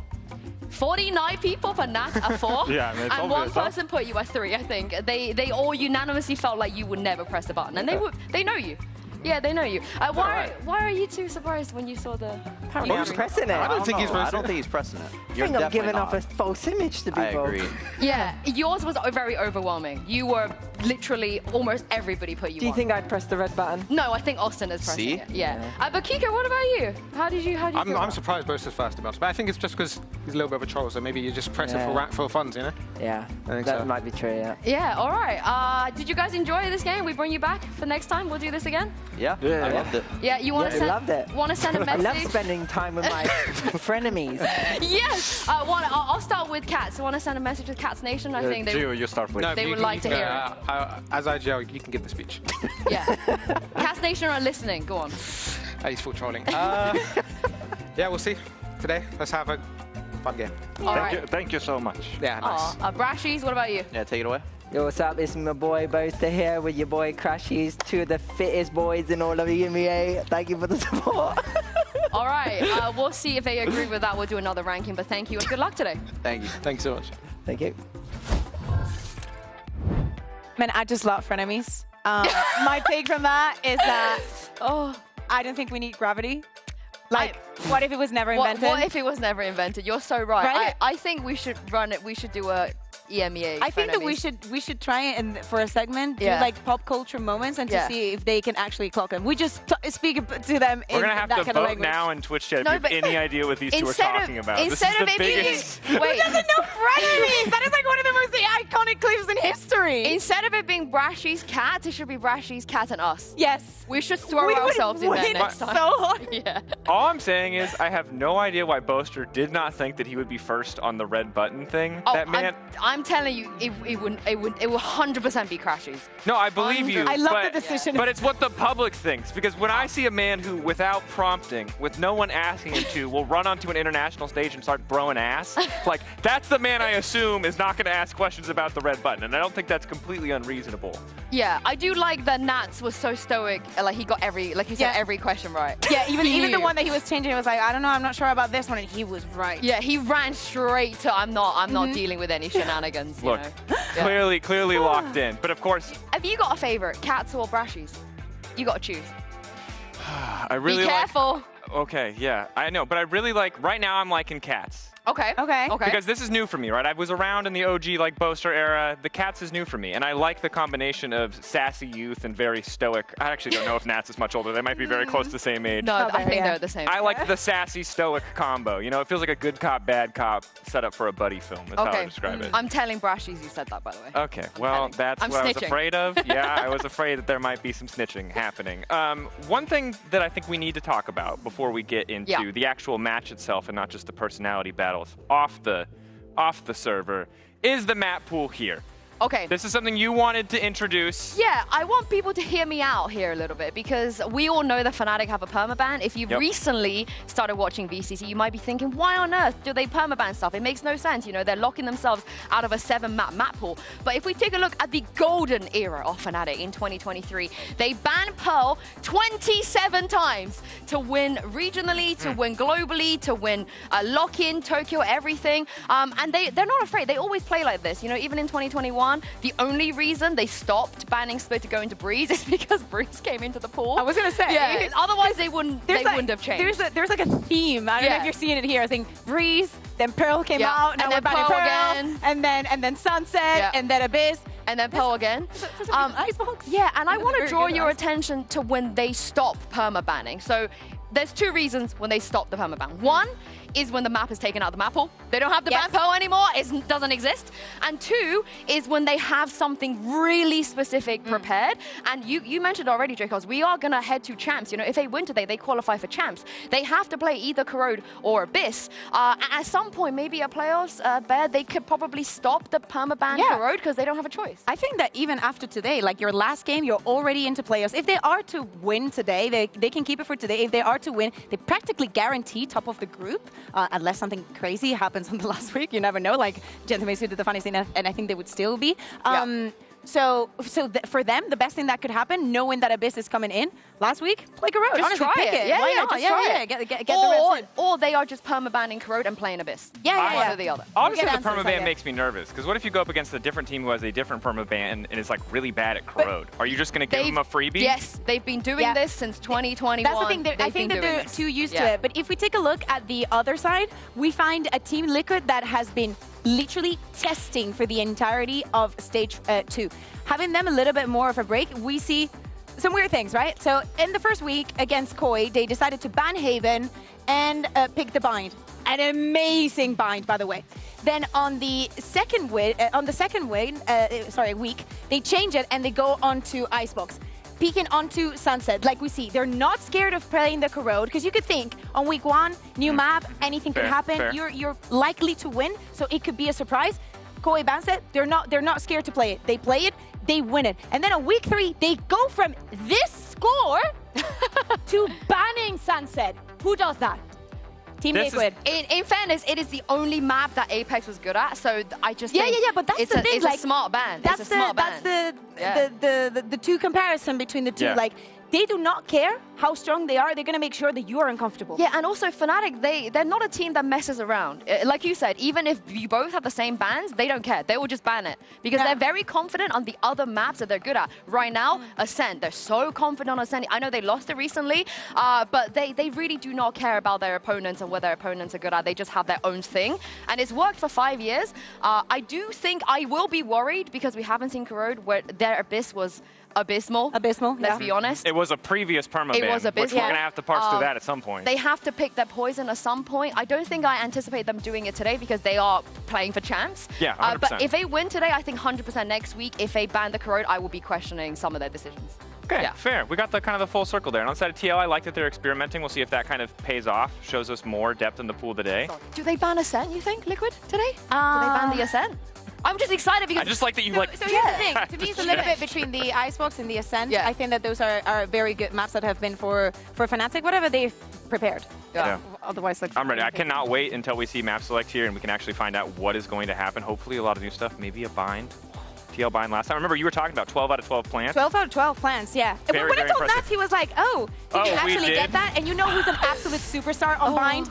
That is Kiko. We were speaking about it in this head-to-head that we get to have again. Him versus Kayak. 2 years ago, Kiko was picked out of Apex to join as a superstar duelist, and now Kayak this year is on the same, and they're both just as amazing. Is there even any debate at this point that Kayak is the Rookie of the Year? It's so crazy because people at this stage, like especially after Toronto and what we've seen of him internationally, how last week he had his first negative series since March. Yeah. I think it's very, very easy to say. I think that when people also had the conversation of, oh my God, has he filled Dirk's shoes? The fact that you even question that for a player to be in this position and the fact that you still you know, have to ask yourself, it's a very good sign. Yeah, because you're not comparing him to another rookie, you're comparing him to Durka. Yeah, exactly. Yeah, you're kind of giving away already a spoiler what the answer might be to that particular question. And these are some pretty impressive numbers. Are these two going to be the difference maker in this series today? Of course, somewhat shared history, important like glow up for both of them. They've obviously both been fantastic, but like, what is the focal point? What do you think is the most important player that we're going to see on the server today? From which side? Either side. Most important matchup. I know matchups aren't always. I'm a league. You know, I'm too league pilled, so I talk about matchups. Matchups may not matter here. I don't know if it's smokes versus smokes, but. So in the jungle, no. Yeah. So as an AD carry, I guess it depends. I think that the duos that we had here were very important. I think that for Team Liquid, it has to be to me Nuts. I think it's always him. I think that he is the one that always degrains the little mistake, the gaps that could be in Fnatic, and will make sure that everybody's on check on that side. Yeah, for me, it's Alpha. I think Alpha, when he's good, as in when he's good, like he's good in the second half, he is amazing. He is the greatest when player he decides he's not losing, literally in the world. But I want him to start strong, and if we do see the bind, I want to see the continuation of the util that we saw on Tejo. Yeah. We heard it from Coach Milan. He's very proud of the way that Alpha stepped up to fill a gap on the team, because he is a team player in the end of the day, despite some of his play style. Sometimes he doesn't need it. And honestly, I was in the sort of bank of this is a one and done, but they've done it twice now. Will they do it again 3 times, Tejo? I mean, if they are to keep that corrode permaban, they have to know that bind is coming up. That is completely up to them. I think that it's not the worst thing in the world. I don't know if it's going to work super long term. But I think that if Alpha is comfortable enough to be playing it and to be having those kind of plays, is so niche. It is going to be very difficult for Team Liquid to even prac against something that is similar. Who else are they even going to play against this in practice? Probably absolutely no one. Can you imagine just booking a prac against the team and be like, hey, can you play this comp? Can you play this comp, please? And you can let me know. Like, Teo was obviously really strong for a long time and got nerfed. In the meta area, strong. Bind wasn't in the rotation, right? Because Bind just came back. It was for the beginning, but it was for a brief period of time. Call our baby bake. Come here, get a yeah. Sorry. I love the out-of-pocket baby bake. If we do not say it once a day. We love you, baby bake. All right, it feels like it's time to get ready. This is, of course, a pivotal matchup. If Fnatic win, they will lock champs. The battle at the top of the table. Let's get ready for TL versus Fnatic.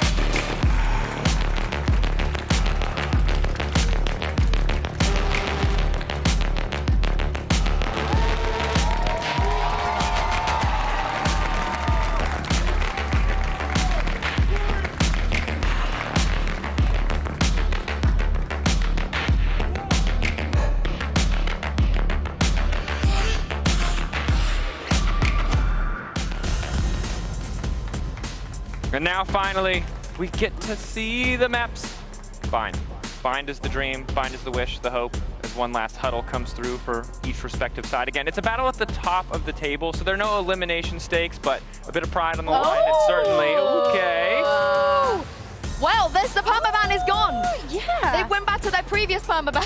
So this is the good thing about having a permaban, and is that the team that you play up against is going to, play under that, like in their heads when they're prepping for this week, knowing that you're one of the strongest teams in the region. They expect that corrode to be out. So it is not the initial plan. Team Liquid probably came into today thinking it is bind. Yeah. It would have been crazier if Fnatic would have banned the bind. Then then Team Liquid would have been like, what do we do? But what I also love is Fnatic, obviously they were Team B, so they had the choice of going to Lotus or corrode. And not only are they not banning corode, they want to play corode. Now we only need to get there. We only need to get there. It is so good because, again, we were saying Abyss is going to go back into the pool. Maybe this is a cue into them potentially banning Abyss again when it's back into the pool. And I think both stances are correct. If you want to practice corrode and you want to get your reps in, maybe playing it just against Apex is not enough. It must be ready also for playoffs. And going into playoffs, thinking that Fnatic could be the team to now not even have a permaban only makes it more scary. And playing it against a team like Team Liquid could be an absolute dream for them. You know what it's like, though. They're going to play it, they're going to lose, and they're going to go back to permabanning it like they do on Sunset. What are they going to play? Oh, Chamber Alpha? Yes. Oh my god. We're getting ahead of ourselves. We first need to get... Yeah, let's talk about Bind. To map 3. Yeah, let's talk about Bind, because I was firmly in the camp of it was a one and done, maybe a two and done. At this point, Who's that for, Boaster? Who's that for? Go on, can we be more? Okay. Crashies is on the other side of him, so I have no idea who that could have been aimed at. But with this bind, again, if we bring out the Alpha Tejo again at this point, Liquid, they like to do their homework, you know, they've got some very strategic, counter-heavy people on the team and behind the stage as well. They might have an answer. I didn't see. Who started on the attack? I believe it was Fnatic picked defense. So Liquid starting in the attack, I think. Yeah. Fnatic picked the defense, so Liquid is starting on the attack. As we were saying, Drake, I was like, we know the team Liquid getting the spike down, playing very old-fashioned bind. When you have someone like this man on your screen, on your team, that has to be something that you're very, very comfortable with. So let's take a look at that tempo. Let's take a look how they're able to shut down Camo, to shut down the execution for the side of Team Liquid, because they should know that they're going to put most of their impact into just playing for the post plan. Yeah, that's also Alpha's weak side as well, you know. His util, not the scariest, you know, not exactly Trent out there on the defense on this map. I think a lot of the times in the past, the B side had definite gaps that shouldn't be there. I know sometimes Boasters are giving away unnecessary death backside as well, so they can definitely just abuse B. I think that the B long has to be one of the bigger questions that we have. We know there's some early contest at the beginning of the round, to see who's going to take control over that, and I think that we're going to see a lot of clashes there. So I also need Boaster to... Oh, that was a cute picture. Me and who? Yeah, you and I. Yeah, you and I. I want him to show up. I want some new tech with the Astra, with him playing on this agent, one of his best agent probably. I think that he should be able to make a difference here today. Yeah, and looking at the rest of the maps too, right? Because so often you hear Alpha say, it's a make or break. If he's Sentinel jailed, he has less of a good time. He doesn't want to be playing Killjoy for 3 maps in a row. Same for the other side as well. We're going to get some Kiko camo, very explosive Kiko camo stuff, as to be expected. Yeah, Patitech with the Sky, Trex with the Gecko. I think that those two, of course, are also going to be very, very important. Very good to have Trex with that recurrent utility. When we're speaking about the plants and getting the spike down, we're looking at Wingman, of course, just across onto the map. I think that's something that we just saw from BBL versus Vitality, is how BBL had the timing of the Wingman very well cut up, and they were trying to prevent that plant from happening. I think that is also going to be key for today. Yes, my goodness, Chronicle was a menace last week. He single-handedly, I think, kept them in a lot of those rounds, and we get Chron versus Nats on Viper in 2025. Honestly, the Gambit fangirl in me is bleeding. It is a full bleeding. This is going to be an absolute banger, friends. I'm ready for it, and I had a really great point that I no longer will get to say. It's time to send it over to our casters, Mitch Mann and Tom Biz. Thank you, Dracos, and our wonderful analyst desk. It's time to kick this matchup off. We've got Team Liquid and Fnatic, and as Sue said towards the end there, Nats versus Chronicle, both on the Vipers as well. What a treat this is about to be. Well, that sort of is this game in general, isn't it? It's the storylines. There's so much history between these two, but you kind of want to lean into who's in form at the moment, and that's why I'm looking at Nats and Alfia. These two were incredible over the last couple of weeks. I think that Alfia has been back in that sort of top form, switching up his agent pool all the way through, and Nats, while leading the team, is still running at that 231 ACS. It's going to be interesting to see who comes out on top today, but as it was mentioned on that desk, it really is a scenario where you have those Vipers kicking off, and I think that you in particular, you see Nats on Viper and you see Chronicle on Bind. It brings back some memories. Absolutely, yes. The good old days, rolling back the years, but now they're on opposite sides. It's going to be very interesting. Nats last week was 10-1 in opening duels. Maybe here he'll be the last man to fall. The first one will be Chronicle. He's already lost his duel. As a crunch comes in from Fnatic, they go through the teleporter and out of the round. An almost immediate shutdown from Team Liquid as they're ready and waiting when the doors fly open and Crashies is left all alone. Yeah, it seemed like Fnatic had a good read on what their opponents were going to attempt. The TP used early, but it was the reaction instead from Liquid that comes out on top. And well, Crashies, the lone American within a sea of EMEA. An awful lot to attempt in this round, of course. Ultimate Orbs would be nice. I don't know if he's going to get given much. And in fact, it is the long-range frenzy of Camo that will convert his triple. Another orb for him already onto the board, and Liquid off with a flying start. Yeah, that's a huge round for Camo. 3 pickups. Managing to get himself, I believe, the plant as well. Or was the orb? And both, actually. Now he's going to be sitting just 3 away from the showstopper coming into the next round. A chance to have that online for Fnatic's first full buy. And we know how quickly a round can fly out of control once that rocket comes your way. This is going to be something we see a lot as well. Nats sat outside the A site, that same Viper wall that we know him for, the Nats wall. It's going to cause problems deep into the round, give the option to rotate back, especially with that teleporter outside B long, but Liquid, for now at least, making a lot of noise, making it seem like they're going to take it very direct. It all depends on what this man's able to find. Yeah, it always makes me a little bit nervous seeing one player lurking with such a high-value weapon. And you consider there's a couple of players with light shields. If it went into enemy hands, that would be a problem. But luckily, the hands it's in are pretty safe. Boaster's done well, though. Jumping out of Hookah, has already managed to find one. Of course, the plant in their favor will make things incredibly difficult. But Alfie is so patient. Oh. It's not the prettiest of fights, but another going their way. The death toll starting to become a problem. And actually, already seeing Chronicle onto that defuse. There needs to be someone there to try and stop him, as somehow they're going to make that pay save card Thrifty work. Right back on the board of Fnatic. An immediate response. They only lose players. They're first dead after the round's even been won. Nat's lurking over there, and if he had a better weapon, I think he still would have lost that fight. Alpha filling in the space perfectly, waiting for that rotation. But it's the flood in on the B side. It's Boaster with a classic. That's a hell of an answer back from Fnatic. Classic jumping out of Hookah that somehow wins a battle versus a rifle. They could have definitely got to be a little bit flustered after that one. It's early days in the series, but of course this is their map choice. Corrode was probably a huge surprise. And speaking of surprises, Boaster stuck placing his stars in, I would say, a very unorthodox position. Yeah, unorthodox being used here as a synonym for the word bad. Not sure what was going on there. Free space taken, an easy pickup, and after a phenomenal round jumping out of Hookah in the previous, he's had a bit of a blunder here. Still, that weapon down on the side of Fnatic. They've got plenty more to work with than a good read. I was waiting to see this rotation. It's the deep push from Kayak, the quick rotate over from the rest of the members. There'll be 3 on this A site, ready and waiting for the push, but still 2 weapons for Team Liquid and a showstopper fired through to take that space. It's going to be respected as Fnatic fall back. Sort of respected. I'm looking where Alfia is on the edge of the smoke. It makes me a little bit nervous, but there wasn't any reason to fire it in that direction. Just like the last round, there's a serious advantage. And while Kayak, yeah, he's being watched, but this fight is everything. Trek's going down. That's one of the guns on the deck and leaves only the other in the hands of Patatek.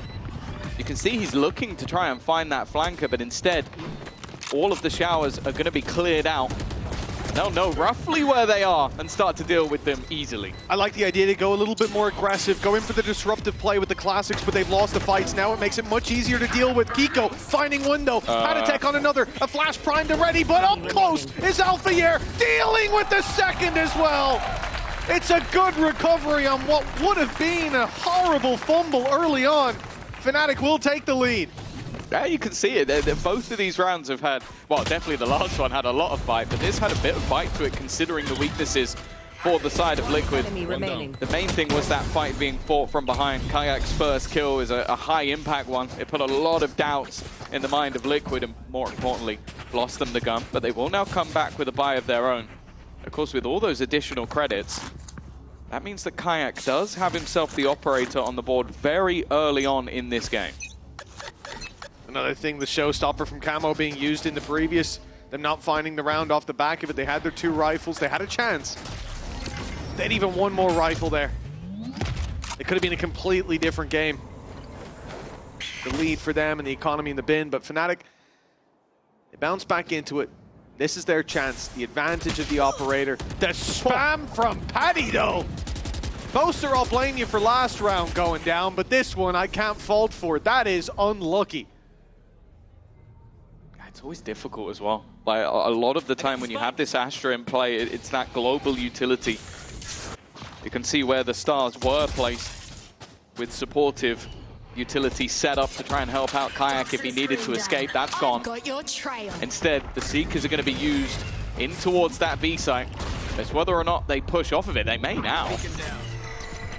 The Chronicle fell back and gave the space. It means Alpha has to retreat. He has no way out through spawn. Couldn't cross the site, so he's now stuck inside of Hookah and wary of a late play coming up from short. A lot of space here for Liquid. They're fighting into elbow. They're keeping these players back. Here comes Kayak to help out. Now they can try this two-pronged approach, and the operator's going to find it very hard to find value. And as you're highlighting, Tom, that lurk that they were worried about, well, it is coming in late, very late, in fact, but that is the perfect recipe for Fnatic's disaster. Oh, but Nats is being caught. Alpha checked his back. Low HP on the final two, though, and Camo and Trex get it across the line. Fnatic were at least very careful in that late round position, but it means that they weren't focused enough on taking down the players on the site. Liquid with a good hold in the end, and yeah, that opening pick is just nasty. Fnatic looking good in these opening rounds. Currently 7-2 on the board. But we have to set some expectations. Obviously, from what we've seen so far, last week it was a very dominant attack side coming out from Liquid, and the same can be said for Fnatic in their game versus Na'Vi. Even though the game went incredibly close, it was their attack, so if they can pull out a decent defensive half, there's definitely still a lot of potential. And we know this squad, especially now they brought the Teo in, as those post-plant kings. So I think this is definitely going to be a map of attack side halves. Without a doubt, up he goes. Camo's got an angle on top of the site. Crashy's down, and well, he gets a little surprise of a few bullets to the abdomen, but... Yeah, that's a Chronicle Classic. That's a rifle. Just remember that. And now it is literally... Now it appeared, just as I... Post-plant for Team Liquid. We talked about how strong Fnatic used to be in these as well. Now it's Liquid's turn to show us what they can do. No utility, though. This is where Nats just farms, though. You put him in this position with a sniper, a single bullet will do the job, and he's going to immediately die after I said that. Nice. Wonderful. Well, cheers for that one, Nats. You would have hit that every other time, I'm certain. Diffuse going to be tapped, but the time is already gone. Not any hope for anything other than damage. And for Alpha, finding a gun or something would be nice. Instead, he'll just find his demise. Liquid are going to take the lead back 3-2. But once more, this is where things will get interesting with guns and ults online. Yeah, that was a great call, Tom. Nats farms here, an immediate famine strikes, but the rest of the squad able to clean it up and get out with those three weapons. The teleporter helping them to quickly put distance between them and the volatile spike. 3-2. Team Liquid's lead after the pistol round back in their hands finally. But for Fnatic, they're coming up against a couple ults almost online, but theirs are already ready to go off rip at the start of the round. And on this map, you will at least get one relatively easily as the attackers. A chance to play for this TP, but in goes Kayak! It's a double! The nade in there for security to open the door early, and that has caught them right off guard. Ah, yeah, you said one of those comes easy, but it seems like Fnatic had other ideas. Kiko's still been a menace, and Nats is still standing. They're going to look to swing this one together. Crashies will be traded out. And actually, Nats has found two. His old teammate biting the dust. And the other couple of Fnatic players are a little bit further away. Of course, for Liquid, they won't know that. They'll almost assume that that spike is being even more heavily guarded than it was just moments ago. Boaster's actually sneaking his way back into Lamps. Now, they might expect this to be a little bit more clear. Timing for Panitek is going to be everything, and it is perfect. That Viper's Pit worked as a distraction, but Alpha is still here. And with his ultimate online, there's not a whole lot of places you can stand. At least bought a moment there. Nats spotted two. Alpha knows now that Nats is looking for the kill.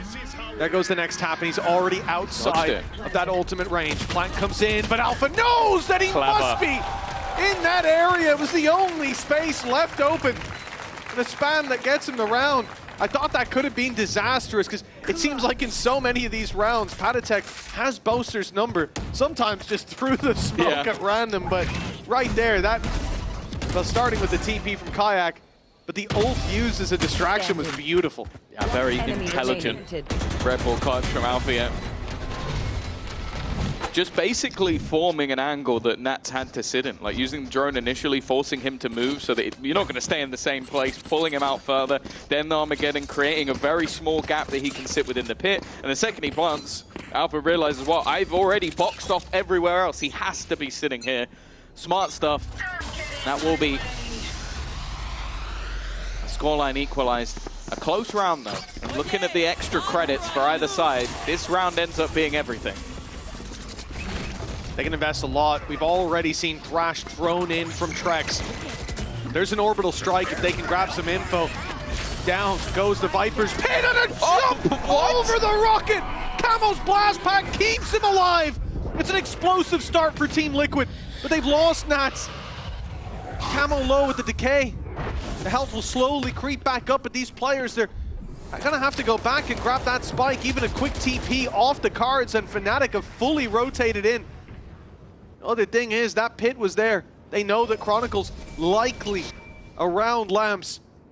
The thing is, he doesn't really have the weapon to go challenging them with the judge in hand, but if they come in and challenge him, it seems like Fnatic's toying with the idea of this could be a disaster. The only thing will be is if Liquid TP. That's the one sort of thing that's actually saving them. It's the other side of the map. Well, okay, the challenge somehow worked out. Damage coming through, Kiko swings and brings it back into a 2v2, and Camo adds another to the death toll. Now he has a chance at a showstopper, but hitting this will not be easy. Boaster even risking the spam, baiting him into firing that rocket, and it won't land a single point of damage, but Patitek, you mentioned it, he's had his number all game long. Yeah, another one added to the tally. Patitek's got to feel like he's just got one up on the IGL on the other side. That was wonderful, though. New kid would be proud of that one. Without a doubt. Wouldn't be able to show his player cam afterwards, though. That was a really nice reaction. Realizing that he was in danger, Camo insta blast packs, dodges the rocket, takes down the Rocketeer, and from there gives Team Liquid a chance. 4-3 now. Rounds going back and forth, but Fnatic very limited in their ability to challenge for this one. Yeah. Their credits are low. Oh, it's the Polish contingency of the Liquid side that has been taken over this one so far. Camo and Patitek have been on fire. Kayak having a moment or two, but I think there's definitely more to come. Seekers, well, none of them going back in the other direction. That's immediate alarm bells, even though you don't get the information on every player. It's enough for Liquid to make an educated guess. They're still being careful. Tiger going to the back of site. Little bro being sent out to make sure nobody can die while planting. But from this point onwards, well, unless we're getting a similar scenario to the early rounds, it should be very easy. Camo on top of the totem pole is a little obvious at this point, but he still gets one before going down. If that's the only loss Team Liquid leave here with, this is going to be a hugely successful round, and you can see it's only Classics that they're up against. An easy cleanup to close out this round here and put Team Liquid up to 5. A 2-round gap between these teams now. The attack side certainly looking to have their hands firmly wrapped around the reins early on. This is it's going to be an early pause as well. Well, actually not that early. 5-3, but it's been a back and forth that now Liquid seem to be coming out on top of.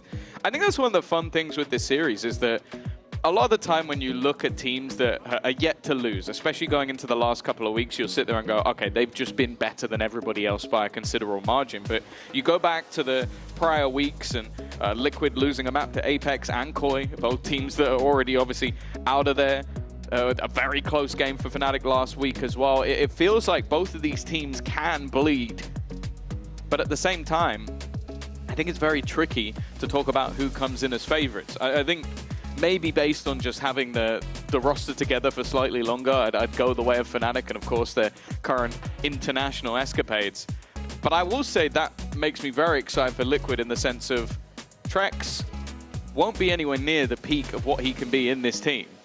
If they get him there, They could be a contender going into champs, like genuinely. This guy is incredibly good. Now that's not that surprising of a stat. Nat's the best performing IGL in the world, putting up 235 ACS this stage. Valen being second. He's only a little bit behind. You do have to say that Valen is having to carry Baby Bay. So like there is that. Well, listen, it's his fault because he hasn't put Baby Bay on the Phoenix. Then we'll see his true power unleashed. Yeah, then Baby Bay will cut. I can't even say it. The guy will carry. He'll carry. Nonetheless, Kayak. He's taken down that high-performing IGL.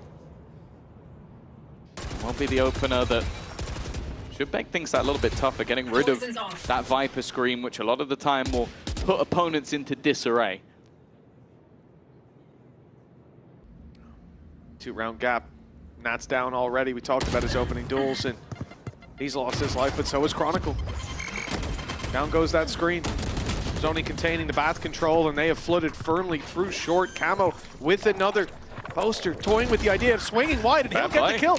He's taking Camo down. That's put the numbers back to even Stevens, and we've got a Cosmic Divide potentially to come in here, block out that short player. Although and there it is, but Patatek has got him, well, it's actually blocking out most of the team. Patatek's got himself that guiding light, the Sky Flash, to play right through. Out of charges. The molly used here to contain that space, that they now know there's no one coming behind them and decide to fight forward. Trex went on his own. I thought they'd go together, perhaps off the Sky Flash, but it's fragmented. It's individual duels that they're searching for, and so far back and forth till Alpha has his say. Fnatic winning that one out, but you have to think that Team Liquid, they gave a few opportunities there. Oh, that looked chaotic. Yeah, it was very, very scrappy. A back and forth early on, which seems to be a story of a lot of these rounds. But yeah, I guess with having that molly initially put through, they went, well, the surprise factor here would be if we go through as well. They used the other molly to make sure they couldn't get flanked. But I do agree, if you have both of those online on the spike, I feel like there was very little that Fnatic would be able to do. I'll tell you what, our third-person observer, Jack Igo's looking at that. He'll have some notes for the Sky player. If he just started singing Maroon 5 and popped that flash through, it would have been a completely different game. He'll do that in post. He always does. 5-4. Liquid still hold on to the lead, but more importantly, they still hold on to the economy, at least for this round. There's a few pieces missing for Fnatic, although at times those Guardians have never really been a vulnerability. And this mid-fight has been so interesting. We've seen it from Kayak, we've now seen it from Alpha. It's almost just disrespect on the swing. Trex is gone, and more importantly, so is the Thrash. Yeah, that's a big blow dealt to Team Liquid. This could have gotten them a lot of space for free. Instead, they'll have to brawl for it. Towards the B side is the decision, but the rotates come in. The man who took the opening duel on A short not that long ago is now embedded on this B site and ready for a fight. Alphier, Boaster, and Crashies standing by as the blast pack comes in. They definitely know where Alpha is. They saw those salvos go out, but it's Boaster. They've got to deal with Alpha playing this patiently. And with 30 seconds on the clock and the spike down, Liquid are running out of options, especially with an op for this. I mean, push into a site, dive out of hookah. You're never going to go for it. That's unfortunate truth, but the best case for them here is to just hold on to the weaponry. And after the pause was called by Fnatic, it has been a couple of rounds in a row. Although what I'll say is a lot of what it feels from Fnatic is just being that little bit more boisterous. Just like not showing that same sort of respect to Liquid that we've seen them give earlier in the match with swings from Kayak, swings from Alpha, basically just taking those individual battles. And that has definitely worked out for them thus far. It has, without a doubt. Listen, don't let those stats fool you. Opening duels, it says, but if we talk about the usual first kills to first deaths, Alpha was 7-7. He was even last week coming out of it. A man that certainly likes to be involved in those early fights, and we saw that in this round. There was no utility. There was no setup. There was just Alpha with a gun and sheer willpower, and he got them that opening duel, which was one of 2 picks in the entire round. And then actually, you could say the salvos got them the round in the end because it stopped anyone from pushing alongside Camo. Already. Be looking to try and pick up the pace. Crashies did get caught by the Tiger, and well, more importantly, has been caught by Camo. He has been sublime. The trades back and forth leave us even. That has been happening almost every single round of this game. No one able to get a solid foothold. Once again, that Armageddon will be used for spacing. Paditek, he walks in front and still comes out alive. Well, he had no choice. If he went back, he would have been killed by the Armageddon. They isolated him, but now they've been taken down one by one. Fnatic, they thought they had the right play there, but again, Paditek's bailed them out, got them that side control. And it's been a bit of a menace for Boaster. He's been hit through that smoke so many times now. That can't feel good. Again, it's been a crazy performance again. It feels like the Paditek and Camo show. Sure, Kiko joined them to sort of close that one out, but in terms of those entries, in terms of the space being taken, it has been sublime. And while Camo now comes in with a showstopper, I will say it definitely hasn't been the reason for his impact thus far. Already holding on to some of that initial space as he'll go pushing through, looking to try and find someone, but they have already retreated. A quick flank, though, is already on the boards for Fnatic. Oh, it's not exactly flying under the radar. They've spotted Alpha. The Cabbages have found him. The wraparound didn't see Boaster.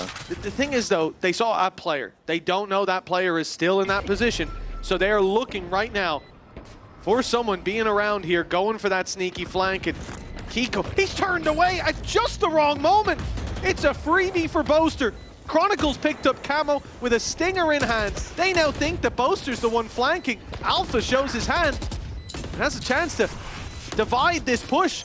They come in from inside, but Nats goes past through the orb. Sneaky around his own utility. Alpha in there for the double as the clock runs dry. The round is already done.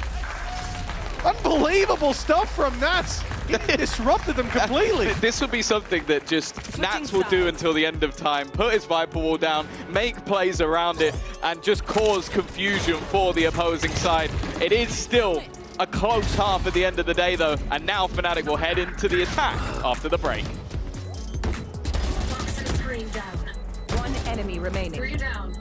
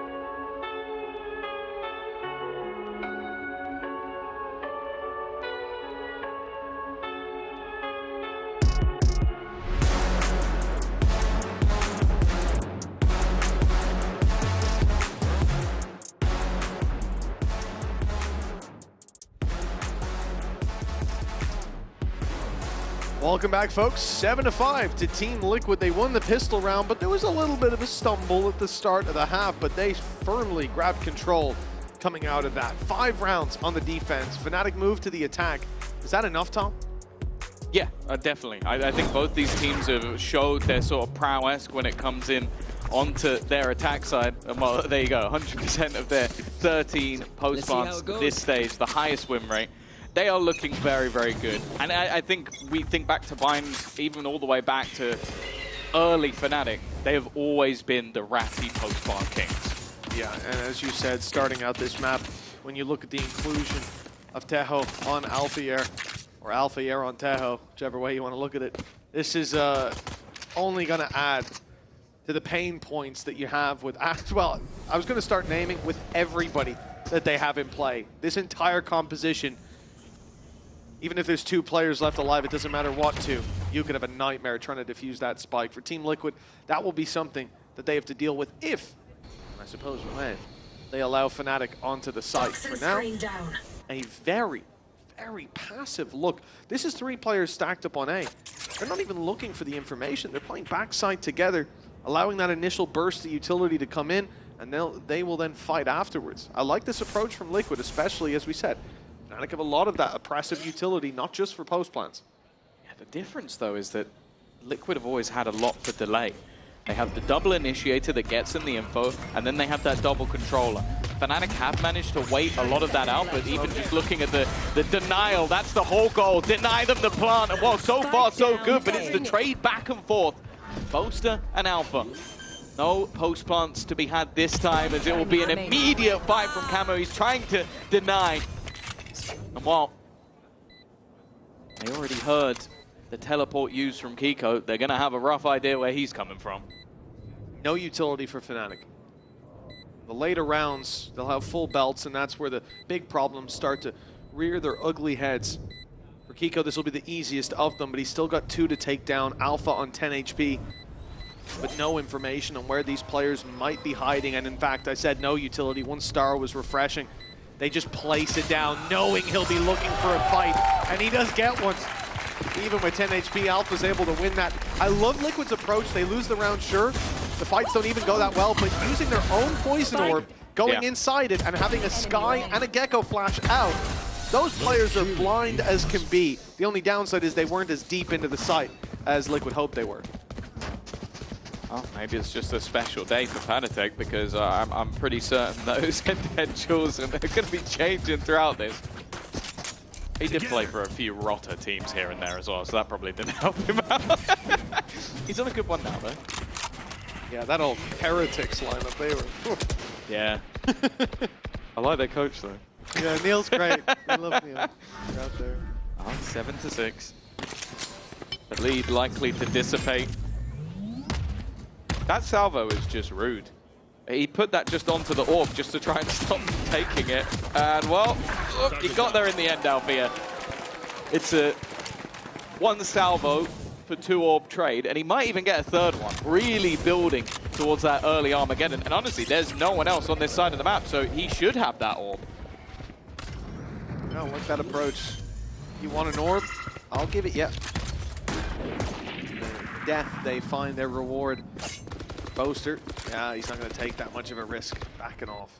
I like this. We're in a 5v3 for Team Liquid. The only way they get a chance back into this is big individual mistakes, big weapons being handed over. And, of course, you're seeing the scope on Boaster. It's not an outlaw, as we saw in that first round from Nats, or second round from Nats. If he has it first, we'd have a major problem. It is a Marshall, so even that going into... Do you think they know he's there? Not that big of a deal. They might know he's there. Nats hit that from afar. I don't like that they're getting this much out of it. Obviously, the main weaponry is still in their hands. I think Boaster is going to upgrade very slightly to a Stinger. I'm off of Padatek. He's going to chill. Sending his final farewell. 7-7. Tied up now. The expected result after Fnatic find that pistol. A bit of damage in this round, sure, but reinvestment definitely possible with those lower investments that they had. I think they've lost, what, a Sheriff or a Demon. They probably recovered that. And, of course, the Marshala. Yeah. But all in all, my eye is drawn to this. 1 away from that ultimate for Alpha Year. He may have gone down, but it was still worth it. But yeah, he's playing insane. 19-7. Currently a tied game in which, interestingly, they've lost 7 rounds. For now, at least, Liquid. Poison's off. A lot of the information is going to come off the back of the Sky Flash. Of course, in the past, it was something that would regenerate. You get more bites of the cherry. Now it comes down to timing. When Padatek believes that he will get the most value out of it. But for Fnatic, they're very happy to be in this slow, passive round. They want to bait out those smokes. They want to make sure that Kiko's not going to have much left to play with. They want to try and remove some of those flashes from the likes of Trex. Make things tougher. And well, more importantly, they wanted to get that Armageddon. I'm definitely a little bit nervous for Camo, though. If he takes a step back, he might lose his life. You just saw a deep flash come down here from Paddy. They cleared this space. Rotation can already take place. 3 players towards that A site. Kiko a little hesitant to leave. He could obviously be inside hookah, but with this utility going in, he'll be on his way soon. All missiles away. Fnatic got their space on site, but the plant will be hard to come by. Ult used now to claim them that space, and it's Boaster and Chronicle doubling up together. They've locked them out, and Alpha's even gotten a little more, catching an angle onto Trex. He was looking towards the site, wondering if he could disrupt the plant, catch a player overextending, and, well, it is Kiko that ends up doing that. 2v3. It's given them a small chance. They're going to get stunned up by Alpha here, though. And that little bit of additional delay could be enough to cause them problems. Late start going down as well. I think that's enough to deter Liquid for any further attempts. It's a fantastic execution coming out of Fnatic that ends up setting up. And I want to give credit as well to Crashies with the Haunt. While all of that was going on, you're forced to move by the Armageddon. He throws a Haunt into the backline that just reveals someone and they're instantly dead. There's nowhere for them to go. Clever stuff, as always, when it comes to the attack side of Fnatic. And they now reclaim the lead once again. It is the sort of thing that you'll see. There you go. Look how easy that is for Chronicle. Make it Easy peasy, yeah, and you'll see this many times in like a ranked game. You throw in a Haunt and they just break it instantly, but it's all about overwhelming them, drawing their attention elsewhere, combining that utility into chaos to throw your opponents off. 8-7, a 1-round gap now, but that round for Fnatic sets them up for success. And this is something we want to talk about, of course, for anybody who doesn't know. Fnatic winning this matchup will send them to Champions. That is job done, although they might like a slightly higher seeding. It's always nice. But these are the players who have made it to those global events the most. Of course, I don't think you're surprised at all with the top 4 being Fnatic and ex-Fnatic. But Nats is, of course, up there as well, leading the way. And the guys from Foot, I'm sure, were wanting to try and get themselves into that playoff stage so they can battle for it. But of course, Champions is that event that everybody is looking to get to, is the goal of every organization. And for these 2 teams, well, I think we would be hard done by if they're not both there. If we're being brutally honest, especially with the points and the chance of like, okay, even though I think it's Fnatic and Heretics who have the most points, are they both not going to make it top 2? And so, the chance of that happening are very slim. So I'd say Liquid are still in a very strong position, but a win here, it's not guaranteed, but it's very close. Always brings a smile to my face seeing a graphic like that. EMEA players at international events and then seeing Les included on the list. He's ours now. He is. We've stolen him. We're taking him. They're going to claim John QT. Claim Les. You know, he's technically has been to 1 with an EMEA there team. We go. Let's ignore the rest of them, though. Yeah, mostly. Bring them down. There is a little bit of danger. 2 saved weapons, and that double flash is impossible to dodge. You can only shoot 1 of those flashes, and well, it doesn't seem to matter. They were blind for a moment, but you're not blind forever, unfortunately. Yeah, that vision does return. And as you can see, it is with deadly consequences for Team Liquid pushing in that little bit late. And also the players that were safe from the flash initially. I think at least one of them was far enough back, and if I'm not mistaken, it was Alpha here. It's not the man you want to still have vision. Plus those sunglasses might block a little bit. Yeah, you want him to be like blind, stunned, maybe his monitor's disconnected. With an orbital strike just smack bang in the middle of it.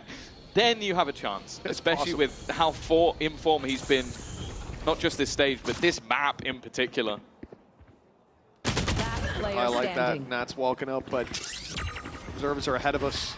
Crashies ahead of Nats. Catching him on the push. Trex, well, they certainly know that he was here. 30 seconds He's left. the man that threw in the flash, threw in the dizzy. He'll get a freebie. Alfier was low, didn't even need to be a headshot, but as always, Fnatic had that second layer with Chronicle further back. 9-7 now. 2-round gap, and the attack side undefeated so far. This is where that should change, and this is certainly where that has to change. Keep in mind, this is Liquid's map pick. They're now 0-4 on their defensive side, but the rifles are about to come out. Yeah, this is a pretty scary position to be in.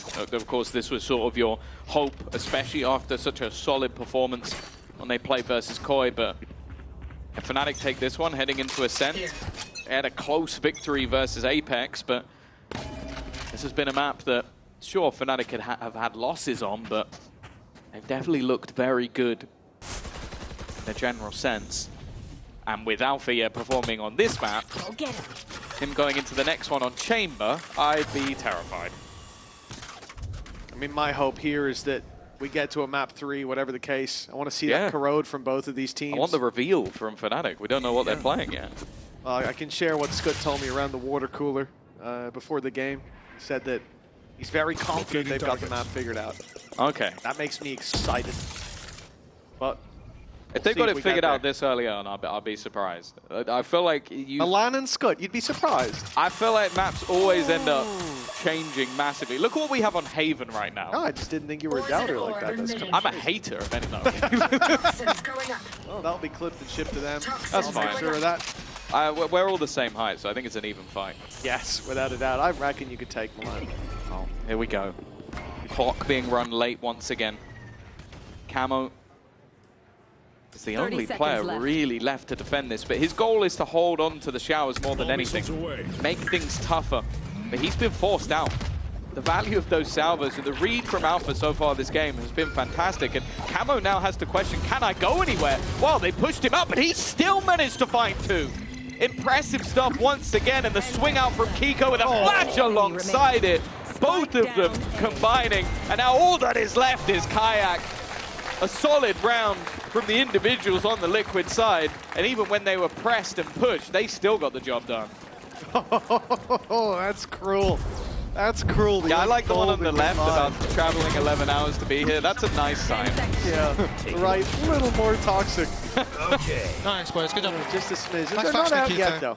There's no need for goodbyes. They win their game next week, and BBL beat Foot, which I'd say, of all the times they've played, this is where they're most likely to. BBL look better than ever. Foot look a little shaky. It's definitely not over for Vitality, but it is in question. For these two teams, this map's certainly not over, as we're 1 round away from equalizing, with Team Liquid having a great round in the previous. Camo and Kiko firing on all cylinders. Look at the ults as well. Yeah, exactly. 1 away from Orbital Strike and Viper's Pit. Trex and Camo have theirs primed and ready to go, and it's not exactly the same flavor on the Fnatic side. Some are close, sure. It will be quite a battle to get those orbs. Team Liquid with the safety nets. Oh, Showstopper. It's going to go through. They've all escaped.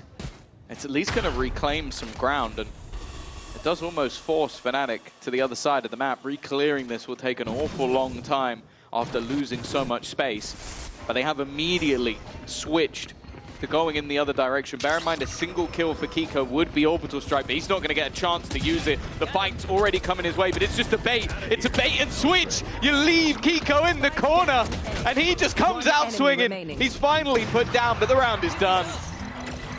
Yeah, it certainly is. Boaster's looking to save. Oh, no, he's not. He's looking to punish. He goes in, takes Wingman down. Well, for that, Team Liquid will not let him live. He will be rightfully punished. You leave Wingman alone. 9-9. We're tied up now with Team Liquid having answers for every question mark thrown up for Fnatic. And the best part is, Tom, they didn't even use their full inventory of ultimates in that one. You mentioned Kiko getting his kills, finding that Orbital Strike. They have the Viper's Pit. They had the Thrash coming into the round. All 3 of those ultimates are still online. And for Fnatic, yes, they've got money, but they will have to contend with those in this all-important round. Well, I love that round in general, though, because I feel like Liquid had everything set up. Like, they knew what was going to happen. They had the 2 players contacting over on long.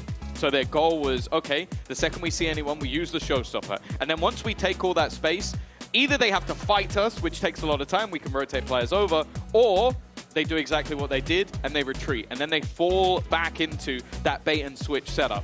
And Trex played it perfectly. He gets that 1 kill and then goes, look at me, I've gone back into lamps. You got to track me down, and everybody else forgets that corner could still have a player in it. Just smart stuff from Liquid that gives them a relatively easy round. And as we've said a million times, if you put someone like Kiko in a position where people aren't looking at him, they are dead. Hell, half the time if they're in a position where they are looking at him. That's also true. Even the round before, you saw it. He came back in, 3 quick pickups. The round was done. That's 1-7 in matches against Fnatic. But he's 74 versus 52 against Boaster. I'll be honest with you, I think Boaster would rather be 7-1 up in matches than caring about his head-to-head. I don't know. He's He's a hard cookie to crack. I think we'll have to ask. Not for Nats, he's not. Well, maybe in the RGL department he is. Sure. Not in the head-to-head duels. Deep push. Again, we see the same tactic. The flashes coming out of the smokes for Team Liquid. They immediately fall back. That space was not being fought for by Fnatic, though. They are playing this one passive, expecting some sort of a early push from Team Liquid, an early pressure. There. Nightfall online and a lot close. That showstopper has now been picked up, but that's something I'm sure Liquid will be well aware of. They're trying to play ahead in terms of the information game, and they've already spotted out Chronicle. Fnatic wanting to try and fight ahead of this.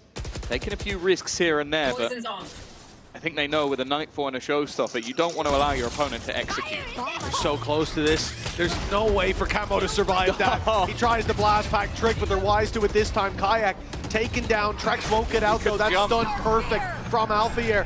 He's stuck. 30 seconds left. Then comes the orbital strike, but Chronicle finds a kill around it. Panatek falling, puts pressure on Kiko. He's delivered 2 rounds in a row, but this, a much bigger task. An easy pickup onto Crashies. That Snakebite falling puts pressure on him. It's still a 2 versus 3. That Viper's Pit can be traded out. Chronicle and Nats both having theirs. But you look at the position of Chronicle, he won't be in a position to counter it. That's a good reaction from Nats. This ult gives them a leg up. It puts the pressure on Fnatic. They now have to fight back into this or risk it on the spams. But the Snakebite goes through, forces him out of position, gets the kill for Boaster. And Alpha's all too keen to clean up double digits for Fnatic. Some of the dangers from Team Liquid used. Still that Thrash left. Yeah, this is exactly what Liquid were hoping to avoid by being in more aggressive positions. They didn't want to allow Fnatic to get into those post plants, because you can even just see how long Chronicle holds onto that Snakebite. He's just waiting until the very last moment, the second they're onto the site, and then, well, you know that that's in position, you know they can't be defusing anymore, so that's where the spams come through. It's just so good at knowing their angles and positions in those post-plant scenarios that they're very tough to play against. And that's where I will give credit to Liquid so far in this second half. They have done well to play ahead of it and not allow them to get into those spots. Yeah, and they tried to here. We saw that B-long push, as you said. We saw them get a little aggressive inside of Hookah, but ultimately that was their downfall with Kayak striking with a great stun from Alphair. Round fell apart. Prowler catches Panatek, that forces him back. Fnatic again, no, they've got that control, but it's not for free. Paddy comes back to make them pay a heavy price indeed. Boaster's down to 18 HP. Nade's gone through. He's under a lot of pressure. He walked back into it. He almost died to that nade. But he's still surviving on 7, so they'll keep their smokes for now. Yeah, Camo has sent it. Because of that, the advantage has diminished. Armageddon has been used to at least try and force someone into the waiting arms of Chronicle and maybe allow them to get out onto this site, but players are now ahead of that Cosmic Divide. Snakebite 30 seconds also left. thrown in as well. They are starting to run out of time, and that's still here on the cross. It's only going to be the one, though, and that was the low HP Boaster. The Tiger will stun someone up, but getting in onto this is definitely not going to be easy. Even still, though, the time is on Liquid side. 15 seconds left for them to try and plant, but Chronicle has done a good job to hold the line. Oh, they know exactly where Trex is as well. Alpha immediately spinning after that kill on the Panatek. Yeah, we saw that Snakebite come through from Chronicle outside of Hookah. They expected Panatek was still going to be up close, but Liquid, they played it wisely. They said, use your util, dump it in, we'll play back. We won't be isolated. But in the end, Chronicle being in that position to cover that plan saved the day, and Alpha's quick reactions on the double sealed the deal.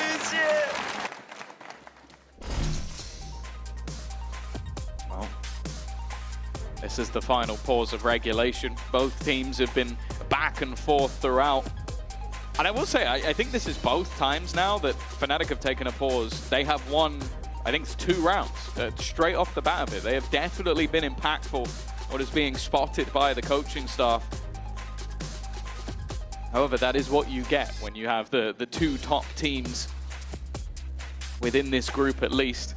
Heretics will definitely be in with an argument if you're talking overall, but either way, we know they're both up there. for Fnatic. Now 2 away from taking their opponent's map choice and heading into a set where I think most people will have them favored. This is definitely a dangerous looking scenario now for Team Liquid. Yeah, for Fnatic. Alpha Year 27-10. In this world of chaos that we've seen. This is such a stupid toast. I like your luck, Captain Cal, but I hate this toast. The best Tahoe in this stage. Wow. That's crazy. What an accolade to have. To be fair, I don't didn't read the last think, line. I'm sure it wasn't relevant. I don't think it would matter either way with the way he's playing right now. I think he'd still be the best. Yeah. I mean, his utility has been great. His ults have been great. His information gathering up there as well. But just him as an individual right now, he is dominant. As I was saying, in this world of chaos, he is the calm, the steady, the safe pair of hands every time they need him. We saw it in the end of the last round. And look where that's left Team Liquid. Weaknesses across the board. It's a dicey investment for them. They've got a rifle on Paddy, but the rest saving up some credits for the next and what could be the last. Yeah, I think he's going for the accolade of highest statistical sentinel, duelist, and initiator. Smoke's coming soon. That's going to be hard to fit in the trophy. Sure, why not? Camo, up close. He is being tagged away, though. He hasn't yet been spotted, but he is just taking more and more damage, and eventually, well, he's found Alpha here. Worthy trade. Even going to pick up a gun, but immediately hits the deck after that. And while Panitek did have the one rifle they started the round with, but once again, you feel like the second this spike is down, it feels like the round's already over. Dangerous Kiko as he's got the judge, and they've walked right into him. The round not over yet. In the darkness, that's where even a glimmer of hope can shine so bright. The guiding light leads the way, but Kiko is the one to fall. And now Panitek has to recover the 1v2. His teammate did it. He found a double, but time is against Paddy. He knows there's a player in the corner. The blast pack used to push him off. And a 3K from Kayak seals 12 in for Fnatic. 3 chances to close out their opponent's map pick. Yeah, as we said, the attack sides from both of these teams is where you expected to see a large share of the rounds. And although Liquid did manage a 7-5 first half, it has been a very different story. Bro? These guys in smoke going short, bro. And I died, I'm the last. I think it's 27-11, you know? It's fine. He is right, though. He's the last man in, and the guy's in the smoke. It's gotta be frustrating. The funniest thing is, I think seconds before, Crashy had put a Prowler through, and it didn't hit him. Yeah, he snuck through. I mean, you don't expect him to stand in a snake bite. I'll give him that, but... Ults now only really Chronicles. Crashy's is close, and for the opposing side, they're not going to likely have one this round unless Patatek or Kiko are able to get a double. Fnatic's pace is always difficult to play against. You want to deny them in those post plants, but the fact is they are so slow across the map that you're starved of information. Even with the double initiator. But they'll at least have a rough idea where they are right now. My ult is ready. No flashes left for Patatek. The investment's been deep in this round. The Util's the one that suffers, but Boaster, the one that really pays the price. He's been dropped towards that A site, but the push was always coming in here on B, and it's Nats through the smoke to drop Alpha. There's still credits for the next. There's ults powering up. Oh, but it's not over yet. I'm already thinking about round 23, but getting there is all on the back of Liquid. Kiko, he's been so reliable. He'll be needed again, but alongside Camo, it seems like they've got this one under wraps. 12-10 at least. They'll get one more round. It does feel like that, doesn't it? Every single round, there's a moment where it seems like either side can turn it on its head, and a quick double in the mid there made it interesting, but with the full rotation of their squad already in position. And nice a stellar start. Nice flash, Nikita. Good job, boys. Nice bunker. The difference now goes down to just 2. As I said, the coaches are out until overtime.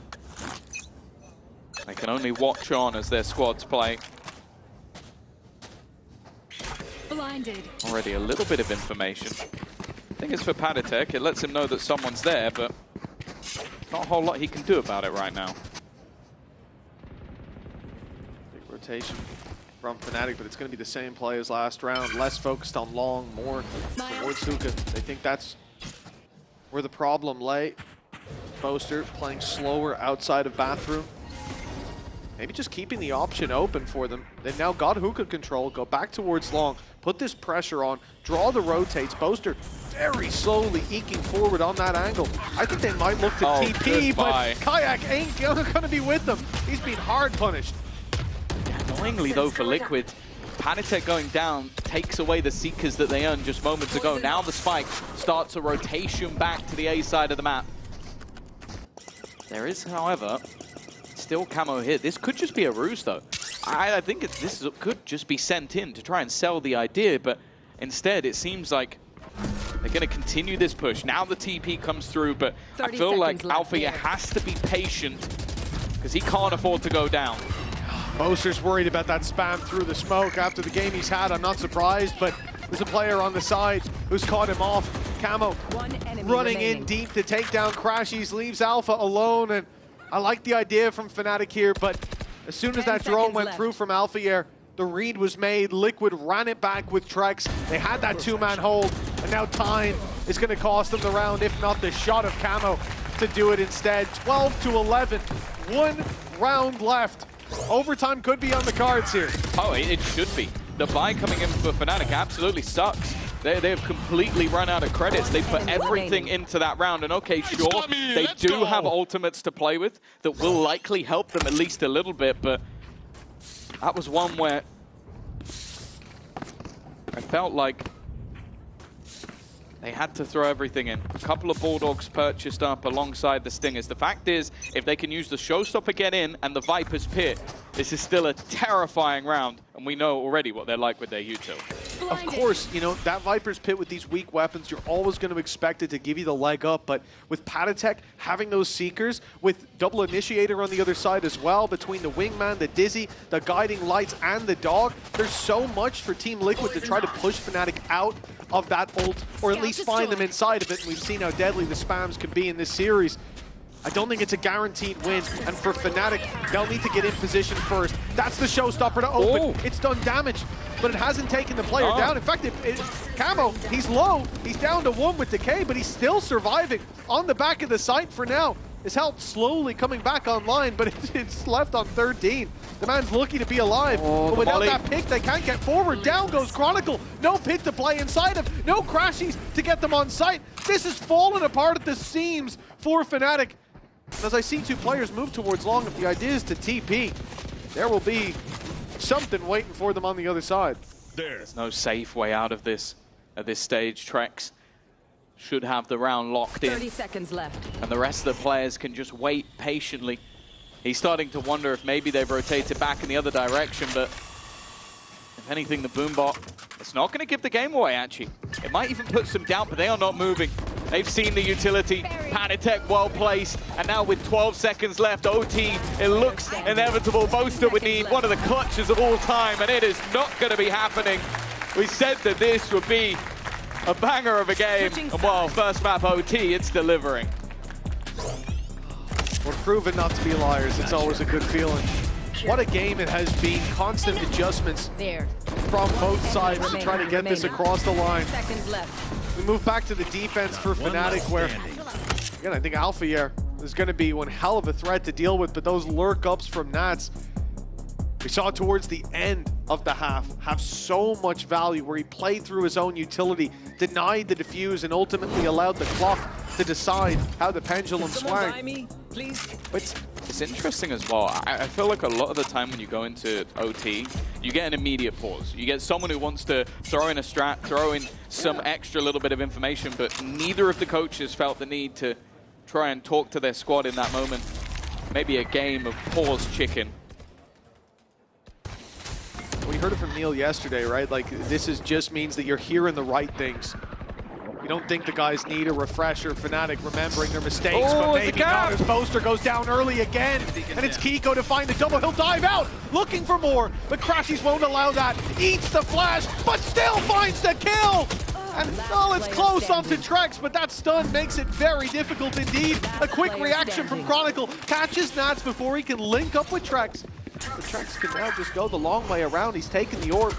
He's got it. This will get old. And now he'll grab the plant. That means playing against Thrash in the post plant for Chronicle. That's going to make this very difficult. No, but this always makes me nervous. He's gone running up. I don't know if Chronicle has actually heard the steps. It seems like he's turning back. Just pulls out his gun, but not in time. It's almost like he baited him with the idea of Thrash and then got aggressive at the same time. Well played from Trex. And more importantly, Liquid, after a deficit, they now have a chance to close. Yeah, that's such a nice play. Obviously, what's going through your mind, he's going to plant, he's going to fall back, he's going to run the clock down, he's going to use Thrash on me. If I don't hit those shots, I'm going to be stunned, and this round will end with a knife kill. But instead, he uses that. That's so smart from Trex. And 13 on the board for Team Liquid. A hard-fought series indeed. It was lights out from Fnatic starting their attack side, and they'll have to recapture that flame moving into this, what could be the last round of Bind. Trex has been here a lot. He's been catching Boaster a couple of times, so instead they're sending the big dog Alpha. Yeah, but it's a different angle. This is much more aggressive than what we've seen from him so far. He was playing back in this exact spot most of the time. Switches it up and then just moves back, and Boaster goes, yeah, I remember that one, and immediately dies to the same thing. Trex is kicking it up a notch in OT. And while Fnatic, they now have to try and fight back from a deficit, and guess what? This man has not left the showers. He's keeping it clean. You're playing up against a guy who just won out that last clutch. He's got to have so much confidence to play with. And here we see it on display for the third time in the round. A lot of damage done, and certainly not a death sentence for Liquid. They get the information that the play is still towards A. The smoke goes down, but they cross through with that wall that's now soon to drop. But those players can be safe. The problem is, well, for a moment, they were splitting up. And if they were, it would be two players pushing on the other side. Kayak needs to clear his left when he comes out. He has, but Kiko hits the shot first anyways. Camo's there as well, and he'll close out the map.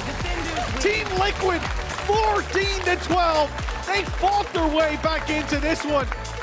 They have now got a one-map advantage going on to Fnatic's pick of Ascent.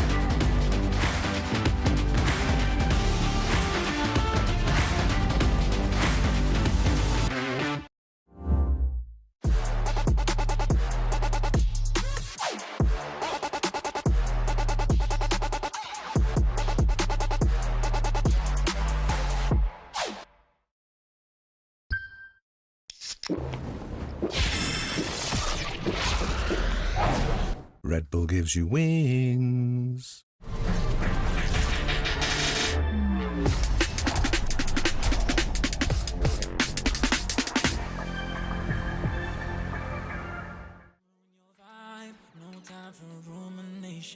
Let's leave it all behind. Take a flight, aviation. Want you, girl, by my side. Let me show my appreciation. I want you here with me.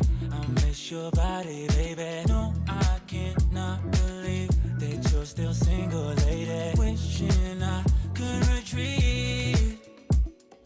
I want you here with me. Be my lover, be my Jovi, be my woman, be my lover, be my Jovi, be my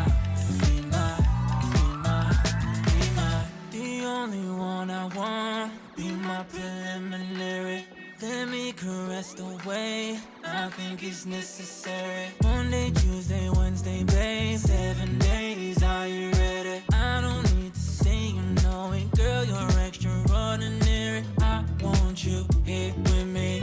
I miss your body, baby. No, I cannot believe that you're still single, lady. Wishing I could retreat. I want you here with me. Be my lover, be my trophy, be my woman, be my lover, be my trophy, be my.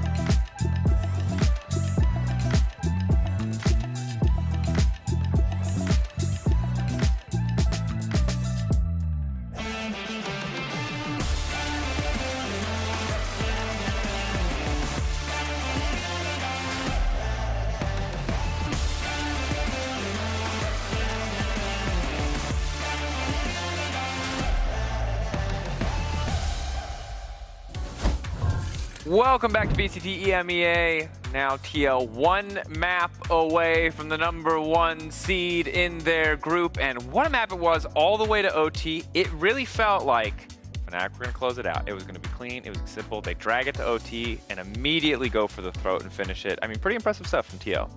Going into Bind, we know that, and especially with Team Liquid started on the attack, we expected a lot of explosiveness. And I think that Fnatic also expected it. As you're seeing right here, they just decided to go for the retake in most of the rounds. And Team Liquid did plant the spike 12 out of 12 times in that first half. Yes, we go to that OT, but I'm surprised that, you know, Fnatic kind of knew what they want to do. But once we move on to the second half, the fact that Fnatic is playing without flashes made it a little bit difficult to overcome the layers of the Brimstone and the Viper without having a Gecko. And I love how much these two teams know each other. Fnatic, they know Liquid want to plant, we'll play retake. Liquid know Fnatic likes to plant in the last 3 seconds. Kiko's just going to run through a smoke and deny it every single time. Yeah. And I think towards the end, when it was 12-9 Kukuga, there were a couple of rounds where it just showed just how well of a game that Liquid read into Fnatic. Yeah, and we saw, like, for example, like Fnatic in this round, like having Kayak ult, having Kron's ult, like something that can, not Kron's, but Kayak can help you open up. But Team Liquid were playing very well around that, and they were very also conscious that the moment that they got a kill and one man down in Fnatic, they just had to run the clock down. Well, and also I think the thing that I really liked that I noticed was there was a moment where Boaster got picked on showers, and immediately all the delay utility got used on the other side because they're like, they have to hit here. They're going to hit. We just found the random pick on Boaster. They're going to hit. Even before the Fade ulti came out, they had already thrown down the Brim Molly, just anticipating the immediate response to play. And to me, it speaks to teams that are like, yeah, we've seen the tape. We know what's coming. Yeah, and it's very easy if you're Kiko to just waste your smokes, right? Yeah. I love the way that he doesn't waste his util. But I will say though, Fnatic, you want to check your corners maybe? You want to check something? Yeah, when you're 12-9 up? Yeah. I think that this is something that we were speaking about. The Fade ult comes out, you try and follow up. Yes, you do have that Fade utility, but you're going in blind, and the other team is not going to be blinded by you. So, yes, you do have the traces on the floor. Sometimes it is just not going to be enough, especially when, as you're saying, there's no shame in just going for the kill and Kiko denying that plant. Yeah, but he did this, I think, the next round as well. There's 2-3 rounds in a row where Kiko knew he had one job, which is to deny the plant. And who knew that if you only had 6 seconds to plant, if you couldn't do it in that 6 seconds, maybe you lose the round. Fnatic should know that. Who knew? At this point. What I will say though is this might be the best Alpha Yatejo I think we've ever seen. I think that we saw it constantly throughout this map. His utility was on point. And the worst part of it is that in this entire map, he got 1 assist. 1 assist! Because he always gets the kill. It is what it is. Sometimes, and most of the times, the Tejo utility, especially now that it has been nerfed and you don't play around it, is not supposed to be getting kills. It's actually supposed to move the opponent into the direction that you want to find it, and then you find the kill. So it doesn't necessarily deal the damage, and the drone is more to like re-clears and just keep presence on the map. So we kind of expect this kind of performance, but the fact that he's able to keep up with the numbers and Can someone make me the John QT meme of the how many assists Alpha got? 1. I need somebody to do that. Whoever's listening right now on socials. The good news is for Alpha, he doesn't have to play Killjoy next map, and he's already warmed up and hot on the server. And this Chamber is gonna be a menace. I mean, Chamber is a. I almost said champ. I'm falling back into old habits. I apologize. An agent. I don't love him. I'm going to be honest, but I respect it. But you love Alpha Chamber. But I love Alpha. I just don't like any agent whose 2 abilities are guns. He's just like, people are throwing fire from their hands, and your power is you brought a gun. Fire from You know? Like, what is that? I'm sorry. Like, the Valorant lore couldn't support him, like, shooting laser beams from his eyes? I'm just sorry. The laser beams are actually from Neon. That's actually that's true. so That's from the funny that you hand. said Sorry. that. That's a personal beef. But it has no bearing on the map or the strategy ahead of us. Do you reckon Liquid stick to the 2021 Ascent combo? I am honk shoeing. I know that Serial is no longer in the team. Can we bring the deadlock back? Yeah, I agree. I like it. I think that you know, bringing some fun. We did see them, as you're saying, playing the most standard comp. I understand you have Nats on this team. I understand that you want to put him on Cypher. I understand that nobody should be able to take A, but it's just boring, man. I agree. I mean, and also Nats is really flexible these days. You can play Vice. You cannot be against all the other teams that are giving like the Chamber here, the double duelist, this and that, and you're like, yeah, it's. No, I agree. They heard you and they said, I could stand the content game. Yeah. Yeah. They're not interested in the content. They want a clean closeout. They do, and this could actually be a clean closeout, and this probably be one of the first times where Fnatic get denied that first seed. So often, they're always seed 1 going into playoffs, and also delaying their Champions qualification. Pnatic was right? Patty's always right. Yeah. Well, he's sometimes right. He's sometimes right. Yeah. He's sometimes right. I want to shout out Crashies on this map, though. I think he's the unsung hero. Absolutely. And his utility is almost flawless. Like, he gets so many kills. He's so effective with the shock darts. He always gets the timing right. He's very, very good. And going up against Trex on the other side, probably another one of the unsung heroes. But we were speaking about him, we were speaking about Patatek, and especially with the information that he gets with the knife, knowing that you're playing against a Euro and against the Chamber. Most importantly, if you believe it or not, with Chronicle on the device, you need to spot what setup Fnatic are doing for you to have a good read. Watch out for tree, please. Fnatic do it time and time again. Patatek, you need to play with Nats on A. And I want to see how Fnatic answers to this, because they know that they have a KO as well. Yeah. I want them to have a second layer. I don't want them to just rely on Alpha being able to get a pick TP out and then hit a side. Watch Alpha just do it every single time. But with a knife there, he can't TP out. So I need them to give him some support. I want a second layer because I think other teams are starting to figure out what they do on Ascent. Yeah, a lot of teams are copying it as well, but this we're going to have to see if the OG is in fact the best, or if Team Liquid have figured out exactly how to shut Alpha down as we get ready for map 2. It's Ascent. Casters, take it away. Moving on to Ascent, it's time to see if Fnatic can rise to the occasion, or if they'll be left in the dust as Team Liquid look to take this series 2-0. An impressive resurgence on their own map pick to get back in there in overtime. They were 12-9 down. It looked like Fnatic had everything figured out, but they came crumbling down in the end and couldn't get off that 12 mark. Yeah, Gentlemates. All right, that's toxic. But either way, we're going to be getting into, a map that I think the Fnatic are going to be coming in fairly confident. We haven't seen it anywhere near as much coming out of this side of Team Liquid. And I do say, like, I like their old composition that they used to run with, like, the Teo deadlock at least a little bit more. Obviously, the Teo has since been nerfed, and it's not quite the same thing that they're running, so they've gone back to the old faithful. But I also do wonder if that's just based off the personnel they now have. Like, you have someone like Trex, who is such a competent Sova player. Why not lean into something you know will work? Well, this is a heavy share of 5 from Team Liquid, 4 of them in play, and already one's drawn blood. Camo pushing up on mid as well, but the short player's been isolated. The knife is out! Okay, it was stopped. It was stopped. It would have been the knife kill, but Camo stole it away. That was a hell of a decision for Nats. I suppose stand there and die was the other alternative. As Chronicle's now going to be left alone, and again, those Sheriffs still in the round. That is going to be difficult to play against, and Nats is the one to claim that final kill. 1-0 start for Team Liquid. And we had it yesterday where Neilzinho was commenting on the 2 Sheriff buy playing together on the attack side, how strong that can be. But the 4 Sheriffs in a frenzy blitz into mid, that is a different flavor entirely. Oh, wow. Different flavor entirely. Oh, bear in mind as well that Nats was the one who not only took the first fight, but was also dancing around playing with a knife. And he still manages to come out alive and with a couple of kills. A huge confidence starter for Liquid over on this defense. Squad that definitely has the depth of talent to make a map like Ascent work. I think Camo's definitely going to have to be a big part of that. And kicking things off on the defense as well, it's always going to be a good opportunity, especially with this comp, to really build up those rounds. Fnatic have that head hunter on Alpha, but so far it hasn't found its prey. Although someone is a little closer than expected. Boaster thread the needle. He's caught Nats off guard. That head-to-head looking a little bit better for him now.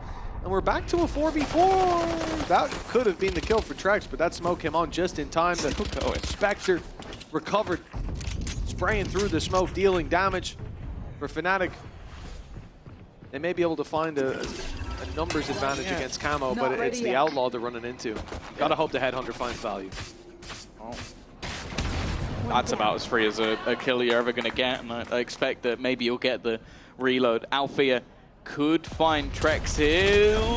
Okay, he gets the job done in the end, but most of those bullets are gone. Kiko, a bit of an unorthodox position. I don't know if anybody's going to be expecting him just to be sat on the edge. They definitely will now, and Crashies with a right click has managed to make it work. Even still, though, there are a couple of players that they have to deal with.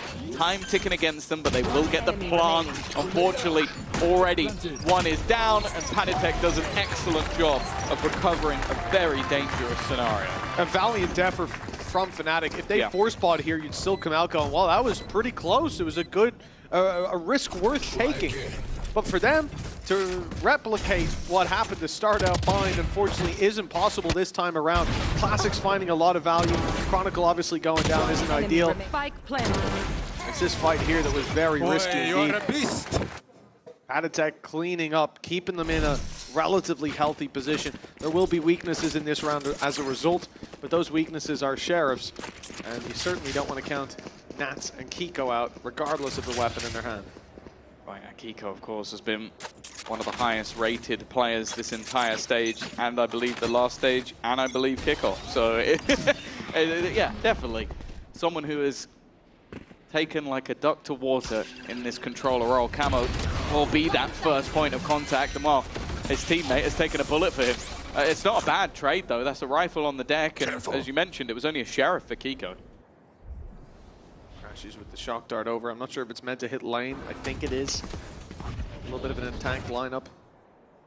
I think it wouldn't hit the cam, even if it was in like above the arch or anything like that. It's a little bit off. He'll be able to see that. Another tag. The next one. 10 HP on Kayak. 140 in for Camo, and again, we said like Sheriffs are a weakness. He's still going. He's pushed all the way down middle. I mean, he hit the 140. Now he's hunted his prey to the ends of the earth. Even makes it out. And now look at this push coming down on short. Panitek backs off just in time, so Crashies comes through to clear it. It's just a waste of time. There's no one there. That's the big thing. Time. There's 40 seconds left. Another tag connected. So, yeah, Camo's done an impressive job, but it is still a 3 versus 3. The main danger now, as always, with Fnatic is that clock. And they are walking into Trex, the one purchased up Phantom. He was one of the main reasons they were able to close out the last map. If he can close out this round, they're going to be off to a flyer of a start. And they were pulling out utility. They're expecting him to be at the back of the site. With the amount of time, you can understand why. But now that clock gets even more dangerous. And Trex, alone on the B site, will do the work once again. Yeah, man, he is carrying through that momentum from the end of the last map. It hasn't gone anywhere once he's given the challenge. And you completely, I agree with you, Tom. You understand why they don't think he'll be there. The clock is running so low. If they get that kill on stairs, it's straight into plant, the round flipped, and they're back in with a huge advantage. Also, you think once they've run into the site, they're probably on like 7 seconds, so he just needs to kill the planter. It's a risky play, but an intelligent one. Probably most of the time, the right play is to go Boathouse and just run that clock down. But this, again, we saw the decision-making with the Gecko when he had the ult going into OT. Now we see the same thing here. Trex is He's feeling it. He's not afraid to take a couple of risks, and they're catching Fnatic off guard. Now, leaving that attack side with next to nothing. Sheriffs, we sung their praises, but they're against a full buy, full utility. You got a Guardian, you got the Headhunter for Alpha. There's still promise, there's still hope for this round, but ultimately I think you just have to, the expectation has to be set around getting a couple of kills, doing some damage to the economy. I mentioned, if we can see the best of Trex, this team could be a world beater. There's already plenty of those on the other side though. Kayak started off strong. Trex will be the one to respond, and Nats is playing around his own setup. There's a reason you still see him on this Cypher and not switching things up. He creates his own luck, but there have been trades across the board. The advantage has dissipated for the side of Liquid, but they do still have some heavy hitters left. Camel for a second scared me. He was going out planted as the spike was being planted. Now he's got teammates with him, or at least one. It's Patatek who has to take up that mantle. A 1 versus 2. Alfier still playing with the Headhunter. In towards main, no chance to recover a weapon, but Patty has to first get past Chronicle, who's holding out on the angle. He's got a good read on the situation. A great shot and a knife for info that will be avoided, but the steps, he heard them, no? I think he did. The deep flash, look at the diffuse. It's in a perfect position. Alpha's got to run. He's got to sprint. He might be too late, but now he's got behind the boxes. He pulled Patatek off, but even still, Patty's able to get it done. 4-0 for Team Liquid. Expectation was damaged. Fnatic certainly got there, and it needed to be a Red Bull clutch to get it across the line. Yeah, no, honestly, you look at how Patatek has been playing as well in the last couple of maps. He has been so clutch. He saved them in round number 2. He saved them here. Oh. I will say be careful. Those words have come back to bite people in the past. And while Fnatic, after a pause in the last map, we mentioned it every single time, they immediately responded. Now, for those of you who don't know, since we've been in this partnership stage, in fact, I think since all the way back to 2021, a best of 3 has not gone in the direction of Team Liquid. They are currently 1-up. They are currently 4-0 up on this map. And of course, the only other that we saw it at the very beginning of the pre-show, them winning in EMEA, them taking that trophy. But it's a very different looking roster to then. That stats you saw on the screen, obviously, as you said, Tom, from the partnership era back in 2023 when we kicked things off way back in the Coliseum. And yes, the rosters have undergone many changes. Nats has always been there. Boaster has too. And Nats, although he's been on the roster, now he's the one leading it. Now he has a chance to prove that he can be the difference maker at the helm of this ship. 4-0 start, 1 map under their belt already. This is a nice spot. The chance for Trex to right the wrongs of history, 0-7 up against Fnatic. This could be where that all changes. Coming into this round, Rifles and Fnatic, you might think, Alfier, he's done an angel. He's not bought a weapon in all his era, but no. He has got the ult to work with. For a second, he almost did. Luckily, he still does. Yeah.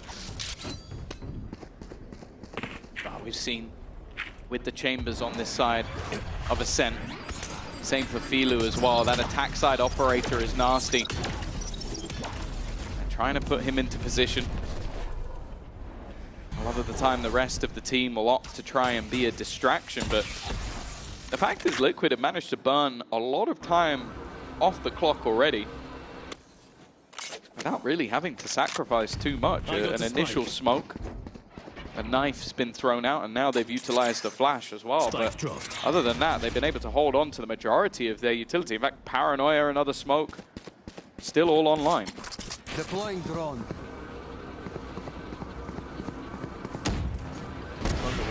Oh, Camo! He waited out the drone. Gave a false sense of security to Chronicle. Hunter's Fury goes through. It's looking for players in main, but he's a little too far away to actually catch them. 30 seconds left. The smoke down and a Paranoia primed and ready. Flash still online for Patatek as well. They're going to find it difficult to get value. It's Kayak. He got ahead of the Paranoia. The gate crash into sight, the opening pick, but they've still got so many players left to deal with. With Trex falling though, that could be the round in their hands. I said a flash for Patatek still, but Kayak's on a tear until he meets Camo. A 2 versus 3. An all-bin play up against the tour de force, and it's Camo who comes in, forcing this back to a 2-on-2. Boaster will smoke himself off. In fact, it's the other corner. He's playing mind games with them. Camo still having that Blade Storm, though, a deadly foe. Boaster up close. He won't catch anything with Nats on the shorty, and now they've got the info. They just have to wait, and Crashies will be revealed. He tries to do the same, but the bolt-on backside doesn't draw Nats' eye. It's Team Liquid 5-0 in the lead. That round looked like Kayak had done enough, but he is the only player to draw blood in round number 5. No, he did fantastically well. He played off his teammates' utility, gets that first opener, then manages a couple more while holding on to the site, but then the retake looked even better. Nice. Camo 9-2 right now on the board. His operator at the beginning was deadly, but and that's the funny thing, that Hunter's Fury, you're going to see that and go, well, I missed. It didn't, but that was reactive. That was okay. Yep. We now think they're going to execute. We've seen a drone. We know there's players coming that way. And the second it hits nobody, they're immediately full sprint to the other side of the map. It gave them info. But it was the clutch that gave Liquid the round. Still a buy for Fnatic. Still an operator with the extra credits for Alpha here. But they need to start picking up some rounds soon. Last time out in a victory versus Koi, they ended up with 8 over on that attack side. Even going back to match versus PaperX, they had 9. So there are still expectations on this attack side from Fnatic. I like the idea to spam back here, but Alpha, 40 HP. That op might not be as easy to wield now. He can still take a shot to the chest, but spam or 2 and he will be out of the round. Depends from what. Well, yeah, okay, if it's Camo, he's not having a great time. Or if there's a Sheriff in play, but no Headhunters for them, at least. He'll play this passive role, just sitting here, watching the cross, so that if they go to rotate, he can pick them off. The Cloudburst is used to give him a free cross, as Camo now joins this site. Deep control from Kayak. Nop on the retake, never that easy to use, and remember last time Camo had himself the Blade Storm to work with. They're just waiting. This time the cross will be a little bit more difficult. It looked like that was on, but it's not connected. Nice work from Trex, and now they're going to deny all of that utility. Hunter's Fury will not be available, but you look at the position that Crashies is in, and wow, there he is, swinging out immediately. Pico is actually going to manage the res. They thought it was bait. I can kind of understand it was risky, but the fights have just all gone in their favor. All the stands in their way is the IGL of Boaster, but he will not get a chance to spam. Diffuse already underway, and Liquid looking really comfortable in these A-site retakes. Yeah, I mean, so many things went wrong there for Fnatic. Alfie are having the cross. To be honest, it looked like he hit that shot. But Trek stopped just on the edge of his crosshair and fires right back.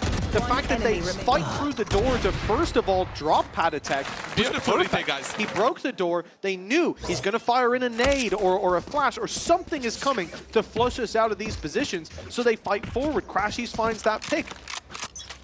If they pushed on the tap of that res, that would have been dumb, honestly. Yeah, it would have been Of course stupid. it's a fake. But no, they actually stick it. That's so unfortunate. And from there, the crossfire ends up working out for the trades. Team Liquid, everything's going right for them right now. It feels like there's been multiple rounds where Liquid have almost gone, you're going to expect me to do this, so I'm going to do the opposite, and it's won them the round. Kiko plays that perfectly based on just expecting Fnatic to do what they did. Oh, Camo. Again, that is a fight that Crashies was never going to win, but Alpha Year will. Yeah, that Cloudburst I have the spike. should have been a little bit to the right. Gave a gap.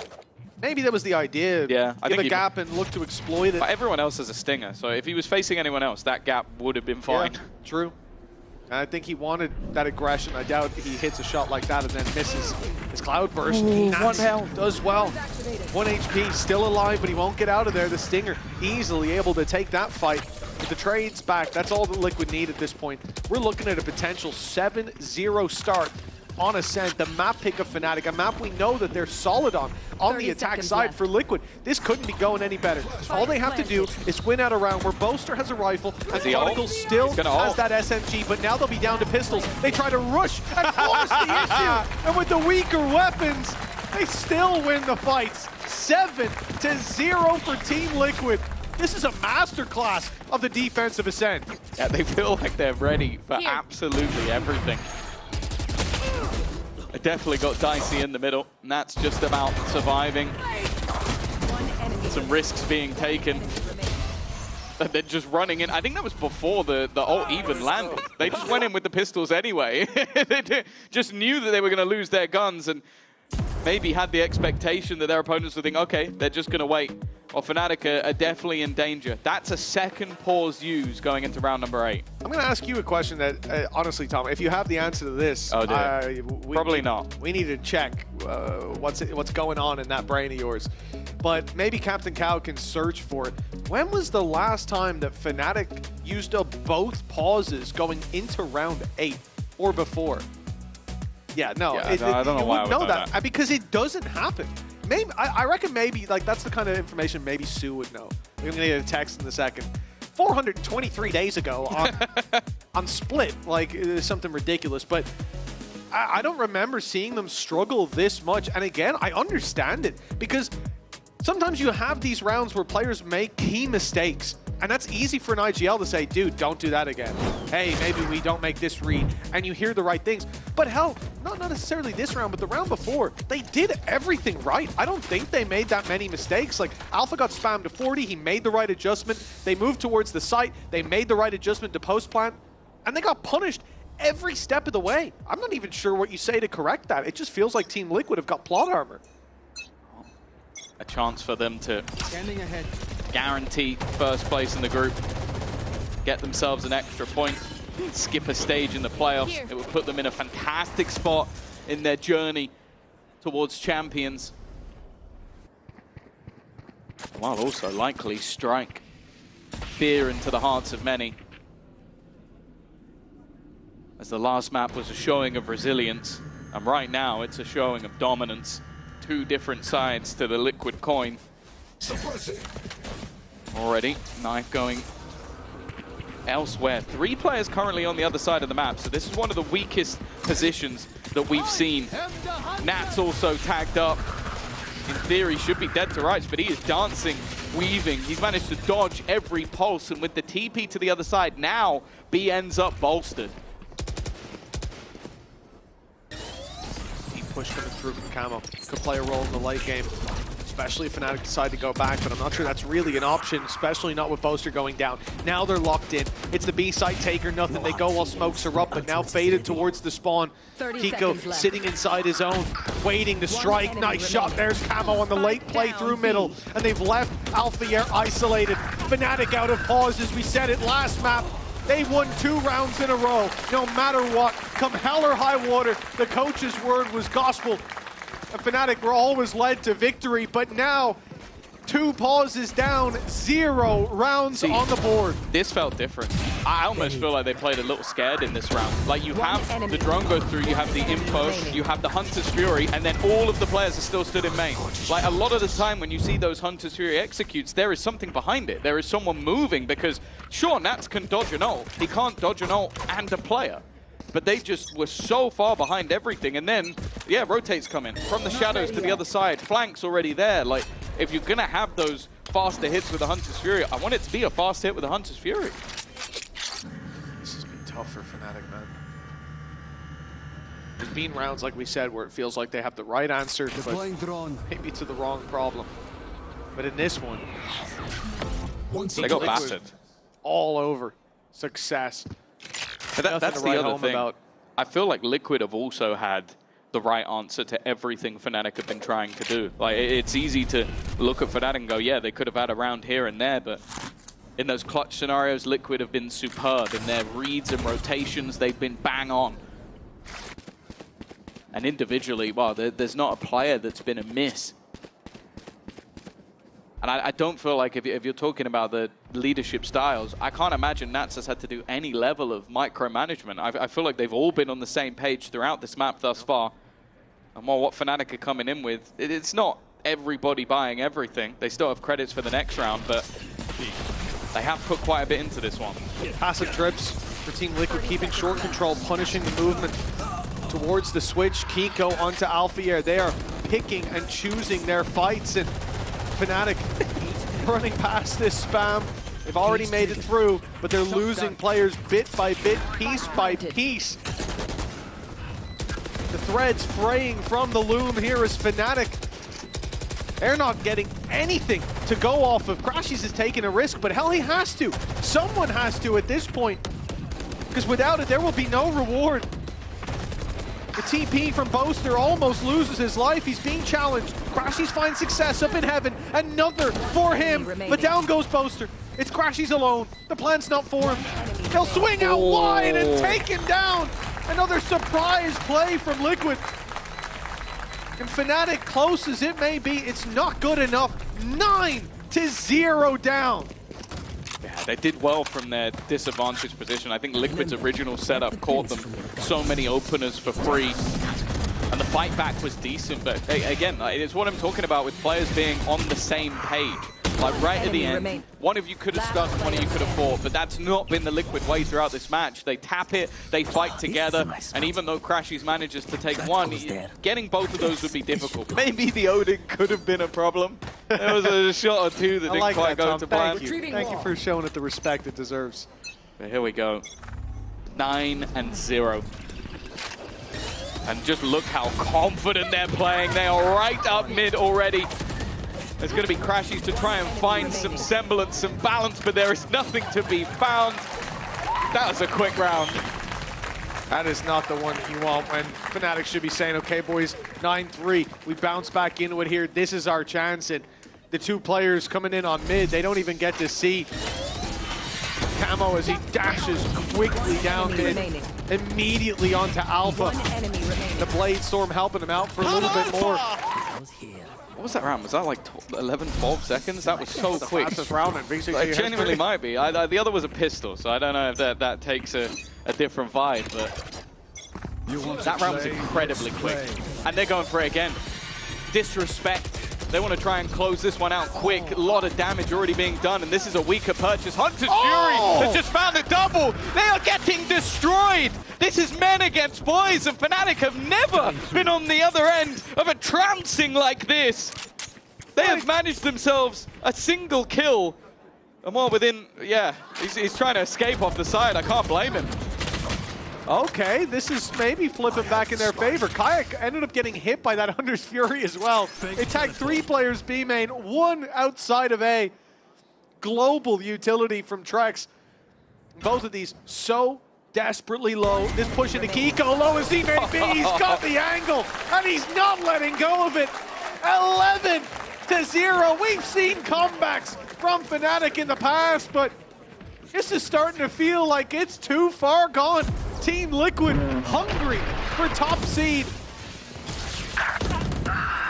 This was an outrageous last 2 rounds indeed. They're getting in Fnatic's face. And 11-0 isn't 11-0. It's a strong statement, but the way these last few rounds are going, it feels like they're being outclassed. In the first 6 or 7, we were like, oh, this could have gone this way. And now it's just like they're getting bullied. Like, this is like a different team to what we're used to seeing. And sure, Fnatic have suffered defeats on this map, but they've always been getting themselves to double digits. Didn't break the trap. No, it didn't. You celebrated a little bit too early. No, but it hit. It didn't hit the roof, you know? Great. The tank has scarred we are in that bad a place. It's 11-0, Tom. You're celebrating. It didn't hit the roof. That's the biggest win Fnatic have had so far. Hopefully they'll find a little more. They got ultis to work with, and you always have the option here. Crashies pops ult after Kayak goes in, Dimensional Drift, and finds someone. That could give them a leg up. And they'll all move towards this B site. I see Gate Crash going through. I think it's going to be ult active, Gate Crash in, find a player, hit them with the ult, and hopefully find an opening duel that way. It's gone the wrong way. All we're going for is hope, and just look at the rotation. 3 players already into the spawn. As said, Liquid have been fighting together. Camo in the corner. This is something that they have to check for. They need to clear. They can't allow him to get away with it. Kayak has done just that, but Kiko is still standing. Traded out by Boaster. Hunter's Fury going through, but so many low players on the other side. A pop flash in, but it's an immediate trade. Kayak and Crashies to at least give them a round. Give them a leg to stand on, and they will at least deny a 13-0 Raw from the Fnatic fans as they are on the board. Well, it's good to see smiles on the faces of Fnatic, even though they're trailing by so much. I said it, we've seen the comebacks from them before, and this could still end up 11-3, so who knows? Fnatic may have it in them, but it's going to be one hell of a battle for them to come back into this series after the break.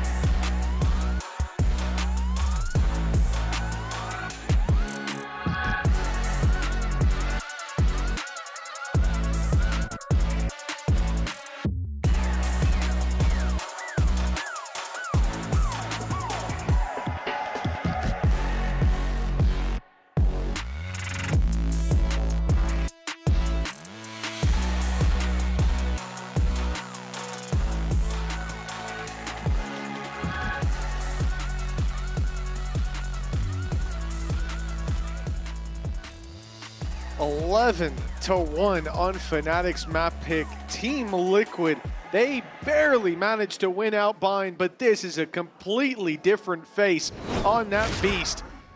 For Fnatic, a comeback the likes of which we don't often get to see. It starts with a pistol. With how things have gone, it may end with one.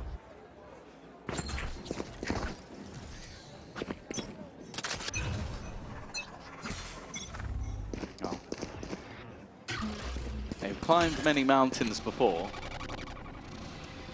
I will say I don't believe in this one. Still gonna get aggressive, but they've already been spotted by the camp.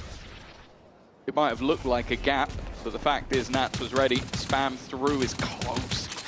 Oh, actually does a little bit of damage. Camo's just gonna go swinging though, and while Crashies out of there in an instant. Nats already taking space, but Kayak was there. Only manages the one though. An immediate trade, but B main is where things could be interesting. Fnatic still hold that control. Chances, top seed slipping away round by round, but this could be the start of the comeback. It's a landslide. It absolutely is. Slipping and sliding. Avalanche. That's just about evaded the eyes of Alpha here, and there's a trap that they don't want to cross. Moving back on main. Camo's being embedded in mid.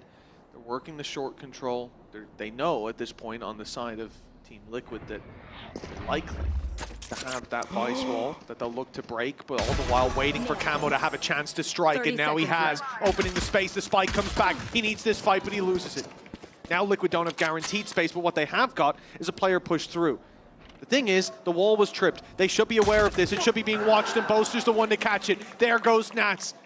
A 2 versus 3 now. Fnatic look set to find themselves a second. Crashies killed by the nade, but 8 seconds as the spike's going down. A player isolated in mid will be dropped, and it's all onto Trex. He's had the clutches so far in this series. This would be a big nail in the coffin of Fnatic if he wins it. He's had everything. This has been one of the statement matches for Trex, but he could put a cherry on top of the icing, on top of the cake, but there are 2 players up against him who desperately want themselves another round. Shock Dart out. He's going to do a little bit of chip damage, but now he's left isolated, low, with everything still to do. The first one will, however, go his way, but Boaster's trying to stick it. It's risky, and the steps are baiting him off. He spaced him off completely. Playing the mind games, just looking for those final shots. Trex is a master of manipulation. What a clutch for Trex to take them to 12.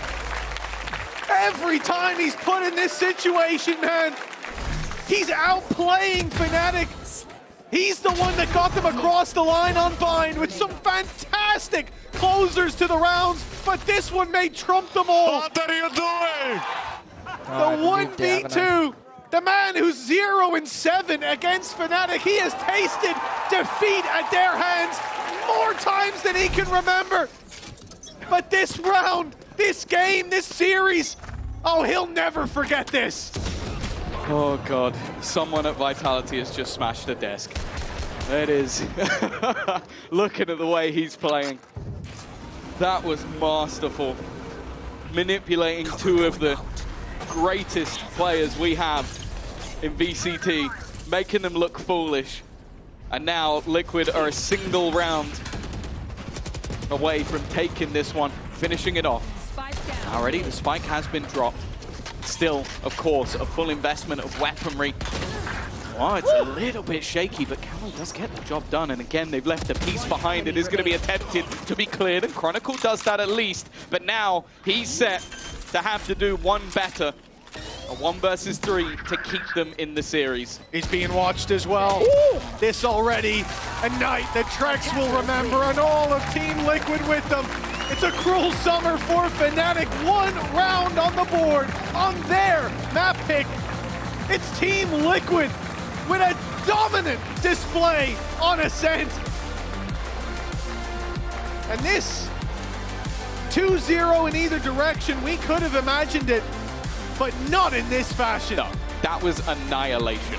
That was a team coming into that second map, their opponent's choice, and winning in dominant fashion. They didn't come in with a crazy comp that countered everything Fnatic did. They just did it with their own fundamental strengths and showing the depth of talent that they have within this team. They'll top the group, they'll skip a stage and get themselves ever closer to champions. And honestly, these are 2 of the 4 teams that we send. I'd be over the moon, because Liquid have just proven that they're not just a team that could potentially make it to events. If they play like that, they're a team that could contend.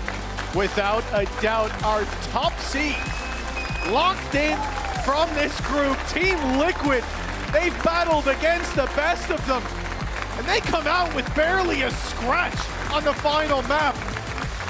A display the likes of which we haven't seen for a long time, and at long last, Team Liquid win a best of 3 against Fnatic. A series to remember for that side, for that squad, and for so many of these players righting the wrongs of history. Joining us soon will be Patatek and Lohan on the post plan. Let's toss it over to Dracos and Yinsu.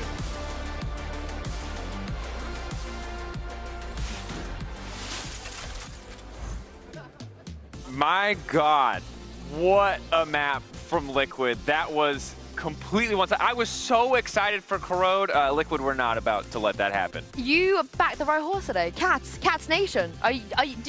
Can you become an honorary member of Cats Nation? I would join Cats Nation in a heartbeat based on what I've seen today. Yes. I respect Nats so much for just, I'm gonna play Cypher. You said it. It's not, sometimes we want people to innovate, but if it ain't broke, don't fix it. And that man was holding it down on the Cypher. Yeah, and I love how he's evolved as an IGL. We see stats like he's the fraggiest of the fragging IGLs, but what the calls, the way that he controlled the map, the way that he managed to keep his team in a situation after bind as well. I mean, I don't even think he's the fraggiest of IGLs. He might just be one of the best IGLs, full stop.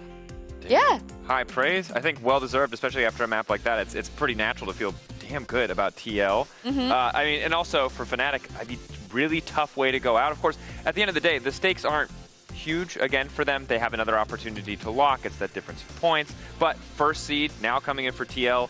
really excellent position to be before the gang gets here. Let's take a look at the pay safe card play of the week. This one goes to Turkish player, my favorite Turkish player, the best Turkish player right now, Ruxic against KC. This was absolutely sick. If you missed this yesterday, this was a great series to watch. You actually called it, and now we have, you know, the boys on the new couch. By the way, welcome to our new couch. Amazing. Who do you guys think is the best Turkish player? Because I think all the Turkish players think they're the best.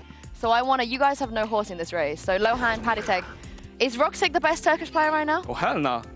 Oh, you're going to say Vert or Emrians? You're going to say Vert and Rians? I'm going to say both of them, actually. Okay, Lohan? Yeah. Alpha.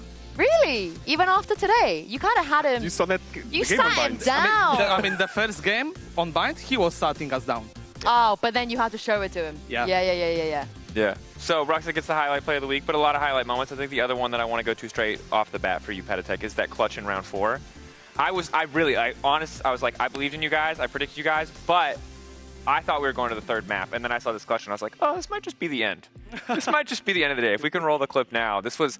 We were rolling back the years as well, Paddy. You've been doing clutches like this on Ascent specifically, I think, since like 2020. Yes. You've been here many, many, many times. Yes, but in this position. I don't know what was Sapphire doing, honestly. I mean, it was a hard one to win because I didn't know where he is. He dodged your knife. He dodged your knife. And he dodged my knife also, but the bomb was planted really badly, I think. I think the bomb lost him the clutch. Yeah, I think there was a lot of moments that you probably don't expect your opponents. Like, the decision-making probably wasn't the best. But I do want to ask you, has this Ascent comp run out of... Oh. Yeah, of course I'm sending it. Yeah? You tell him, Yeah, that's usual. Has it run out of legs now? I mean, you guys we love the way that you come prepped every week, the ideas you have. Have teams, you think, finally figured out how to play against this Fnatic comp? Is it done now? I think we are the only team. Heretics? I think I was it don't know. Heretics? I can't remember who it was that also figured it out. I'm lying. Yeah, it wasn't. Navi? It was Navi, you're right. Yeah. Yeah, you think maybe it was just a you thing? It wasn't like this comp still has legs going forward? I think the comp has legs. Okay, I'm going to take any credit. Daniel, our assistant coach, Yalcin, amazing job from him. He prepared... Stop the cap. They're both amazing. Yeah, like, the coaching staff pulled up an amazing job for this official, and shout out to them, actually. Aww. Yes. Yeah, sorry, carry on. I want to get your honest opinion. I just think like Yalcin sometimes is not so much on the spotlight, and he's making an amazing job with the team. And Ascent specifically, he took over, he took control of it, and I mean, the result speaks for itself. Yeah, you guys play so beautiful, so beautiful. On Bind too, absolutely loved what you guys were doing on Bind. Especially when you're 9-12 against a team like that, you know, it doesn't happen. It doesn't happen very often, but the patience and everything, you guys just play so good. And also, Paddy, last week you were saying how, you know, you guys are just the best right now. When I walked away from that interview, I thought, I sort of believe. No, it wasn't full cap. It was kind of like, I see your point.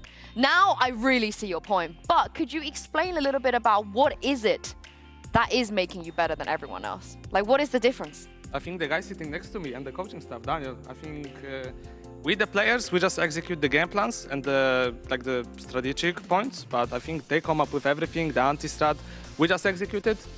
And I think we have the best players in Europe right now, if not the world, in the team right now. If not the world. I like that confidence, because a lot of people have been talking trash on EMEA. You know, we made finals. That was great. He was talking trash about us as well. Yeah, wait, are you one of the people talking trash? He was one of those people. Yeah, but he said that they're good, and they're in EMEA. It's not like Lauren when Lauren ran over and said our region is trash on Americas. So, you know, I can respect it. You're in the region. I think you're allowed to say we're bad if we're bad. But I don't Are we bad, though? Are we bad? I think 2 internationals, back-to-back finals. I don't think we are bad. No, we're the ghosts, for sure. So I don't want to dwell on it too much. I think we up there. Yeah? Yeah. Yeah, nice. I agree. Yeah, you guys just played like an insane day. Obviously, Bind was super close, well fought. Map 2 was a complete and total slaughter. You've locked first in the group now, which feels super comfortable. Was this something that was really important to you? Were you ever really worried about having that additional edge? Or was, once you were locked playoffs, were you already feeling like pretty fine, pretty confident headed in? Nah, I mean, from my point of view, I don't really care that we locked playoffs. I think 5-0 in group is what we are aiming for. Flawless group stage, and yeah, the championship points as well are the most important thing, because we need to qualify to champions. Yeah, that's basically it from me. Yep. I don't know how my coach feels about it, but I don't really care that we made playoffs, honestly. It's still one more game, right? bare minimum, I feel like. Yeah. You should be at least aiming for playoffs, bare minimum. Yeah. Yeah. Yeah. I mean, we have obviously our goal is not just aiming to playoffs. Our goal is to be the best, right? To be the best, we need to beat the best. So, and today I think it was we proved that we can be there. And again, for playoffs, we're going to give all our best to win Stage 2 and to go to Champions and contest for the titles. Mate, that was a slaughter. I feel like you're downplaying it a little bit. Yeah, you don't have to not talk your truth in front of me, you know, I'm with you. I'm on your side. I am on your side here. I also wanted to ask a little bit about your game plan, because I love that you don't have a permaban anymore. You know, Pearl leaving kind of did all of EMEA a solid. Oh, yeah. Was it always the plan to experiment a little bit, you know, test, push the limits? And also with today, how much was that Corrode? Were you ever tempted like, oh, maybe we should just take Corrode? Yeah, I mean, we did expect them for Fnatic to ban Sunset, obviously. We have like 10 different scenarios prepared in our heads. That's what I'm saying, yeah. Because we've been taking a different approach in terms of the vetoes for this stage. Because I think we suffered a lot throughout the year by being the most readable team in terms of vetoes. And we really prepared our map pool. And I think our map pool right now is looking better than ever, honestly. What are you banning next week? How big of a Giga Chat are you? Tell us now, what are you banning? Next week, I'll go there and say, guys, you pick and ban. You can do whatever you want. But he won't tell you what we're banning. I'll give him peace. Oh, Paddy, you get a ban. I feel like you should get a ban next week. No, I'm not banning. I'm not in the he's veto. He's big up the coaching staff. He's like, whatever they want to Yeah. do. Whatever they want to do. What I about respect it. picking? Maybe you take the first I can pick something. I can pick something. I'm instigating. But I you're fishing But for it's leaks. I after respect him it. saying me. It's only after him. So Okay. I'm just a player, remember. I have a question that this relates to. So I'm from League, right? And in League, one of Really? the problems, Sorry. one of the problems we have, like when a region is top heavy, right? Oftentimes it's really hard to get good practice, and a lot of times people only really get that level up when they go to international events and they play against the best teams. Do you experience that problem at all in VCT? Because obviously Fnatic's in your group, so maybe you don't want to scrim them. Maybe you can play against TH. Do you struggle to like how do you progress as a team? How do you keep yourself at that like super high standard, even if you don't necessarily have like the strongest practice partners in the Scrim world? Giant X. Sorry. Carry on. Actually, a good shout. Honestly, it's quite hard to keep practices not productive, but to keep the boys motivated sometimes, because the quality of practices are not always the best. But we are heavy focus on the process a lot of times, not so much in terms of results, because we have a week for preparation, and you know sometimes we don't play good teams, you know. But we need to still it's a good exercise end of the day to focus on ourselves and focus on our game. Doesn't matter who's on the other side of the server. What matters is focus on ourselves, and focus on the process. We're going to get there. And if the other side are guys that have the monitor turned off, it is what it is. It doesn't matter. It's a mental test of some sort, Yeah. you know, always. Like, there are days where we are playing really good teams, and there are days where we are playing absolute dog water teams. Which, you know, it happens. I'm not going to make you name them. I'm not going to make you name them. I just imagine it's tough, because like League obviously has a lot of snowballing mechanics, so games get out of hand a lot faster. But I imagine there are a lot of games where like enemy team just does they're just blind peeking corners. They could have used util for. You're just like, this isn't real. Like, I just killed 3 people, but this isn't real. No one would ever do this. Yeah, when people push through a smoke, you know, just running through smokes like crazy in scrims. But on the GX point though, because I feel like they've been scrim demons for a really long time, right? And they are just such scrim demons, and then they somehow don't transfer that into the results. So I mean, I assume you've watched a lot of games too. So are we now seeing the scrim GX? Is that happening? I think it's still half of it. I think the players that came to VCT, they need still more experience, because on practice they are absolute demons, but sometimes on stage they just fail, you know. And I think with more stage games and with more time they will get more comfortable. But for now, one day you could see Prime GX, the other day not so Prime. That's like the theme with all of our teams, right? Yeah. Are they the best scrim team then, in your opinion? Is there someone better than Giants? Some random Turkish team, I reckon. Non-performance team mandatory. I mean, there are some teams, but I would say GX is like top 2. Oh, or even top 3. That's crazy. Or if not top 1, but definitely top 3. So if you had to, I think the assumption right now for champs, right, is obviously like because of points, you and Team Heretics have to do a little bit of work. Fnatic more or less locked, like all good. That's pretty much the assumption. 4th is kind of the big question, right? So is it GX? Is GX like if you had to pick a 4th team, if we locked champs right now, it's you guys, Heretics, Fnatic. Is GX the team you lock into 4th? Like, or are you guys still nervous? Let's say when they queue up on stage and things are looking good as they enter the server, they're like, oh, maybe it still isn't gonna transition 100%. I wouldn't pick GX, honestly. I would still pick BBL over GX. Yeah. Yeah, definitely BBL. I mean, I think there is a big battle for the fourth place right now in Europe. Yeah. Why is it not Vitality? Ooh. You know, because like that's the obvious answer, right, on paper, and you know, from the way they recovered and then dropped off a little bit as well. So did you watch the game earlier, the Vitality game? Yes. What was going on? What did you think was happening? What was going on, Mr. Coach? I mean, I think it's hard for them since they did so many restructures throughout the year already. It's hard for them to maybe find their identity and like play heavily towards their strengths or find what works for them. I think there was weeks even like the game against Footwiz, right? They were in a really solid level. I think they're lacking consistency right now, and I think only time can bring consistency. And one thing they don't have is time right now. Yep. Yeah, it's a tough situation. I feel like the story is it has existed as long as esports and probably sports have existed, which is you assemble the paper perfect roster, you've got your super team, and then things just don't click, right? And it always leads to these awkward moments on stage where you're like, clearly you have the firepower, but everything is just not coming together. I think you guys might be a super team. I feel like, I know we never labeled you as that. Yeah, yeah. But now you've added She's like, tricks. Let's see. Can I get you to leak your maps? Can I get you to call yourself a super team? No, but how many ways can we potentially jinx Team Liquid? Now you've added tricks, though. You've added tricks, so there's a bit of an Avengers Assemble kind of vibe going on, you know? Because you already had you had your Nats, you had your Kiko, you had the Cats happening, and then I think you've sort of added all the pieces that really could, if it happened at the beginning of the year, I think we would call it a super team. Dead ass. I think we are far from super team, honestly. Why? I think we just need more time. Yeah. But wouldn't you also say that you have a lot of best in slot? You know, like in terms of roles, in terms of agents, in terms of the maps and so on, you do have a lot of best in slot. But also the best in slot needs to always get chemistry together. Yeah. It's not like you can pick up the best in slot and put them together and go play the game and be the best. I think we saw what happened with Vitality. At the beginning, they were called the super team. They did win the kickoff, but then they grabbed it in Bangkok, and then we know what happened. Yeah. I think for us, we just need more time to be called super team, and I think it would be overconfidence from me and from everyone else calling ourselves a super team. At the best team in stage. EMEA, no problem.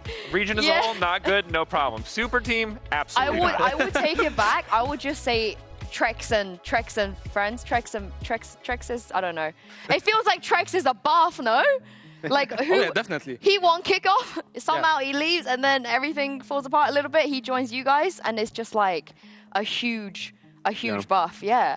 Maybe I need to find a pun that rhymes with Trex. Give me a week to work on it. Give me a week to work on it. While we have you here, while you sit in your lofty ivory tower at the top of the league, I want to ask about some of the other matchups that are coming up next week. Turkish Derby, BBL, Foot. Is it just a slam dunk for BBL? How close is this? Because BBL overall look like the front runners, right? But at the same time, they've shown some inconsistency. What are your thoughts? I'm rooting for BBL, honestly. I really like their storyline. I think, again, they were throughout most of the year maybe underdogs or on paper, but I think they have a really good coaching staff as well, and I think they have great players. I just like them watching them play, honestly.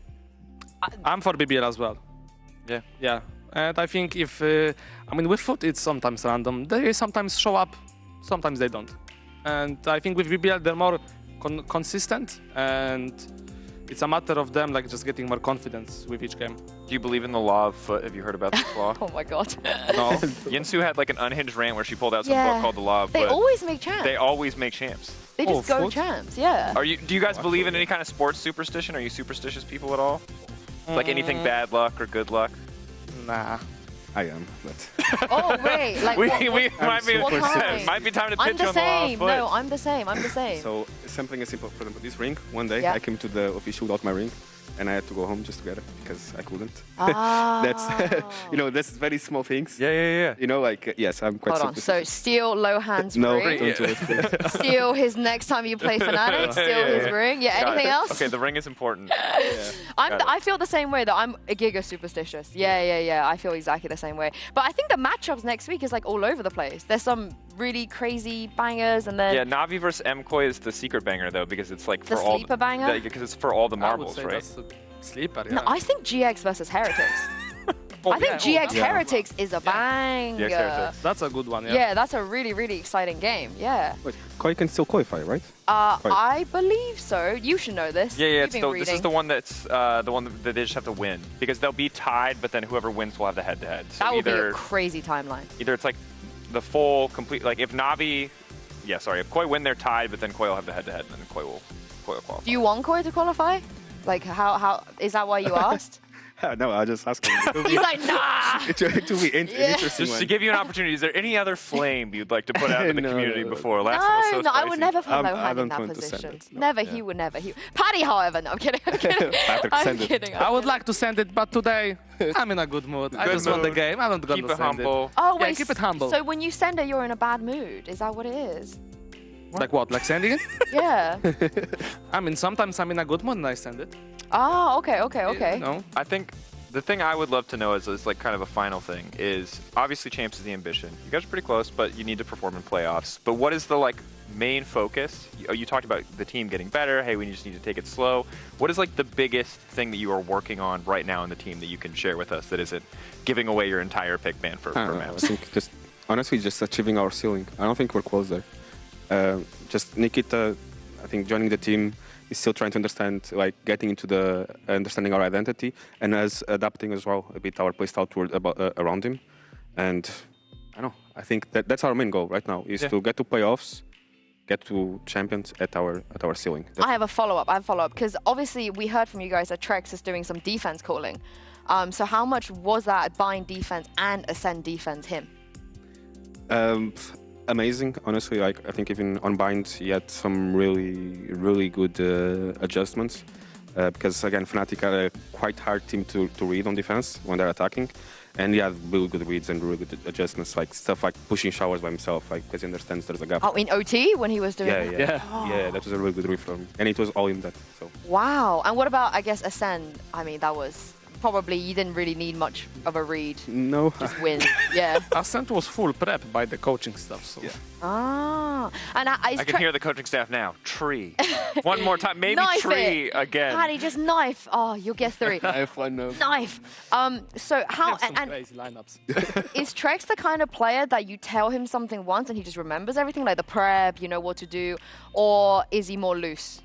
No, he's a very methodic and structured player, and we tell him something, he gets it, and I think that's a big addition to our team. Because one thing we were missing before is like that structure, a bit more structure, because we like to run it down.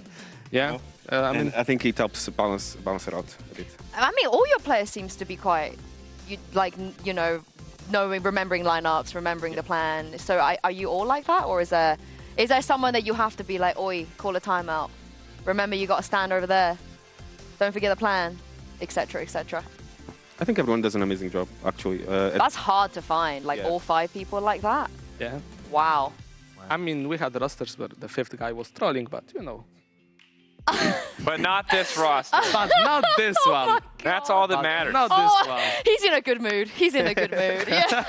I respect it. He's just out there lining up like it's Stardew Valley, just fishing. We're going to get a little more flame. And my coach will say, Patrick, why did you say that? No, but I think it is rare, though. It is rare because we even hear some of the best teams in the world where a couple players where they don't remember things and you tell them like 80 times. It's really normal. They aim some of the good. best players ever. They push buttons good. Yeah, we got those in every Just pew good. You don't need to remember anything your coach says. Just shoot. Yeah. I bet Lohan loves that. No, I love that. Hey, if they're good enough, you have to be really, really good to make it happen. Well, gentlemen, congrats again on the win. Hopefully the last week is smooth sailing. We'll see how the rest of the standings shake up. And as we say goodbye, let's take a look at the Herman Miller Gaming end of day highlights. Thank you all for watching this week, and we'll see you next week. It says tomorrow. It does say tomorrow, but I assume it meant next week. We'll see.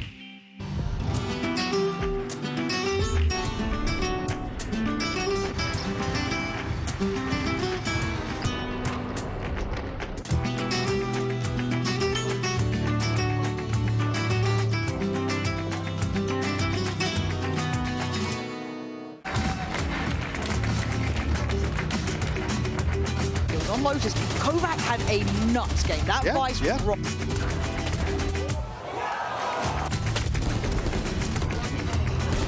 I'm sorry, but welcome to BBL.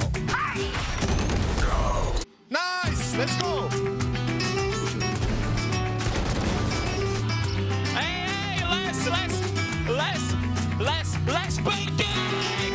And this is a gutting way to lose map one. The vitality, that composure was key, closing out with an in-zone flawless.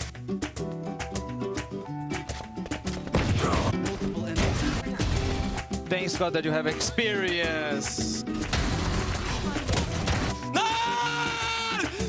Let's go! They want this one. They want it to go to the third. And I think they've done just about enough. BBL showing grit, determination, and improvement from the last time we saw Icebox.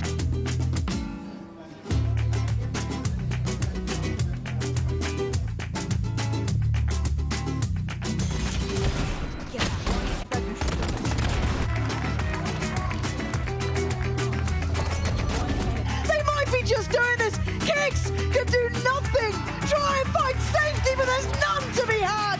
BBL, sheer tenacity and determination, taking down Vitality.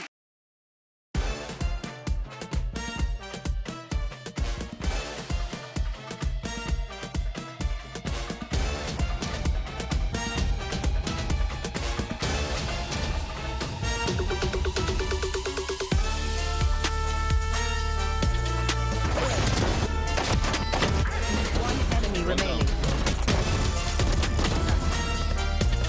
One enemy.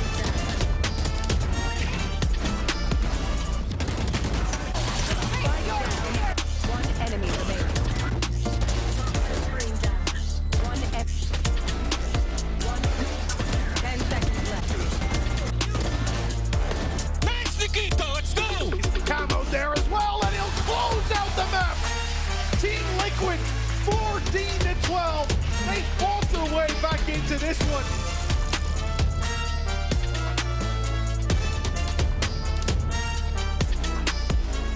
One enemy remaining. Spike planted.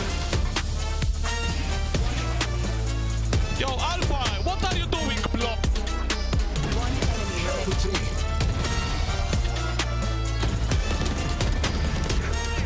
One enemy.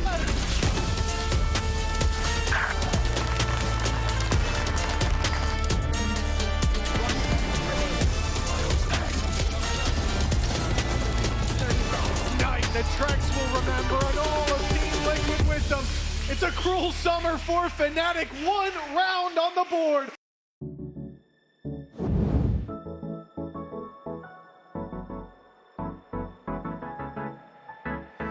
Let's do something crazy. Get a bit wild today. Cause we don't do this every day and we deserve it. Life is so amazing. Nothing is in our way.